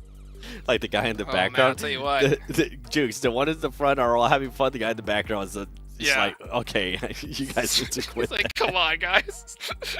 Oh, man, I'll tell you what, man. So-so has become right now for these players. I mean, this is what it all comes down to here. I mean, I love just seeing the players' faces and the thoughts that are going through their head right now. Like, honestly, if I was in Reject's shoes, I would probably drop Nongshon Red Force's location because I would bet my money that they're going to go and hot drop somebody. So I think that if they go to their location, it could potentially be open. And I think that would probably be a safer bet for them because worst case, they have to fight them and I think they could. I think that's a team that they can definitely take. But man, it's a 50-50 coin flip, and I'll tell you right now, this is why IGL is one of the toughest positions in PUBG Mobile, because you have to make that coin flip decision on, hey, what are we gonna do? Do we do this? Do we do that? And if you're wrong, your whole team's looking at you right now. Yeah, you can try to predict so much stuff, right? You can try to predict, okay, we're going to try to land here. But if we get one of the crazier playing paths that we have been getting, some teams are going to have to adjust on the fly. It might end up backfiring. We see it over and over again, not just this week. We have seen it last week and the week before that too. Plan B, Plan C, Plan D are going to come into play. And hopefully some of the other teams don't have the exact same plan as you, Glitter. You know, we're talking about the potential strategy that Reject is going to have because they're going to have one of the largest targets on their back. Whether that is someone directly under them deciding that it's going to be worth the risk to try and take them out early, or that's just going to be one of the bottom teams randomly just deciding to YOLO onto them because they know that there's no chance for them to qualify.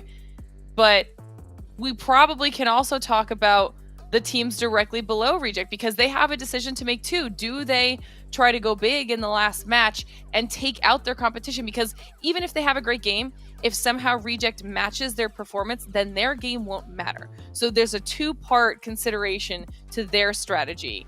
They have to take Reject out, and they also have to get points. So what do they do in that situation? That's the big question. By the way, thank you everybody for being so patient. It looked like one of the players did have a little bit of a tech issue. So it looks like we got about 5 minutes until the next game. So grab a water, grab some popcorn and get ready, because this last one's going to be one heck of a show. So let's just kind of reiterate some of the numbers for everybody that could just happen to be tuning in here for the first time, because I know everybody out there is telling, hey, you got some time, get in the game, watch this right now. So Reject's in third place, 212 points. Yep. Train to Kill is in fourth place with 203 points. So they're 9 points behind them. That's going to be at least a third place finish if Reject gets 0 points. So if you're Train to Kill, you're going to try to get some eliminations early on for sure. IHC is 11 points behind in fifth place. And then you got Tam Entertainment. Tam Entertainment's got one heck of a stretch here, because they are exactly, what is that? 212, 186. They are exactly 18 For Tam Entertainment? Oh, I'm sorry, my math. For Tam Entertainment, Hold on, let me 26 points behind. 26 points behind. That's right. Math getting tough here. You're doing great. So if you're 26 points behind, FaZe Clan is 27. It's possible, right? Yeah. But Reject would have to go out immediately. Like literally immediately. So if you're Tem or FaZe Clan, I think you have to hunt down Reject. Like, I think you have no choice at this point, because getting 26 points, you have to get at least 27, and if Reject gets another point, that's 28. You're going to be, that's way too risky. Way too risky at this point. So I think you have to hunt down Reject and get them out as early as possible, and then just farm eliminations and try to get that chicken dinner. Glitter, do you think that's something that they would do right now, is hunt them down? I mean, for my own selfish entertainment-based purposes, I would love to say yes. I think that it would have depended on the team. I think if we were asking this question and it was Geek Fam who needed to get into top 3 or even 4 Angry Men, and we were like, well, do you think we'll be aggressive? It'd be so easy for me to be like, yeah, they're going to do it. They've been doing it the whole time. Why wouldn't they do it now? But not everybody has been playing that way. I truly think that a lot of these middle ground teams are going to end up playing it safe, thinking that that's the better choice, and that last conservative decision, I'm telling you.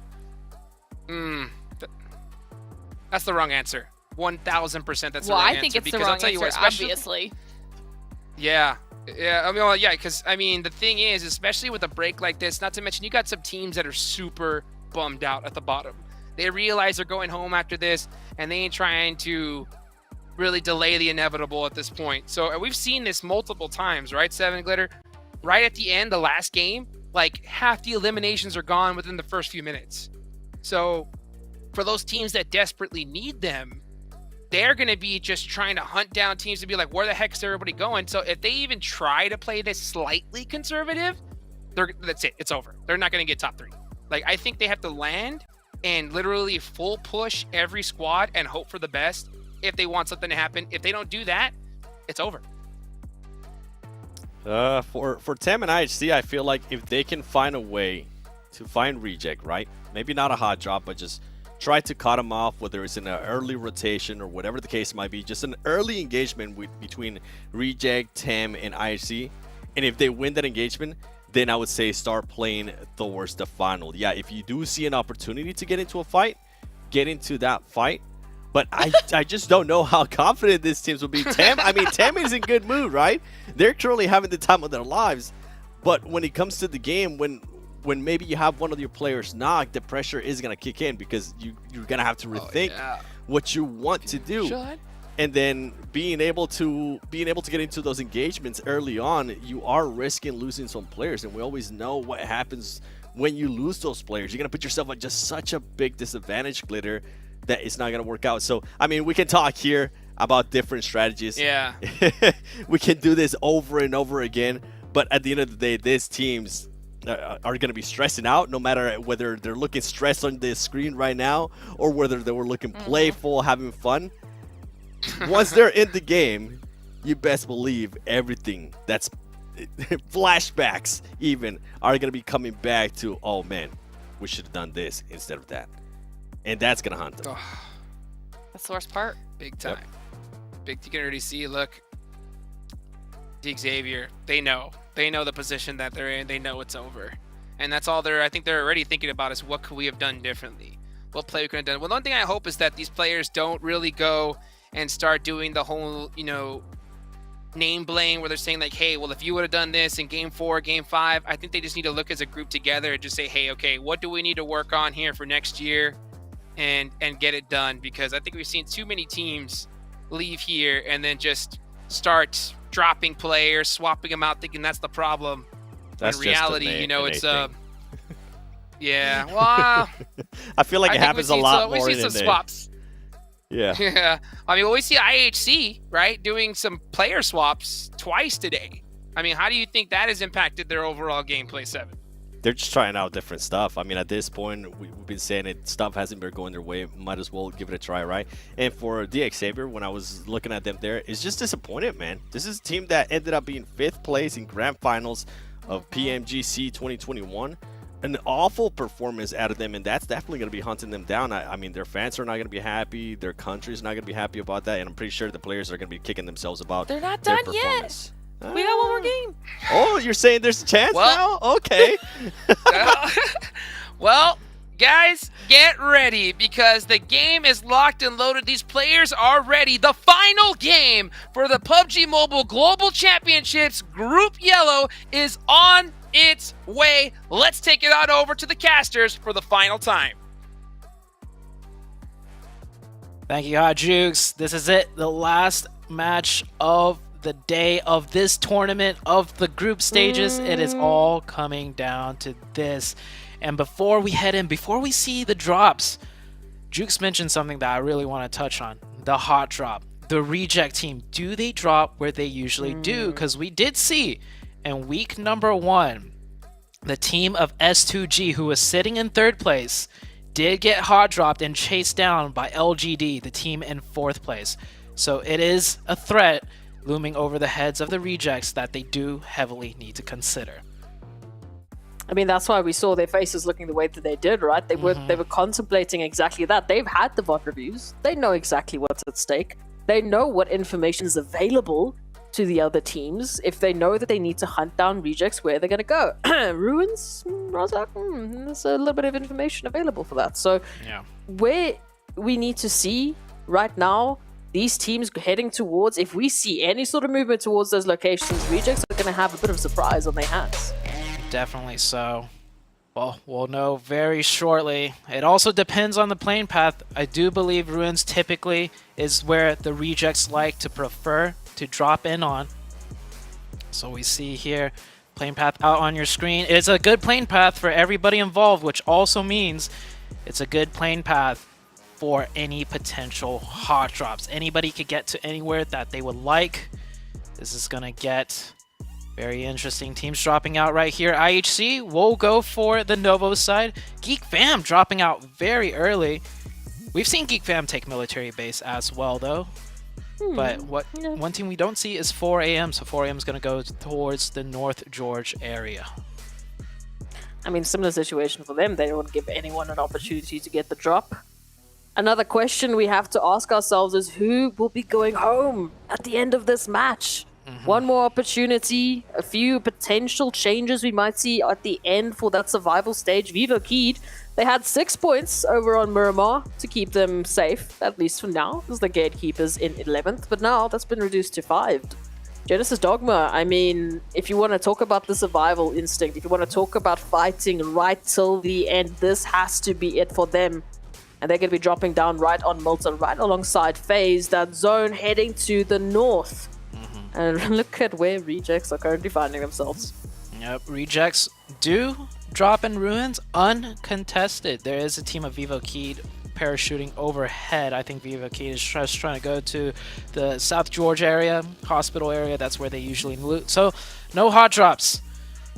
The rejects are safe for now, at least for the beginning of the match. Everybody's just going to play this normally, at least as far as the drops are concerned. We might see some targeted traps, like rotational traps. Teams are very familiar with rejects drop, so also with a zone like this, they could kind of predict potentially how the rejects will path and rotate. So we might see some shenanigans still, but at least off drop, everything looking to be quite normal. This circle, not the most normal of Erangel circles. We do have a little bit of a potential northern shift, which could be involved with the Osnaya Stalber, or a southern shift south of that. I mean, 7, mentioning that 2-2 split here for rejects, trying to keep themselves in a potential dynamic shift, right? Having that opportunity that if something does happen, they can take that rotation on out, they can take that rotation on in, Pincer, whoever is applying that pressure if they need to, or at the very least, focus on the longevity game.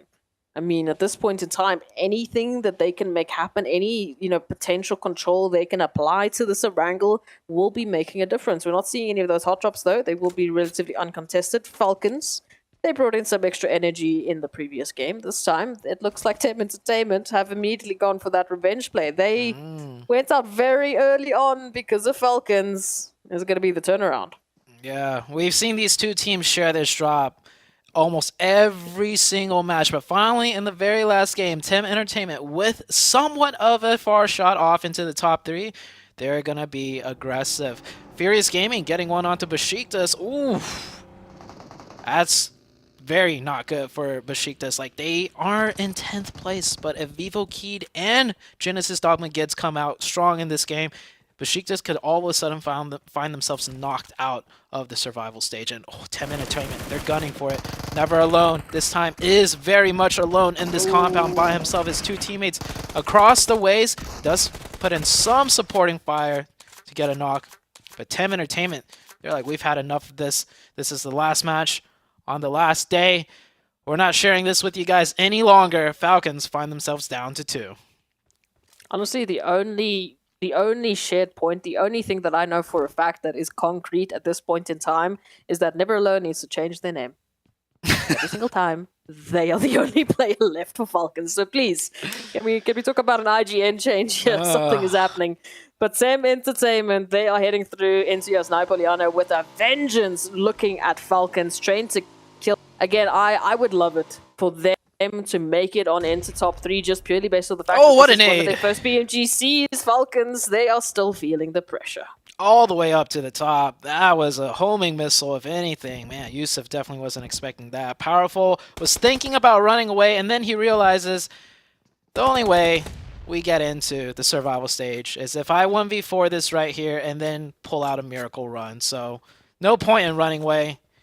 It's the last game. You need points. Why run away? And he's going to get that first aid off. And I like this. It's better for Team Entertainment to get these points because there's a potential there. Potential that they get themselves into a top 3 finish. Teams making mad dash rotations right now. Nongshim, Red Force making a rotation. Oh, Powerful's got 2. Okay, he gets taken down. Powerful manages to knock 2 out of the Team Entertainment. I was thinking maybe some sort of crazy upset, but that would be the end of that. Yeah, Team Entertainment, again, nothing really to lose for them in this scenario. Whether they do have a massive game here or not, they will be moving on. They will be moving into the survival stage. But if something happens, if they do bring in an absolute banger of a game, then yes, then they're in top 3. Then they have saved themselves a little bit of torment. In all honesty, that's all I can talk about as the survival stage. So if you can save yourself that trouble, please do, because that survival stage we keep talking about it, the team's in there waiting for them. It is going to be tough. Furious Gaming and FaZe finding one another. A little bit of a turnaround from FaZe, at least, as they find Fernan, but this is really... There's no opportunity for Furious Gaming to close this out. At the very least, they can just take this engagement with some pride. Try and not finish in last place potentially, but it's looking like they might just go down in last place.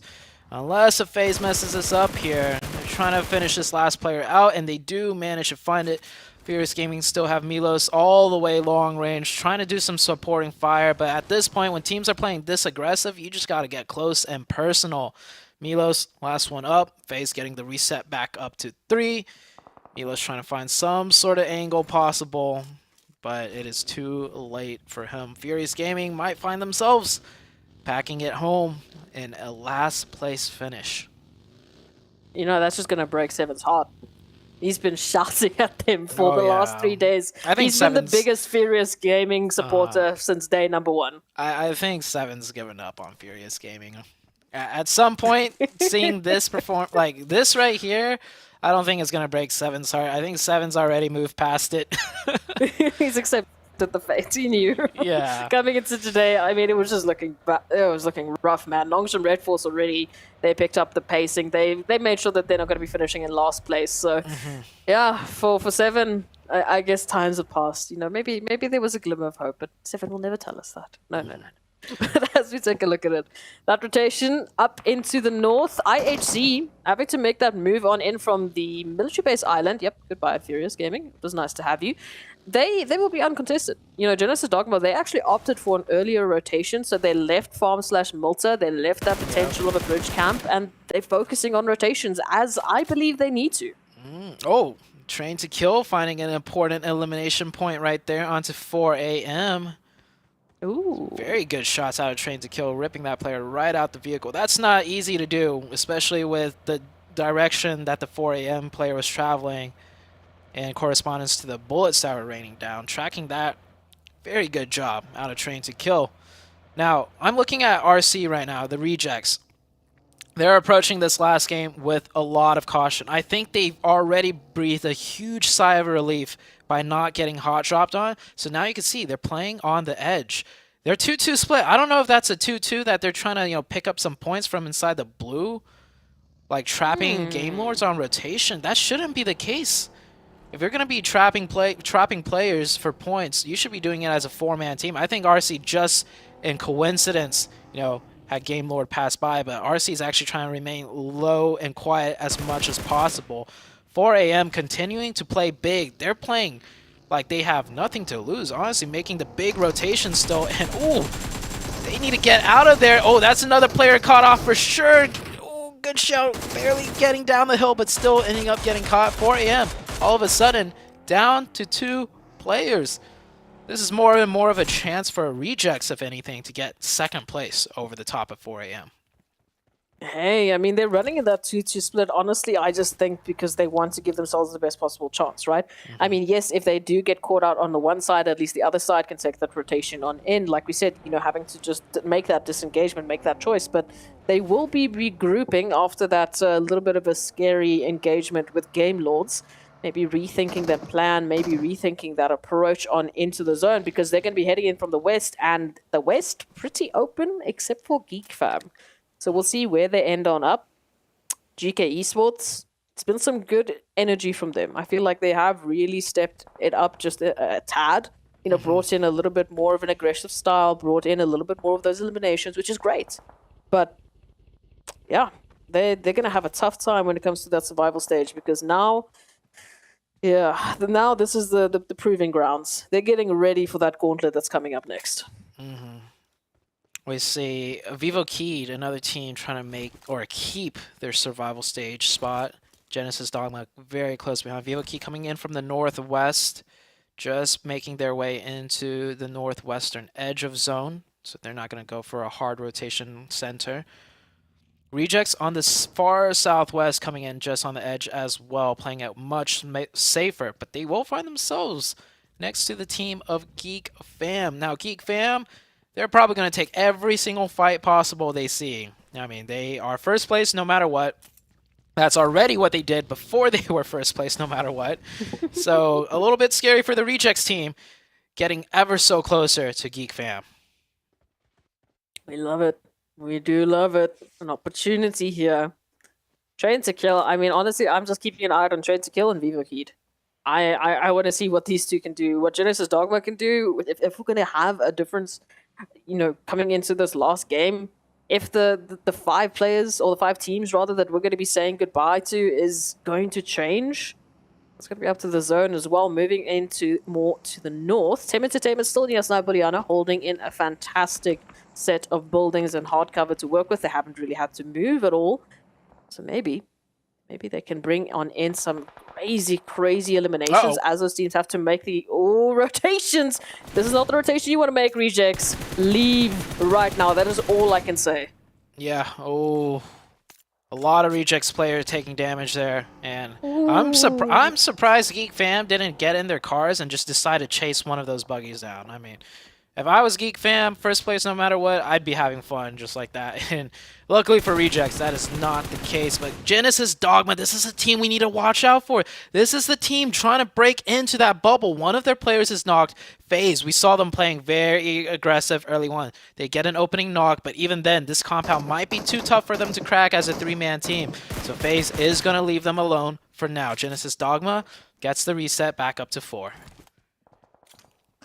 Ooh, we've got some scary prospects here. Rejects.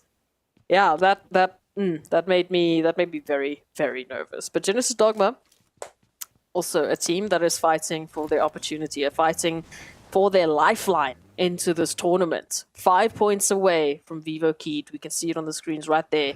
Vivo Keyed already picking up those 3 eliminations, just furthering that gap. Yep. Not spelling a good opportunity here for Genesis Dogma, but Game Lords as well. Losing at least a player almost immediately. Train to Kill, however, being the ones to pick that one up. It's so many storylines to follow. I think I'm just going to be staring at numbers the whole day. Yep, that's 2 more points. That's 2 more points closer for Train to Kill, closing that gap onto the Rejects team. Rejects coming in from the far eastern edge. So Rejects will have to fight their way into many of these circles. Definitely got very close to potentially losing a player or 2, or even the whole team when they drove by Geek Fam. Man, that was scary for the Rejects team. 4AM, meanwhile, has been knocked down to 2 very early on, doing their, kind of calculated risk rotations this time, not getting the better end of things, but they will find themselves pretty central as a 2-man. Train to Kill with a really strong position, honestly, on the northwestern edge. They have a lot of options to play into the rest of the game with 4 members, and 4AM is probably the biggest roadblock for Train to Kill, and 4AM only has 2 members, so if Train to Kill play it correctly, they'd be able to pick up 2 more points and take over 4AM's strong position. Again, these storylines that are potentially building off of the fact that we're seeing these crazy rotations. It is going to be a treat. It is, like we said, coming down to the last game. That last zone, that last decision can make the world of difference here. That zone getting closer and closer. Yasnaya Poliana, right in center. We've got Nongshim Red Force. We've got Team Entertainment up towards the north. We've got Train to Kill up towards the northwest, holding that position. I mean, how do you think their odds are going to fare when all of those teams are moving now in from the south? The opportunities for them, the line of sights, Vivo Keyed right behind them. Yeah, I was looking at Rejects rotation. It looks like they're cutting down the middle, going somewhere. This is going to be a very messy rotation. So many teams will not want to take Yasnaya. They don't want to lock themselves into the city, and there's not much else left to play elsewhere. Xavier losing a couple members, Besiktas right there picking up some much-needed points for their safety. Genesis are getting very close to this. They're getting very, very close to this opportunity. Train to Kill just found out for Vivo Keed. There's points here. There's points available here, Zute. Yeah, a lot of points. IHC coming in. Oh my This is another team that could very well take the top 3 if they get a huge game in, and we're going back and forth. So many important fights. Vivo Key, coming onto the backside of Train to Kill, getting backfilled right now. Ooh. And that nade, that low toss. Ooh, Legend will take some damage right there. Reg is knocked. I think Train to Kill is heavily debating. Do we stay here and try and help him out, or do I just leave him? Train to Kill, I feel like they need to come back and take this fight. This might knock them out, but sure, they need a massive game. They're only a couple points away. And Jane is back. Sendesh in the long range, providing some sort of support. They will try and eject Legend out of there. Vivo Keed will take over this position. They don't have the zone here, so Train to Kill is going to play from further inside the zone. They weren't able to get the revive, unfortunately. But Train to Kill hopefully can make it out with 3. The back of that buggy. They need to cross over, and I think they do manage to make it. IHG, meanwhile, taking over this position. 2 elimination points. I think they picked up 2 onto Genesis Dogma. Yeah, Genesis Dogma down to 2 players with 0 elimination points still. It is looking darker and darker for them. Tem Entertainment, meanwhile, on the other hand, 6 elimination points. I know they're a bit behind IHC and Train to Kill, but 6 elimination points, it's a start. Again, also have to note that Train to Kill, IHC, the teams that are hunting after rejects, have eliminations, whereas rejects have literally nothing. And they're going to be moving on into Yasnai Poliane right alongside Tem Entertainment. Storyline for that a little bit later on. That engagement with Vivo Keed and Train to Kill was spelling a little bit of opportunity for Genesis Dogma, but at the same time, they get forced on into a contention by IHC and Train to Kill back on off. So now, again, it's just looking darker and darker. As you've mentioned, Genesis, this is going to be a tough one. Nades moving on in from IHC. There's a little bit more pressure with the likes of FaZe when we consider it. As soon as they make that rotation, they put themselves out of the open. I do not see a pathing that they could take out of this. They have to just stay and fight by the looks of things. Yeah. 4 AM was taken out by Tem Entertainment, by the way, so it gives a chance for the reject. Oh, full send by Geek Fam on the northeast, right onto the side of the Rejects team. Rejects open it up with the initial nade knock, but Geek Fam's such a dangerous team, and Rejects is definitely playing. I wouldn't say scared, but they're definitely nervous here. So many teams potentially looking to take their 3rd place position. Rejects get a confirmation, it seems like, in that elimination feed onto 1. Meanwhile, elsewhere, IHC pull on up, and I think IHC might be done for. 1 player goes down for IHC. There's only 1 up. Alex, this is IHC's run for the top 3. Pretty much closed shut. Yep, IHC is out. Geek Fam and the Rejects still very close next to each other on that northeastern side. They're pretty much sharing those apartment complexes now. What is happening here towards Yasnai Poliana? Genesis actually moved on up into the Wizard Tower, but they're right in front of Tem Entertainment. Tem Entertainment already running with 6 eliminations, make that an instantaneous 8. And I'm sorry for Genesis Dog. They do not have an opportunity to catch up to the lead that Vivo Keed have put forward. Geek Fam, they have found Rejects. Rejects now the potential next team to feel that action, and if they go down, it is up to Train to Kill to close that gap. And maybe, just maybe, Tem Entertainment. 8 eliminations.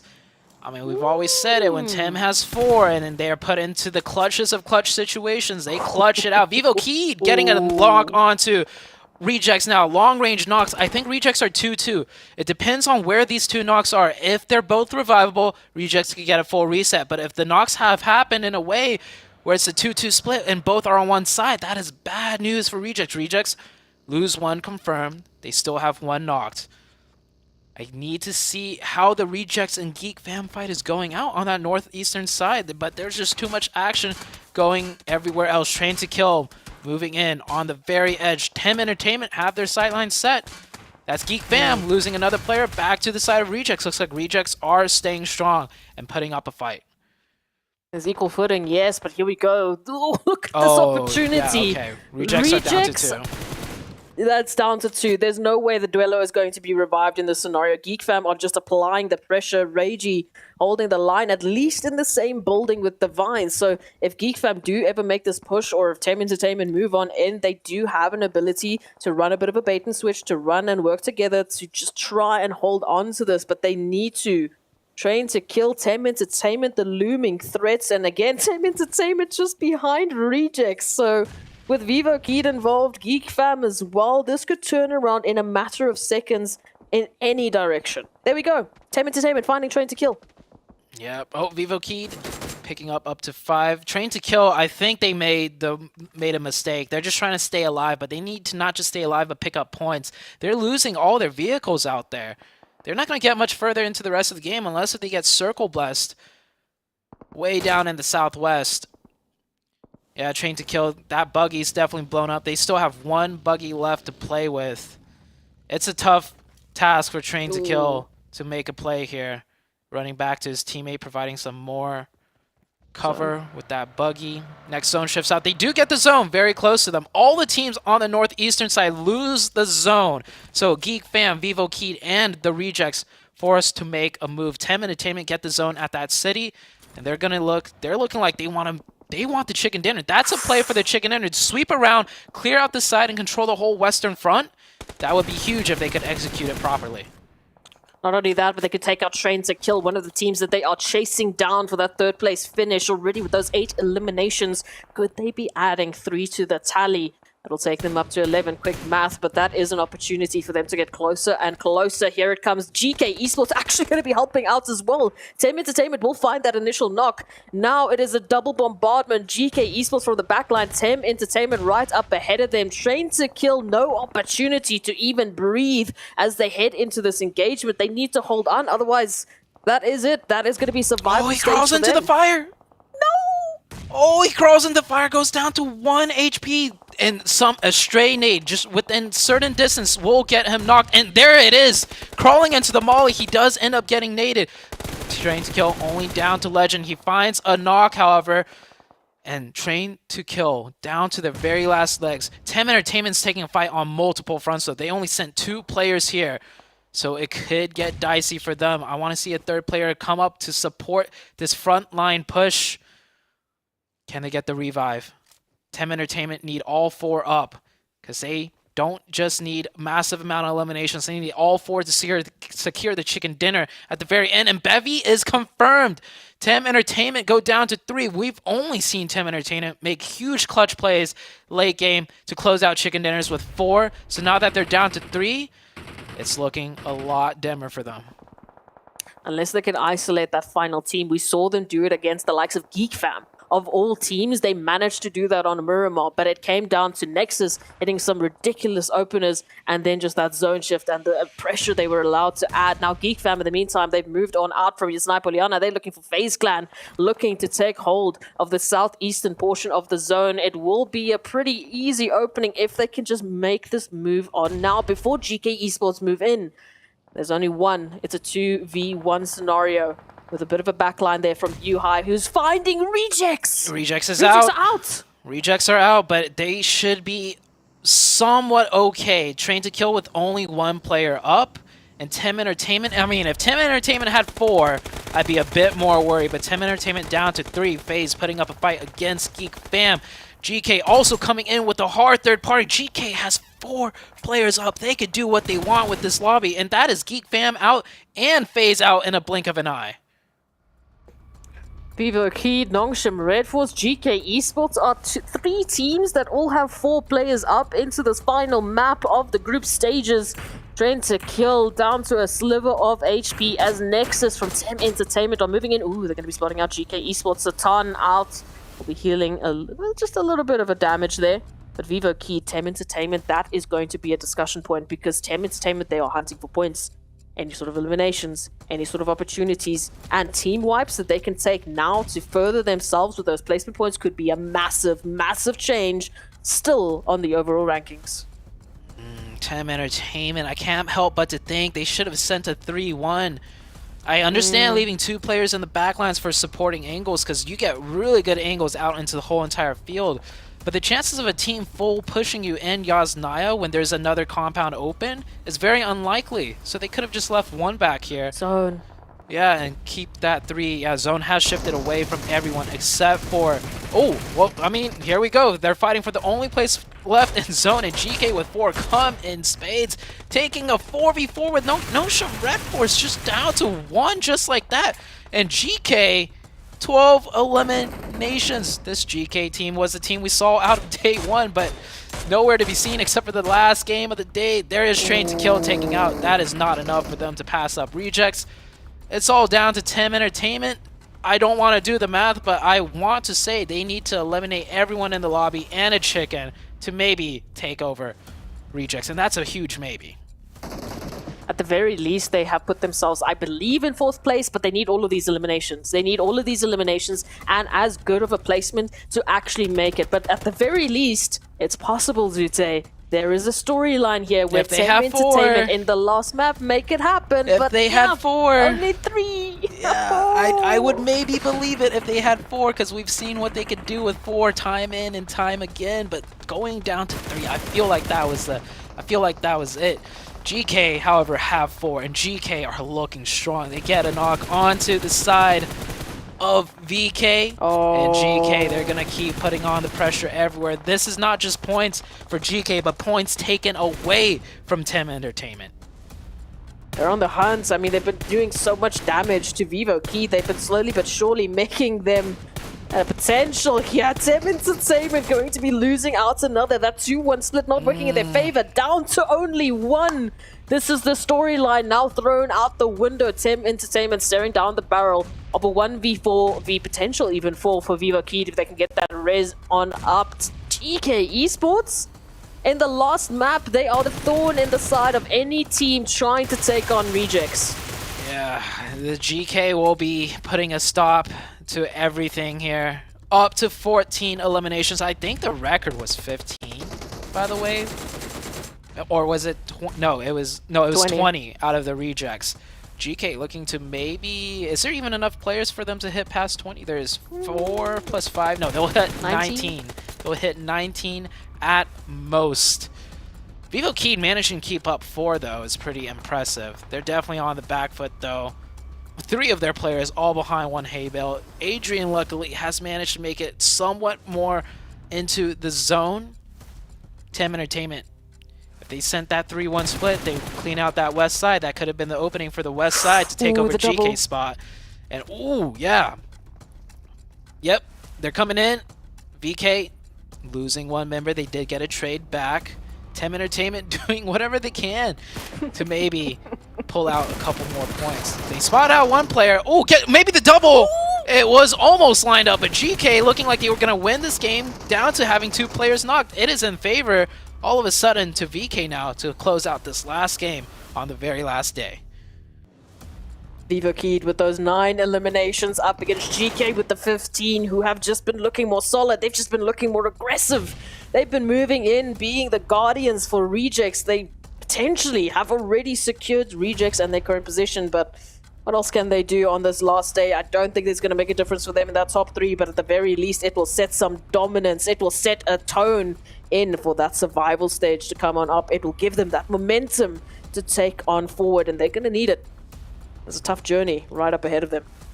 This is the last circle. It's going to close right down into the middle. Manpower goes over to VK for sure, and Gaith gets caught and found. It is a 4v2. Satan needs to put on his eagle eyes and get at least 1 or 2 knocks into these fields, but it's so hard to spot out players when they're prone in this. Satan, he's going to be the difference maker here. He's on the high ground. He can't peek for long because Cielo all the way wrapped around. Cielo's about to knock Satan if he peeks out any longer. Cielo getting closer and closer to getting that angle, and Hope actually catches a molly. He's forced back up as well.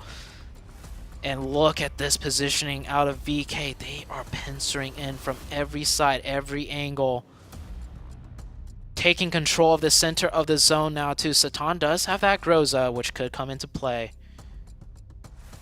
Hope from the tower goes prone. Adrian knows where at least 1 player is. Satan crawling ever so closer to Cielo.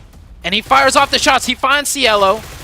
That's a good start for GK to bring this back down. 2v3 situation. He wants to get this confirmation too because he doesn't want Cielo giving out info. But that slight stand-up did catch Satan a couple of bullets. Cielo's backing up now. And mowing the grass. That's another one. 1v2 situation now. Hope goes down, gets traded. Satan with the Groza. 2v1. They both pop up. They both take shots. Diego popping off a lot of shots. Goes down. That smoke obscuring the vision out of the last player. But Vivo Keyed will get the trade in. And Vivo Keyed will celebrate a victory on the very last game on the very last day. The overall leaderboards, though, that's where we really have to take a look to see what has happened. Have things shaken up just enough to cause some upsets? At the very least, Vivo Keyed, with such a dominating performance, will secure themselves that spot in the survival stage. They have no more worries, of course, because the games are done, but also GK Esports.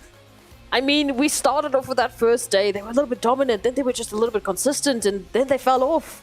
Back again with that kind of momentum, with that kind of performance. Can they replicate that in the survival stage? Can they bring us to a whole different storyline? Just look at the amount of utility that they used in that map. 42 smokes, 27 nades. I mean, the damage, the distance traveled, the performances from both GK Esports and Vivo Keyed was emphatic.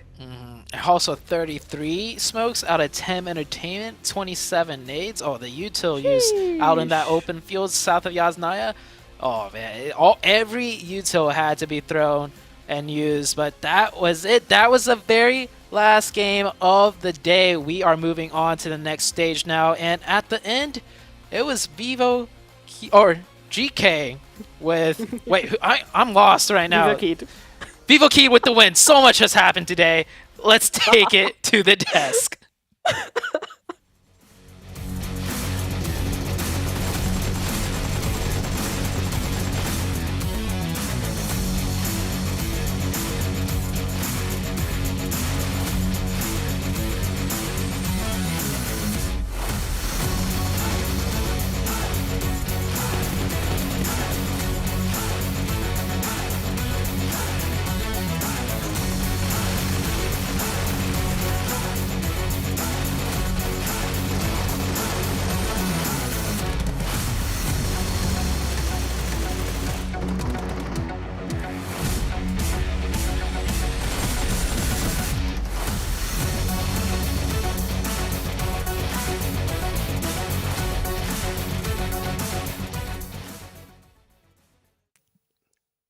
And that's the game. GK Esports end up with the most points here, 28 total. And you saw right there at the end that player slamming the table, frustrated because they felt they needed just even those little more points. Vivo Keyed taking over that chicken dinner. I got to give a big shout out to Tim Entertainment, though. This squad went ham right from the start and was so close. That lineup was so sick, Glitter.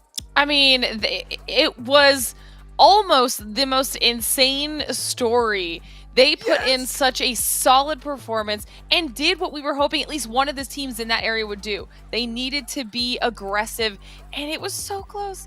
It was so close that one fight going their way could have changed the entire thing. But as we close out the day, our players to watch, I mean, we hyped him up earlier. 49 elims onto Yuhai.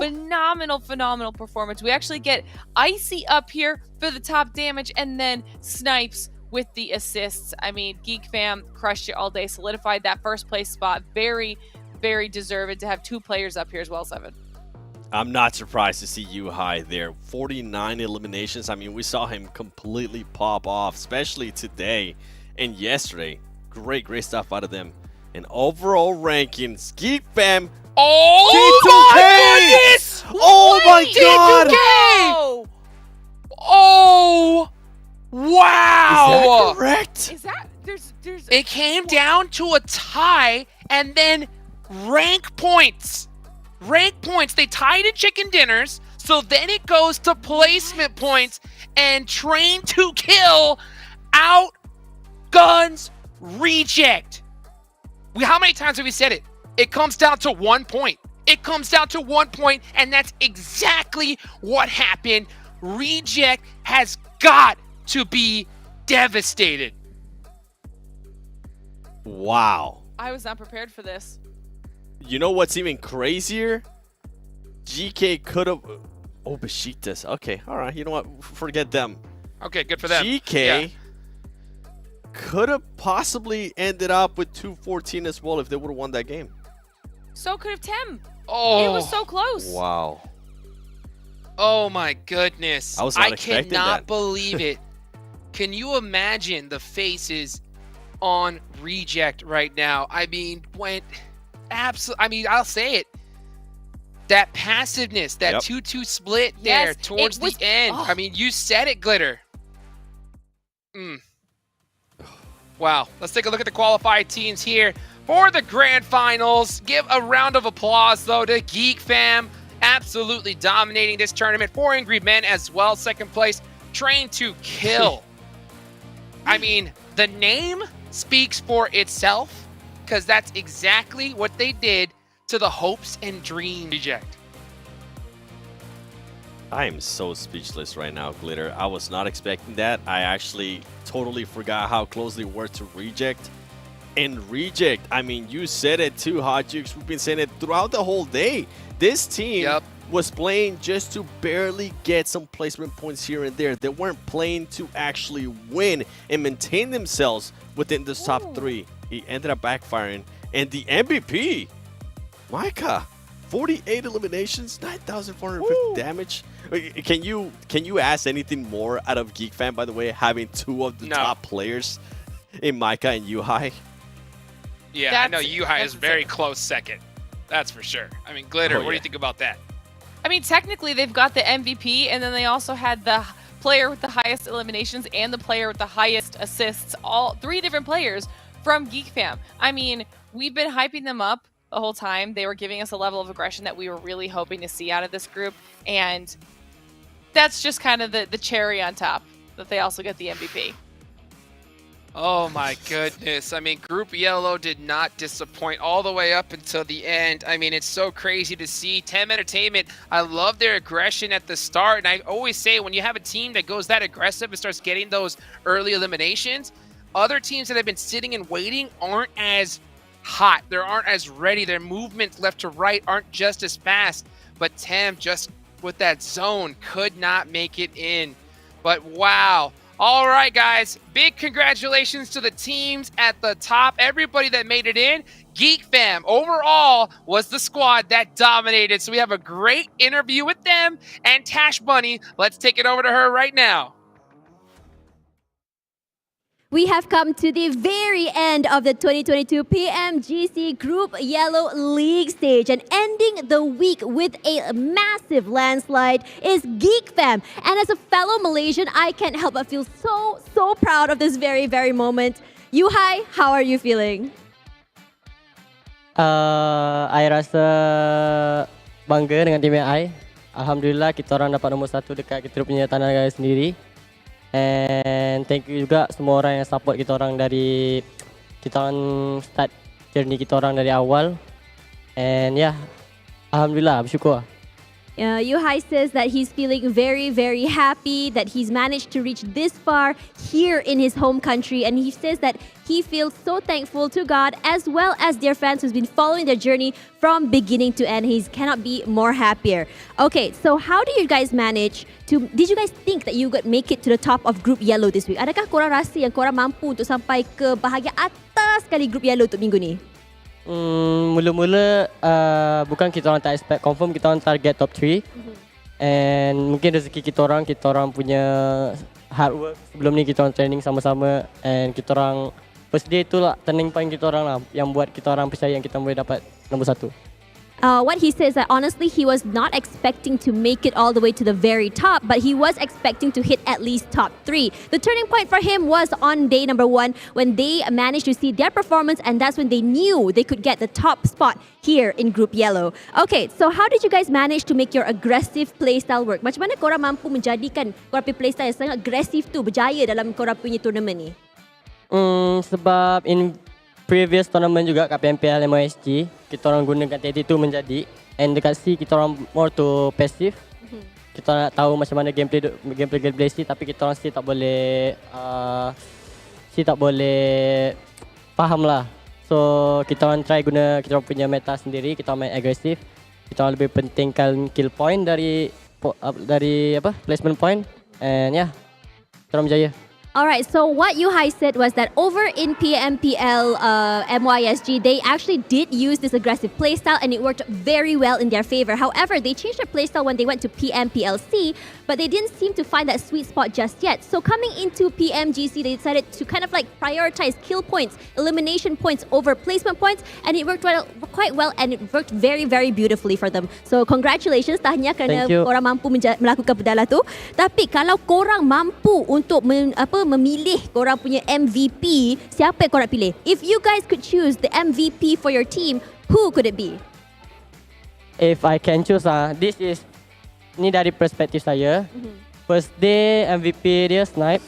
Okay. Second day MVP dia Damrut. Okay. Third day MVP dia Mika. Okay. And last day I MVP. Wow. So what he says that every day is a different MVP with all the players over in Geek Fam, tetapi korang boleh only choose satu. They can only choose one. Siapa? Who?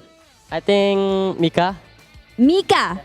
And if you guys didn't know, Mika is actually the MVP for Geek Fam. So congratulations to Mika. He's over the room over there. So my final question to you is, you have so many friends here in Malaysia who are following you guys and your journey. What do you guys have to say to your friends? Apakah yang korang boleh cakap kepada korang punya fans kat rumah?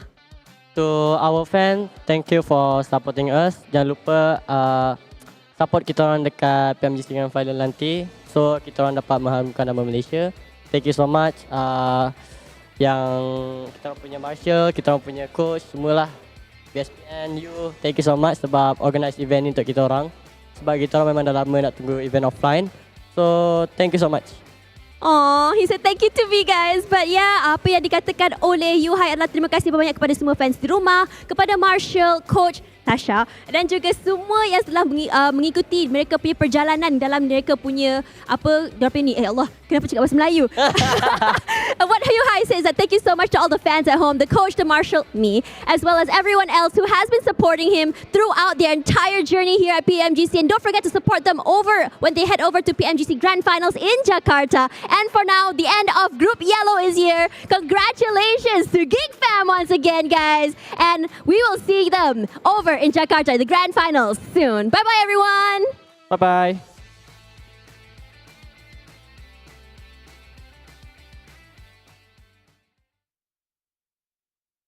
Oh, baby. This is them realizing that they made it to the finals. Wow. Train to kill. Absolute total excitement.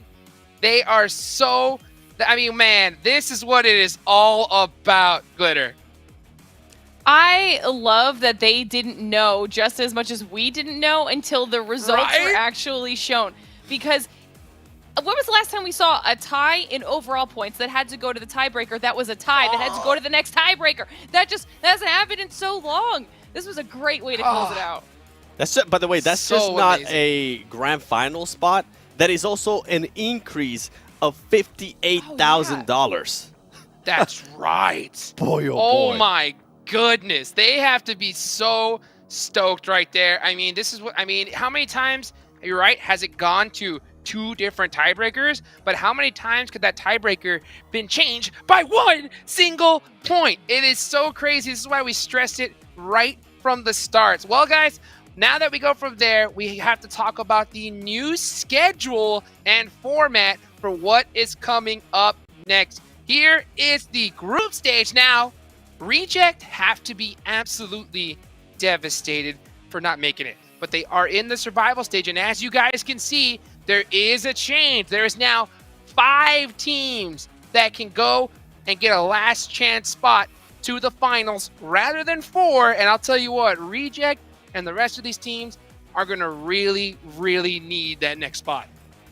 They're going to be trying their hardest because if you go back and watch the teams that made it to survival stage from Group Green, from Group Red, I mean, if you thought this group stages were amazing, you do not want to miss survival stage, okay? Mark it down on your calendar, November 30th to December 2nd. It's going to be a massive group of death, and from there, 16 teams are going to be moving on to the last chance, and like you were mentioning, Hajux, 5 teams from last chance are going to move on to the grand finals, and here we go. The teams, Glitter, that are going to be going to the grand finals in Jakarta, Indonesia. All of these teams have got to be so hyped now that they know exactly who they're going to be going up against from the top of the crop. But to be fair, like you guys have both been saying, the survival stage into that last chance opportunity, I mean, that's going to be really difficult. I know it's been a while, but the teams that didn't make their way through in Group Red and Group Green are really good. And now you're adding in the teams from Group Yellow. I mean, the survival stage is going to be very, very difficult. 100%. It's going to be insanely difficult. Look at the survival stage teams that are going to be playing here very, very soon. You got Alpha 7. You got Bigatron Esports. You got Vampire, HVVP, Bacon Time. I mean, now you got...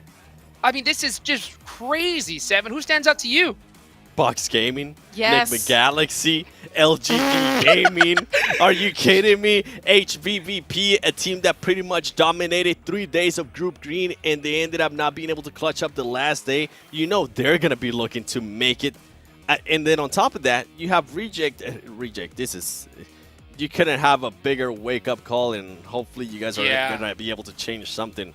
A lot of these teams are going to have just such a tough road. I mean, Damn One Gaming, too. You're going to have them, Vampire Esports. The list goes on, and this is what I was saying. Survival stage might be the best thing ever. I can't wait to watch it.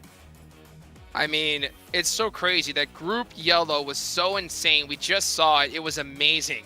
But the skill cap in survival stage is going to go to another dang level. And then the finals after that, it's going to get even higher. What a show. What a championship round. Seven, Glitter, what are your final thoughts?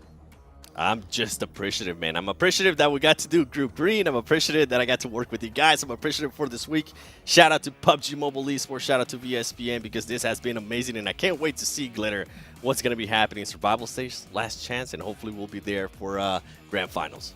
That's what I'm saying. I mean, it's been an absolute blast. I'm so happy that we could all be here and cover a lot of the teams that we get to talk about in the bigger events, but not as frequently as we would like to. Yes. So we get to be with all of the regions on the global stage, and we saw some incredible, incredible performances. I'm excited to see how the whole thing plays out, because if I've learned anything from what's happened so far, we have no idea how it's gonna go. Oh, we sure don't. I gotta give a big thank you to all the players that performed here, that traveled all across the world to entertain us. Everybody here on the desk, Seven, Glitter, Esproxy, Zute, Imperium, everybody behind the scenes to make this show, sponsors that be able to support this. Guys, a big shout out to everybody. I hope you're ready for the survival stage. Mark your calendars, and the championship grand finals are coming up soon. Get hype, and we will see you then.